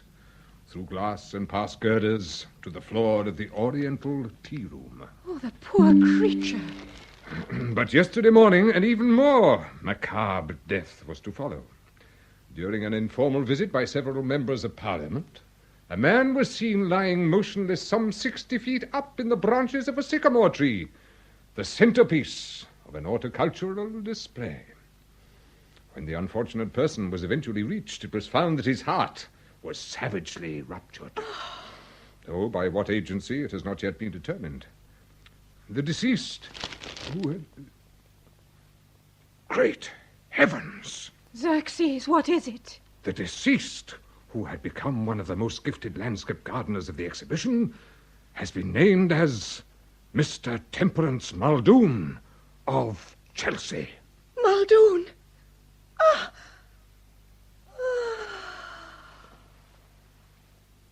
Sure card.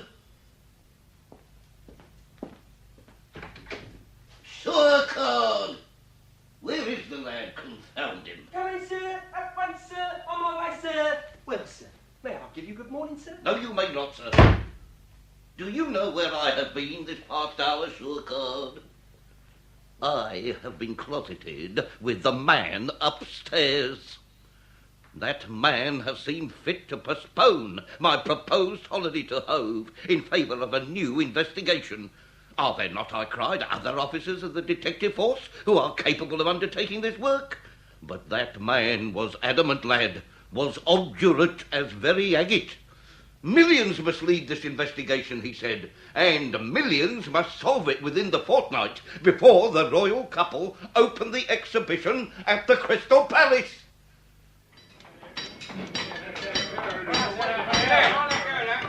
I'm glad to make your acquaintance, Inspector Millions, though I could wish the circumstances had been more congenial. Indeed, Sir Joseph. Two dreadful shadows over the forthcoming exhibition. This is my assistant, Mr. Dynasty Surecard.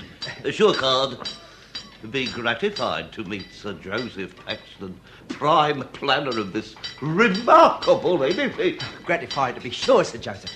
And may I add my sincere congratulations on his vast, though graceful spectacle. Surecard, we have detective business to hand, and these felicitations must wait upon a more suitable occasion. I am sure Sir Joseph will concur.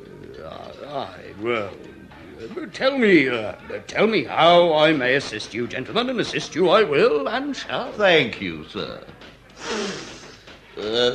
Now, were the men Victory Tidd and Temperance Muldoon known personally to you? Tidd I hardly knew at all, but I secured the services of Muldoon myself. He was a very considerable gardener. Tragic loss. When did Muldoon enter upon his labours here? 8 months ago, almost to the day. He came to me with strong recommendations from his former employer, Xerxes, Lord Quandary of Paradox Park in the county of Suffolk. Ah, thank you, sir. Now, both these men gave every satisfaction. In all respects. No hostile elements within the exhibition, sir? No internal jealousies or petty vindications? None, to my knowledge. Nay, I may add that until these tragedies occurred, the very air of Hyde Park was supremely joyous. Joyous, perhaps. Joyous, superficially. Yet homicide, sir, is my forte. And I think and believe my superiors would not have seen fit to cancel my proposed visit to Hove for anything less instinct with horror than homicide. To that end, Sir Joseph, our next call is upon Dr. Melchior Yolland, who examined the bodies of both Tidd and Muldoon. But what more can you wish to know, Inspector? Your senior has copies of my report already. Your reports do not make it clear, Dr. Yolland, if both Tidd and Muldoon were haled before the judgment seat by similar means. Because the situations were quite different. Tidd fell through glass, glanced off girders, and suffered further injuries from shattering a sandalwood case containing 144 pounds of prime Darjeeling. Muldoon, on the other hand, was found dead in the fork of a sycamore 60 feet above the ground. His injuries were the more readily able to be studied. Do you wish for the report, Inspector? Thank you, lad. His diaphragm and lower ventricle had been shattered by what could have been, and I quote your words, Doctor, a missile projected with enormous force by some means quite unknown to this physician, since the missile, if such it was, could not be found among the organs of the deceased, nor, as I understand it, in or anywhere near the tree in which the death took place. That is correct, sir. Those were my conclusions. Then what of Victory Tidd? Aside of those injuries he sustained while falling, was there also evidence of any such wound as put paid to the unfortunate Muldoon? I have already told you viva voce, and I have clearly written down that the injuries sustained by Tidd in falling were so many, so serious, and so various, as to make it medically impossible to judge if the damage to the rib cage and heart had occurred before he began the fall, or, no, I will not be moved from this opinion. Then may I persuade you to abandon your Hippocratic stance for a moment and answer me as one citizen to another? What possible weapon might have killed Muldoon, or Muldoon and Tidd, without leaving any remnant behind? Dr. Melchior Yolland was not the most amiable surgeon, sir. I seem to detect, if you'll forgive the figure, a naked reluctance to further our inquiries. I should like to thrash him, sure God. Thrash him within an inch of his insolent life. That a lisping pedant like Yolland should by so much as half an hour delay my trip to Hove moves me to thoughts of assassination. My blood rages. Your facial parts are indeed suffused, sir. Much more than is their wont. But sure, Card, despite Yolland's criminal vacillation, I am of opinion that Tidd and Muldoon were killed by the same initial means and by the same hand. Find what connects the two men, and we begin to trace a motive for their unseasonable parting from this world. Ah, that's the hammer that drives the nail. Something linked them. Something much more desperate linked them than their adoration of horticulture at the Crystal Palace. Something that led them to seem of sufficient danger to a third party, that he was obliged to remove them post-haste. And to this end, sure Card, do you direct your steps to Victory Tidd's place of residence in Clerkenwell. Be unswerving in your investigations, lad. Admit of no makeshift evasions. For my part, I shall visit Mrs. Caroline Muldoon at poor Trincomalee Stairs in the borough of Chelsea.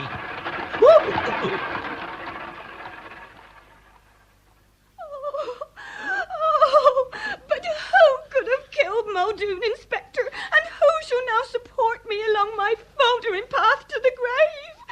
Not Temperance Muldoon, Inspector. That faithful heart is stilled, quite still. My own heart bleeds for your condition, ma'am. It bleeds. It does, indeed. But certain facts must be established if we are to lay his murderer by the heels. Oh, yes, sir, of course. I shall do my best to stem these weak and foolish tears. Ask on, sir, I pray. Victory Tidd. I'm very glad to hear it, sir, I'm sure. You mistake me, ma'am. Victory Tidd, also engaged upon work at the Crystal Palace, died not 2 days earlier in circumstances similar to those in which your husband brutally perished. Oh! Had you ever met Mr. Tidd, ma'am? Never, sir, I swear. The name's all unknown to me. Your husband never mentioned him? Never, not once, I swear. No written communications ever passed between them? Letters, sir, do you mean? Oh, no, sir. Muldoon and me was obliterate, sir, you might say, from birth. And proud of it. We read the Book of Nature, sir. That was all the learning we cared for. Your reverence for matters bucolic does you credit, ma'am. But as to that, what made your husband leave the employ of Lord Quandery in Suffolk, given his evident passion for those fecund acres, and seek his fortune here in the filth and venom of the city? I recall the moment precise and clear as an holy image, sir. I was in our little garden in Paradox Park one Sunday morning, a-picking a rhubarb, sir, for dinner. An excellent clarifier of the blood, Inspector, and one I recommend. But what happened amongst the rhubarb, ma'am? Oh, Muldoon comes up to me and Caroline, my girl, he cries, 'tis time to go, time to be off and away. You're leaving Lord Quandary, I count as after so many green and comforting years. Leaving, says he, and with 10 golden guineas as a farewell present from his lordship. There, girl, what of that? Your husband also bore letters of recommendation from Lord Quandary, I understand, with one of which he was able to secure employment at the Crystal Palace. Such, sir, was the case. Oh, Inspector, what is that dreadful noise? You have a caller, ma'am, I fancy. Shall you answer it, Mrs. Muldoon, or will the caller wear out his knuckles on your door? The door. 'Tis opening, Inspector. Are we to be slain in our beds, our sins still hot upon us? In our beds, ma'am? Shall I return later, sir? Sure, card. Why are you here and not in Clerkenwell, where your duty calls you? No cash, sir, in brief. No cash? Pockets empty, purse idle, exchequer a yawning void. Yawning voids in the course of an investigation? Is this the way to enhance your prospects of promotion, sure, card? Interrupting, as I did, a matter of some intimacy. What the devil are you talking about, lad? What carnal follies does your mind conjure? Talk, sir, of beds and sins as I entered upon a... No, your place, sure, card. Entertain no more presumptions of that ilk. Mrs. Muldoon, was your husband called to higher service, leaving you in comfortable or indigent circumstances? Oh, Muldoon was ever thoughtful, gents. This property's mine. I shall again be letting the upper rooms, and rental fees shall take care of my anguished widowhood. Upper rooms? Did Mr. Muldoon let them out then, prior to his death? Oh, yes, sir. Very discreet he was. Let to the quality, he said, engaged upon affairs of state. Affairs of state, ma'am? Shall I answer yourself, Inspector, or your young acquaintance, Mr. Deadshore? Merely reply, Mrs. Muldoon. Well, sirs, about 6 months after we come to London, Muldoon tells me he has been approached by a person or persons of rank, station, and breeding as to the use of certain rooms of quality and distinction. Evidently, 4 Trincomalee stairs suited these persons, and Muldoon was in receipt of a small but useful honorarium as a result. And did you discover who the person or persons of rank, station, and breeding might be? Mr. Surefire, I did not. I saw nothing of them, being out the house a good deal during the day. But what of the night, ma'am? The person or persons never stayed the night, sir. The person or persons seldom used the rooms at all. Then do you think we might see these rooms, ma'am? An investigation there could prove highly pertinent.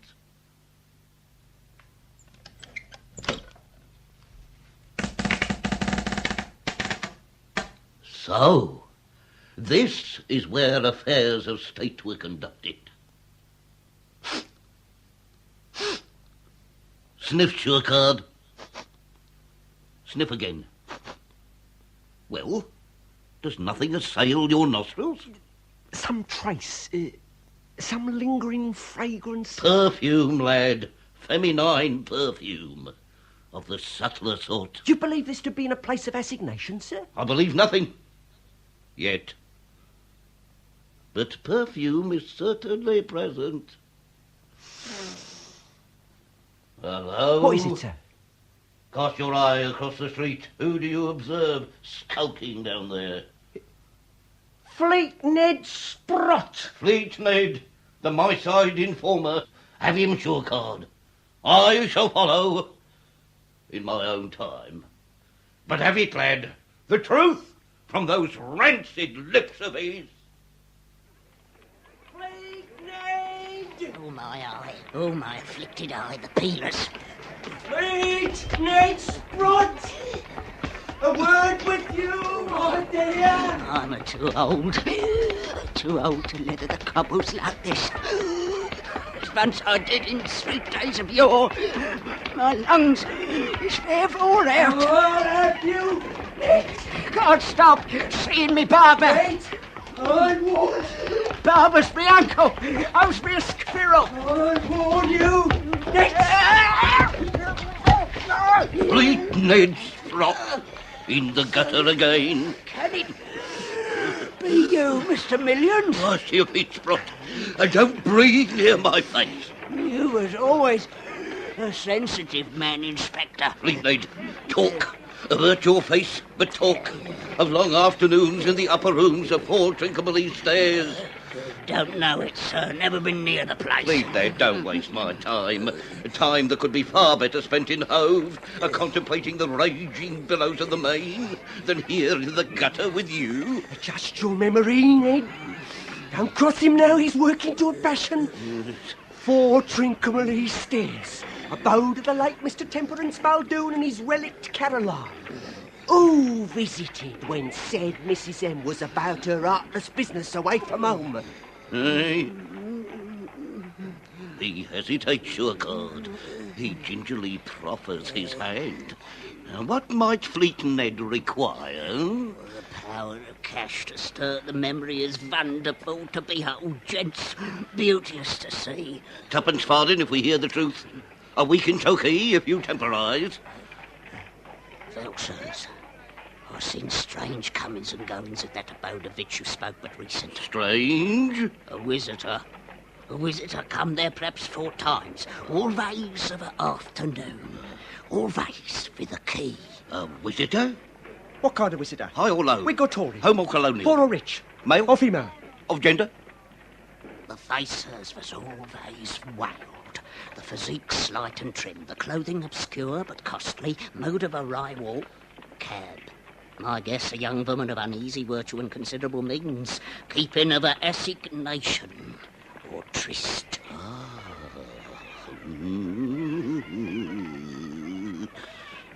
You spoke to the cabbies, doubtless. Now, where would this young woman have hailed their services? Regent Street, sir. Always Regent Street. But why were you favouring that particular house with your attention, Fleet Ned? Because Muldoon spent freely in the 4 ales, gentlemen. And I wondered whence a humble gardener come by such ready, such often cash. My ribs ache, sure God. They torment me cruel. They inform me with a certainty born of 20 years with a detective that we are moving inexorably towards a perfect maelstrom of guilt and darkness. More devilry will surely follow these 2 murders.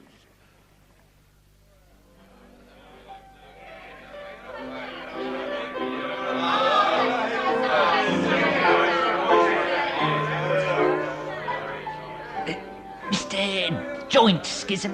Mr. Edgar Joint Schism. I am that man. And you, sir? Nimble's Earthrowl, sir. And my partner, Danvers Gimlinge. Earthrowl, Gimlinge. Quench your thirst in ale, but listen. Only listen to what I have to propose. We flinch from nothing, sir, save infanticide and basket weaving. Trust us for all else. I like you, boys. I like your forthright manner. Good. The matter, lads, is robbery. But robbery it must be by total stealth. Stealth, boys, must be the game. Leave us alone for stealth, sir.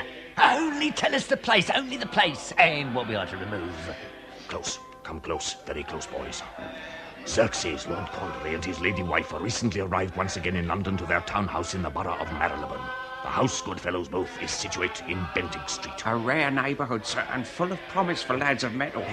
The house is in Bentinck Street, and formerly the dwelling of one Edward Gibbon. Gibbon the Welbeck Strangler, sir? Edward Gibbon, who sang the varied fortunes of the Roman Empire in many an improving volume. We are to remove a library, sir? Merely cease your interruptions and you shall learn what it is you are being paid to steal.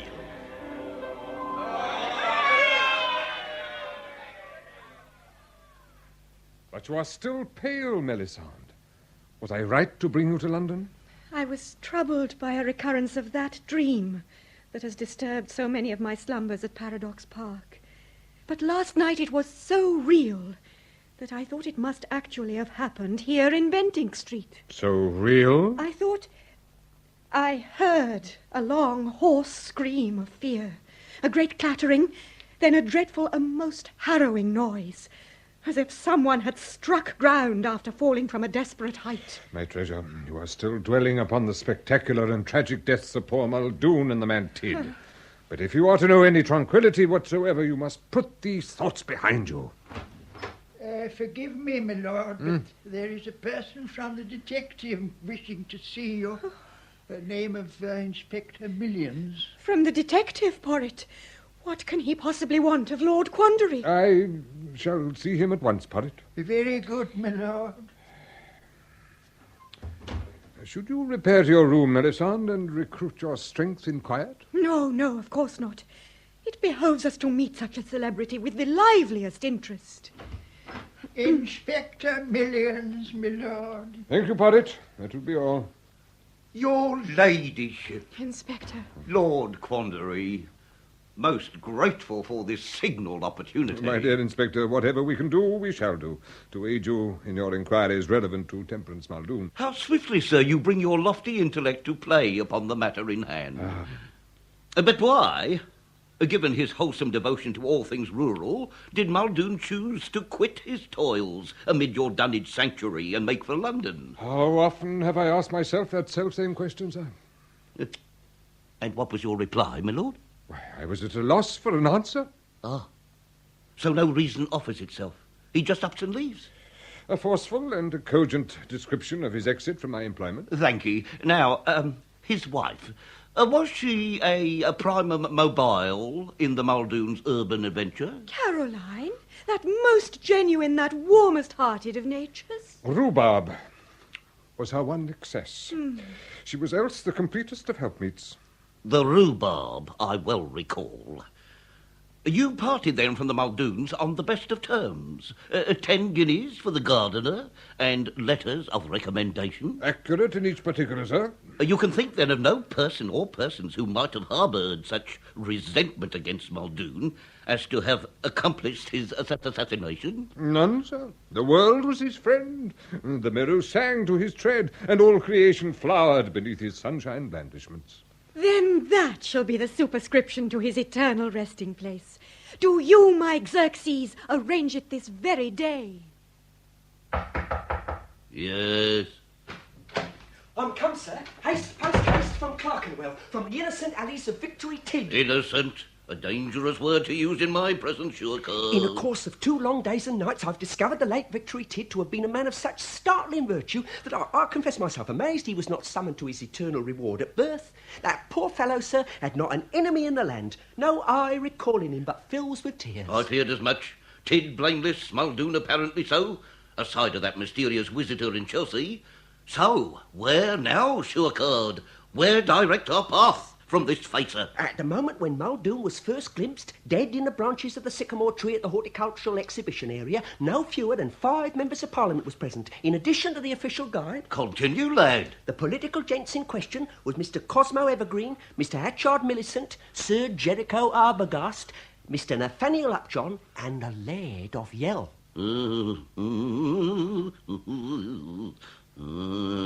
Pretty enough, crew. And we shall talk to them, everyone. Surecard, present yourself to the esquires of the party. For my part, I shall address my inquiries to the quality. Yell and Arbogast. Don't look so crestfallen, lad. Your turn with the titles will come when your toes are more securely placed upon the higher rungs of constabulary promotion. I observe, Mr. Nossiter, that your master, Sir Jericho, seems devoted to the rigours of the chase. That observation is founded on hard facts, sir. The master has roamed in many of Hurth's wide quarters in search of trophies, from the high savannas of colonial Guyana to the echoing loneliness of the Great Karoo. His guns has known little rest these past 12 years. But he still finds time for a useful day or two in the service of the House of Commons. Neglect of his constituents is not a charge as can be levelled against Sir Jericho, sir. Sleepless he is in his efforts to bring his peoples to the land of Pisgah. Nossiter! Show the inspector in at once. Busy men have need of punctuality. Obliged to you, Sir Jericho. Thank ye, Nossiter. Your humble, sir. Ever your humble and obedient. Inspector Millions, what an enchantment it is to meet a sleuth of your pronounced and often proven brilliance. Throw yourself into a chair, sir, if you please. Oh, I acknowledge with gratitude that handsome tribute from so discerning a baronet as yourself, Sir Jericho. Well deserved, sir. Richly deserved. But how may I further your investigations? I spoke recently to the Laird of Yell. My assistant has spoken recently to the other members of that parliamentary party that visited the Crystal Palace. So far, all statements taken point to the fact that at no time were the members of the party separated from their guide and mentor. Would you corroborate this, Sir Jericho? Do you know, I believe I would. Yes, we were at all times within earshot of our delightful and informative Cicerone. Of course you were. Of course you were. Had you perchance any prior knowledge of the gardener, Muldoon? Would a gentleman have knowledge of an artisan? Yet I believe, sir, that you are not unacquainted with Xerxes, Lord Quandery, and his wife, Lady Melisande, within whose purlieus the dead Muldoon once enjoyed many a happy and not unrewarded season of employment. What a stern taskmaster it is, Inspector. Yes, I knew Muldoon was once employed by Quandery, but not once did I meet the fellow face to face. I perfectly understand, Sir Jericho. Why should you, a baronet and rover, have first-hand knowledge of a lowly son of toil? Sure card. Inspector.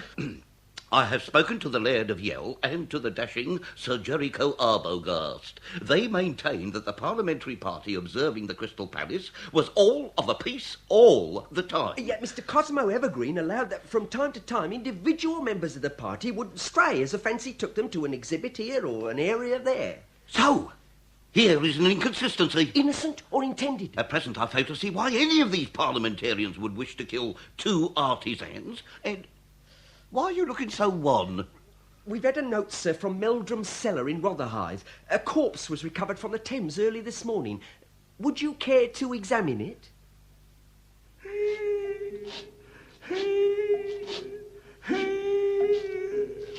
Come in, gents, come in. Why did you choose to summon me, Meldrum? The bodies fall in the Thames as thick as autumnal leaves, and they are none of my concern. But this one, sir... This one bears the marks of horror and unspeakable violence. Does it, though? Remove the sheet, if you please, Meldrum. Bear with my warning, gents. This corpse is fair broke up, though the face has miraculously survived shattering. It's Dimble's Earthrowl! A gent well known to you, Inspector? I put Earthrowl in jail as often as I put on my boots. And as to that, sirs, I found one scrap of paper within a lining of the deceased waistcoat, sirs. Wet it was, all sodden, after some hours' immersion in the Queen of Rivers. Give it here. It could be part of an envelope. And the name. Oh, confound it, this is a crab fist. Sure, guard. Turn your eyes to this. Looks to be a Mrs. Glumdale Clitch Osborne of Clapham Common, sir. Glumdale Clitch Osborne? What creature would own to a name like that?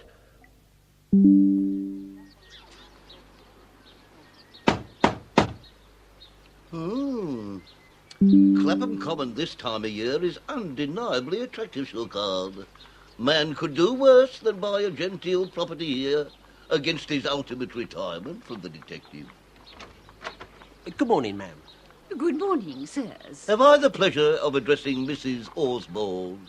That pleasure is yours, sir. Mrs. Grumblebeach Osborne. The same, sir. And who? Inspector Millions and Mr. Surecard of the detective, ma'am. The detective? Are you the bearers of ill news, Inspector? That we have yet to determine, ma'am. But might we conduct our colloquy within doors? Of course, pray forgive me. You seemed apprehensive, ma'am, when I announced our identities. Why would this be? Apprehensive? Why, yes, I am.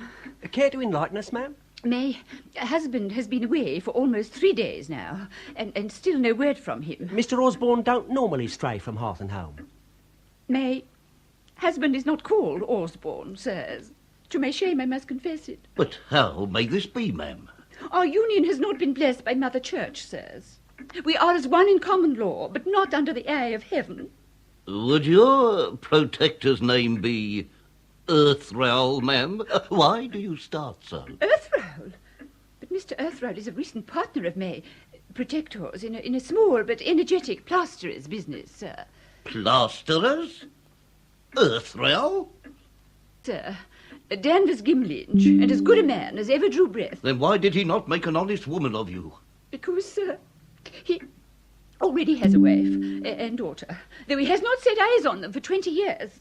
And this man is now a plasterer? He and Mr. Earthrowl were employed upon some work in Marylebone, as I understand it. And his partner in plaster or felony, call it what you will, now lies dead in Meldrum Cellar at Rotherhithe. Dead terribly. Dead appallingly. But dead indubitably. Mrs. Osborne, should your self-styled husband, Mr. Danvers Gimlinch, repair back to the comfort of his parlour, would you be so kind as to tell him to report straightway to Inspector Millions? His life, dear lady, may hang in the balance. If yet it hangs at all. Madam, we must leave you. From this ambiguous state we must return to my office. Be assured we shall see you again. Oh, sirs, may I not offer you a glass of sherry wine? My father left me 86 bottles when he passed on, and some few are still left. Regretfully, ma'am, we must hail a cab and be off. But one last question. Sir? Why the devil did your father call you Glumdulklich? My father, the late Uttoxeter Osborne, was many things in his life. Drunkard, glass-blower, symbolist, naval architect, sonneteer, pederast, and Muslim scholar. But his greatest devotion was to that preeminent work of the ill-starred genius Jonathan Swift. Uttoxeter Osborne, gentlemen, was addicted to Gulliver's Travels. Hence, Glumdulklich. Glumdulklich? And how, sir, is called Glubdubdrib. My mind is bent on murder, lad. We are just in the Crystal Palace with prior injuries as yet unexplained. Item. Shortly afterwards, Temperance Muldoon is discovered dead in the branches of a sycamore tree in the Crystal Palace, with mortal injuries as yet unexplained. Item. Muldoon. Seemingly independent means. Item. Nimbles Earthrowl, cutpurse, pickpocket and bully boy goes into plasterer's business with an ex-sailor Danvers Gimlinch. Item. Earthrowl and Gimlinch disappear to undertake labour in Marylebone. Item. Xerxes Lord Quandary returns to London to his home in Bentinck Street in the borough of Marylebone. Item. Nimbles Earthrowl is dragged out of the Thames, dreadfully done to death. Item. Danvers Gimlinch is accomplished. He's vanished. Item. Gimlinch we must find, succored. Gimlinch we must by all means secure.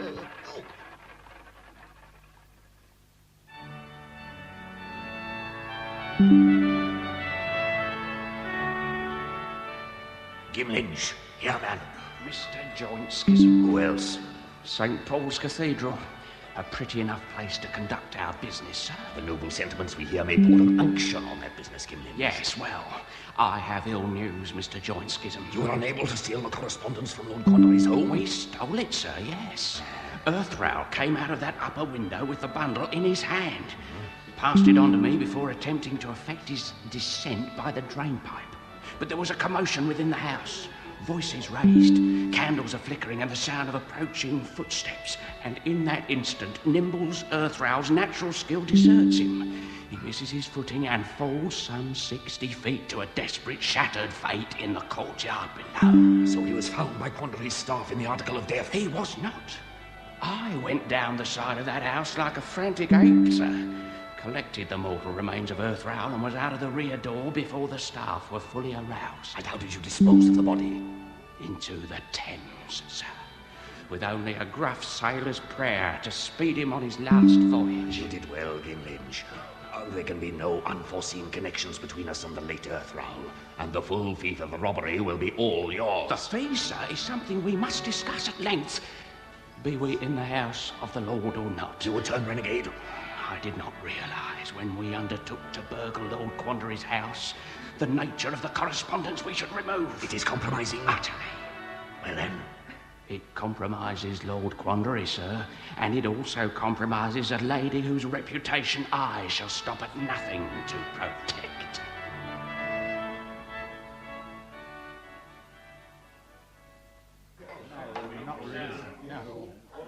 What's your pleasure, Inspector? Gin and water, if you please, Job, and a bowl of snuff. Sir? Well, lad? Sir, interesting intelligence from Clapham Common. I should hope so, lad. Keep your voice down. You've loitered there long enough. Well, see, I shall have to buy you a drink. A glass of claret would do very well, sir, and I appreciate the thought. Claret? Well, you'll drink your beer and like it, boy. Beer be admirable, sir, most quenching. Gin, water, snuff, sir. And beer for this young fellow. And beer for Mr. Surecard. Snuff, Mr. Surecard? No, thank you, sir. Then tell me,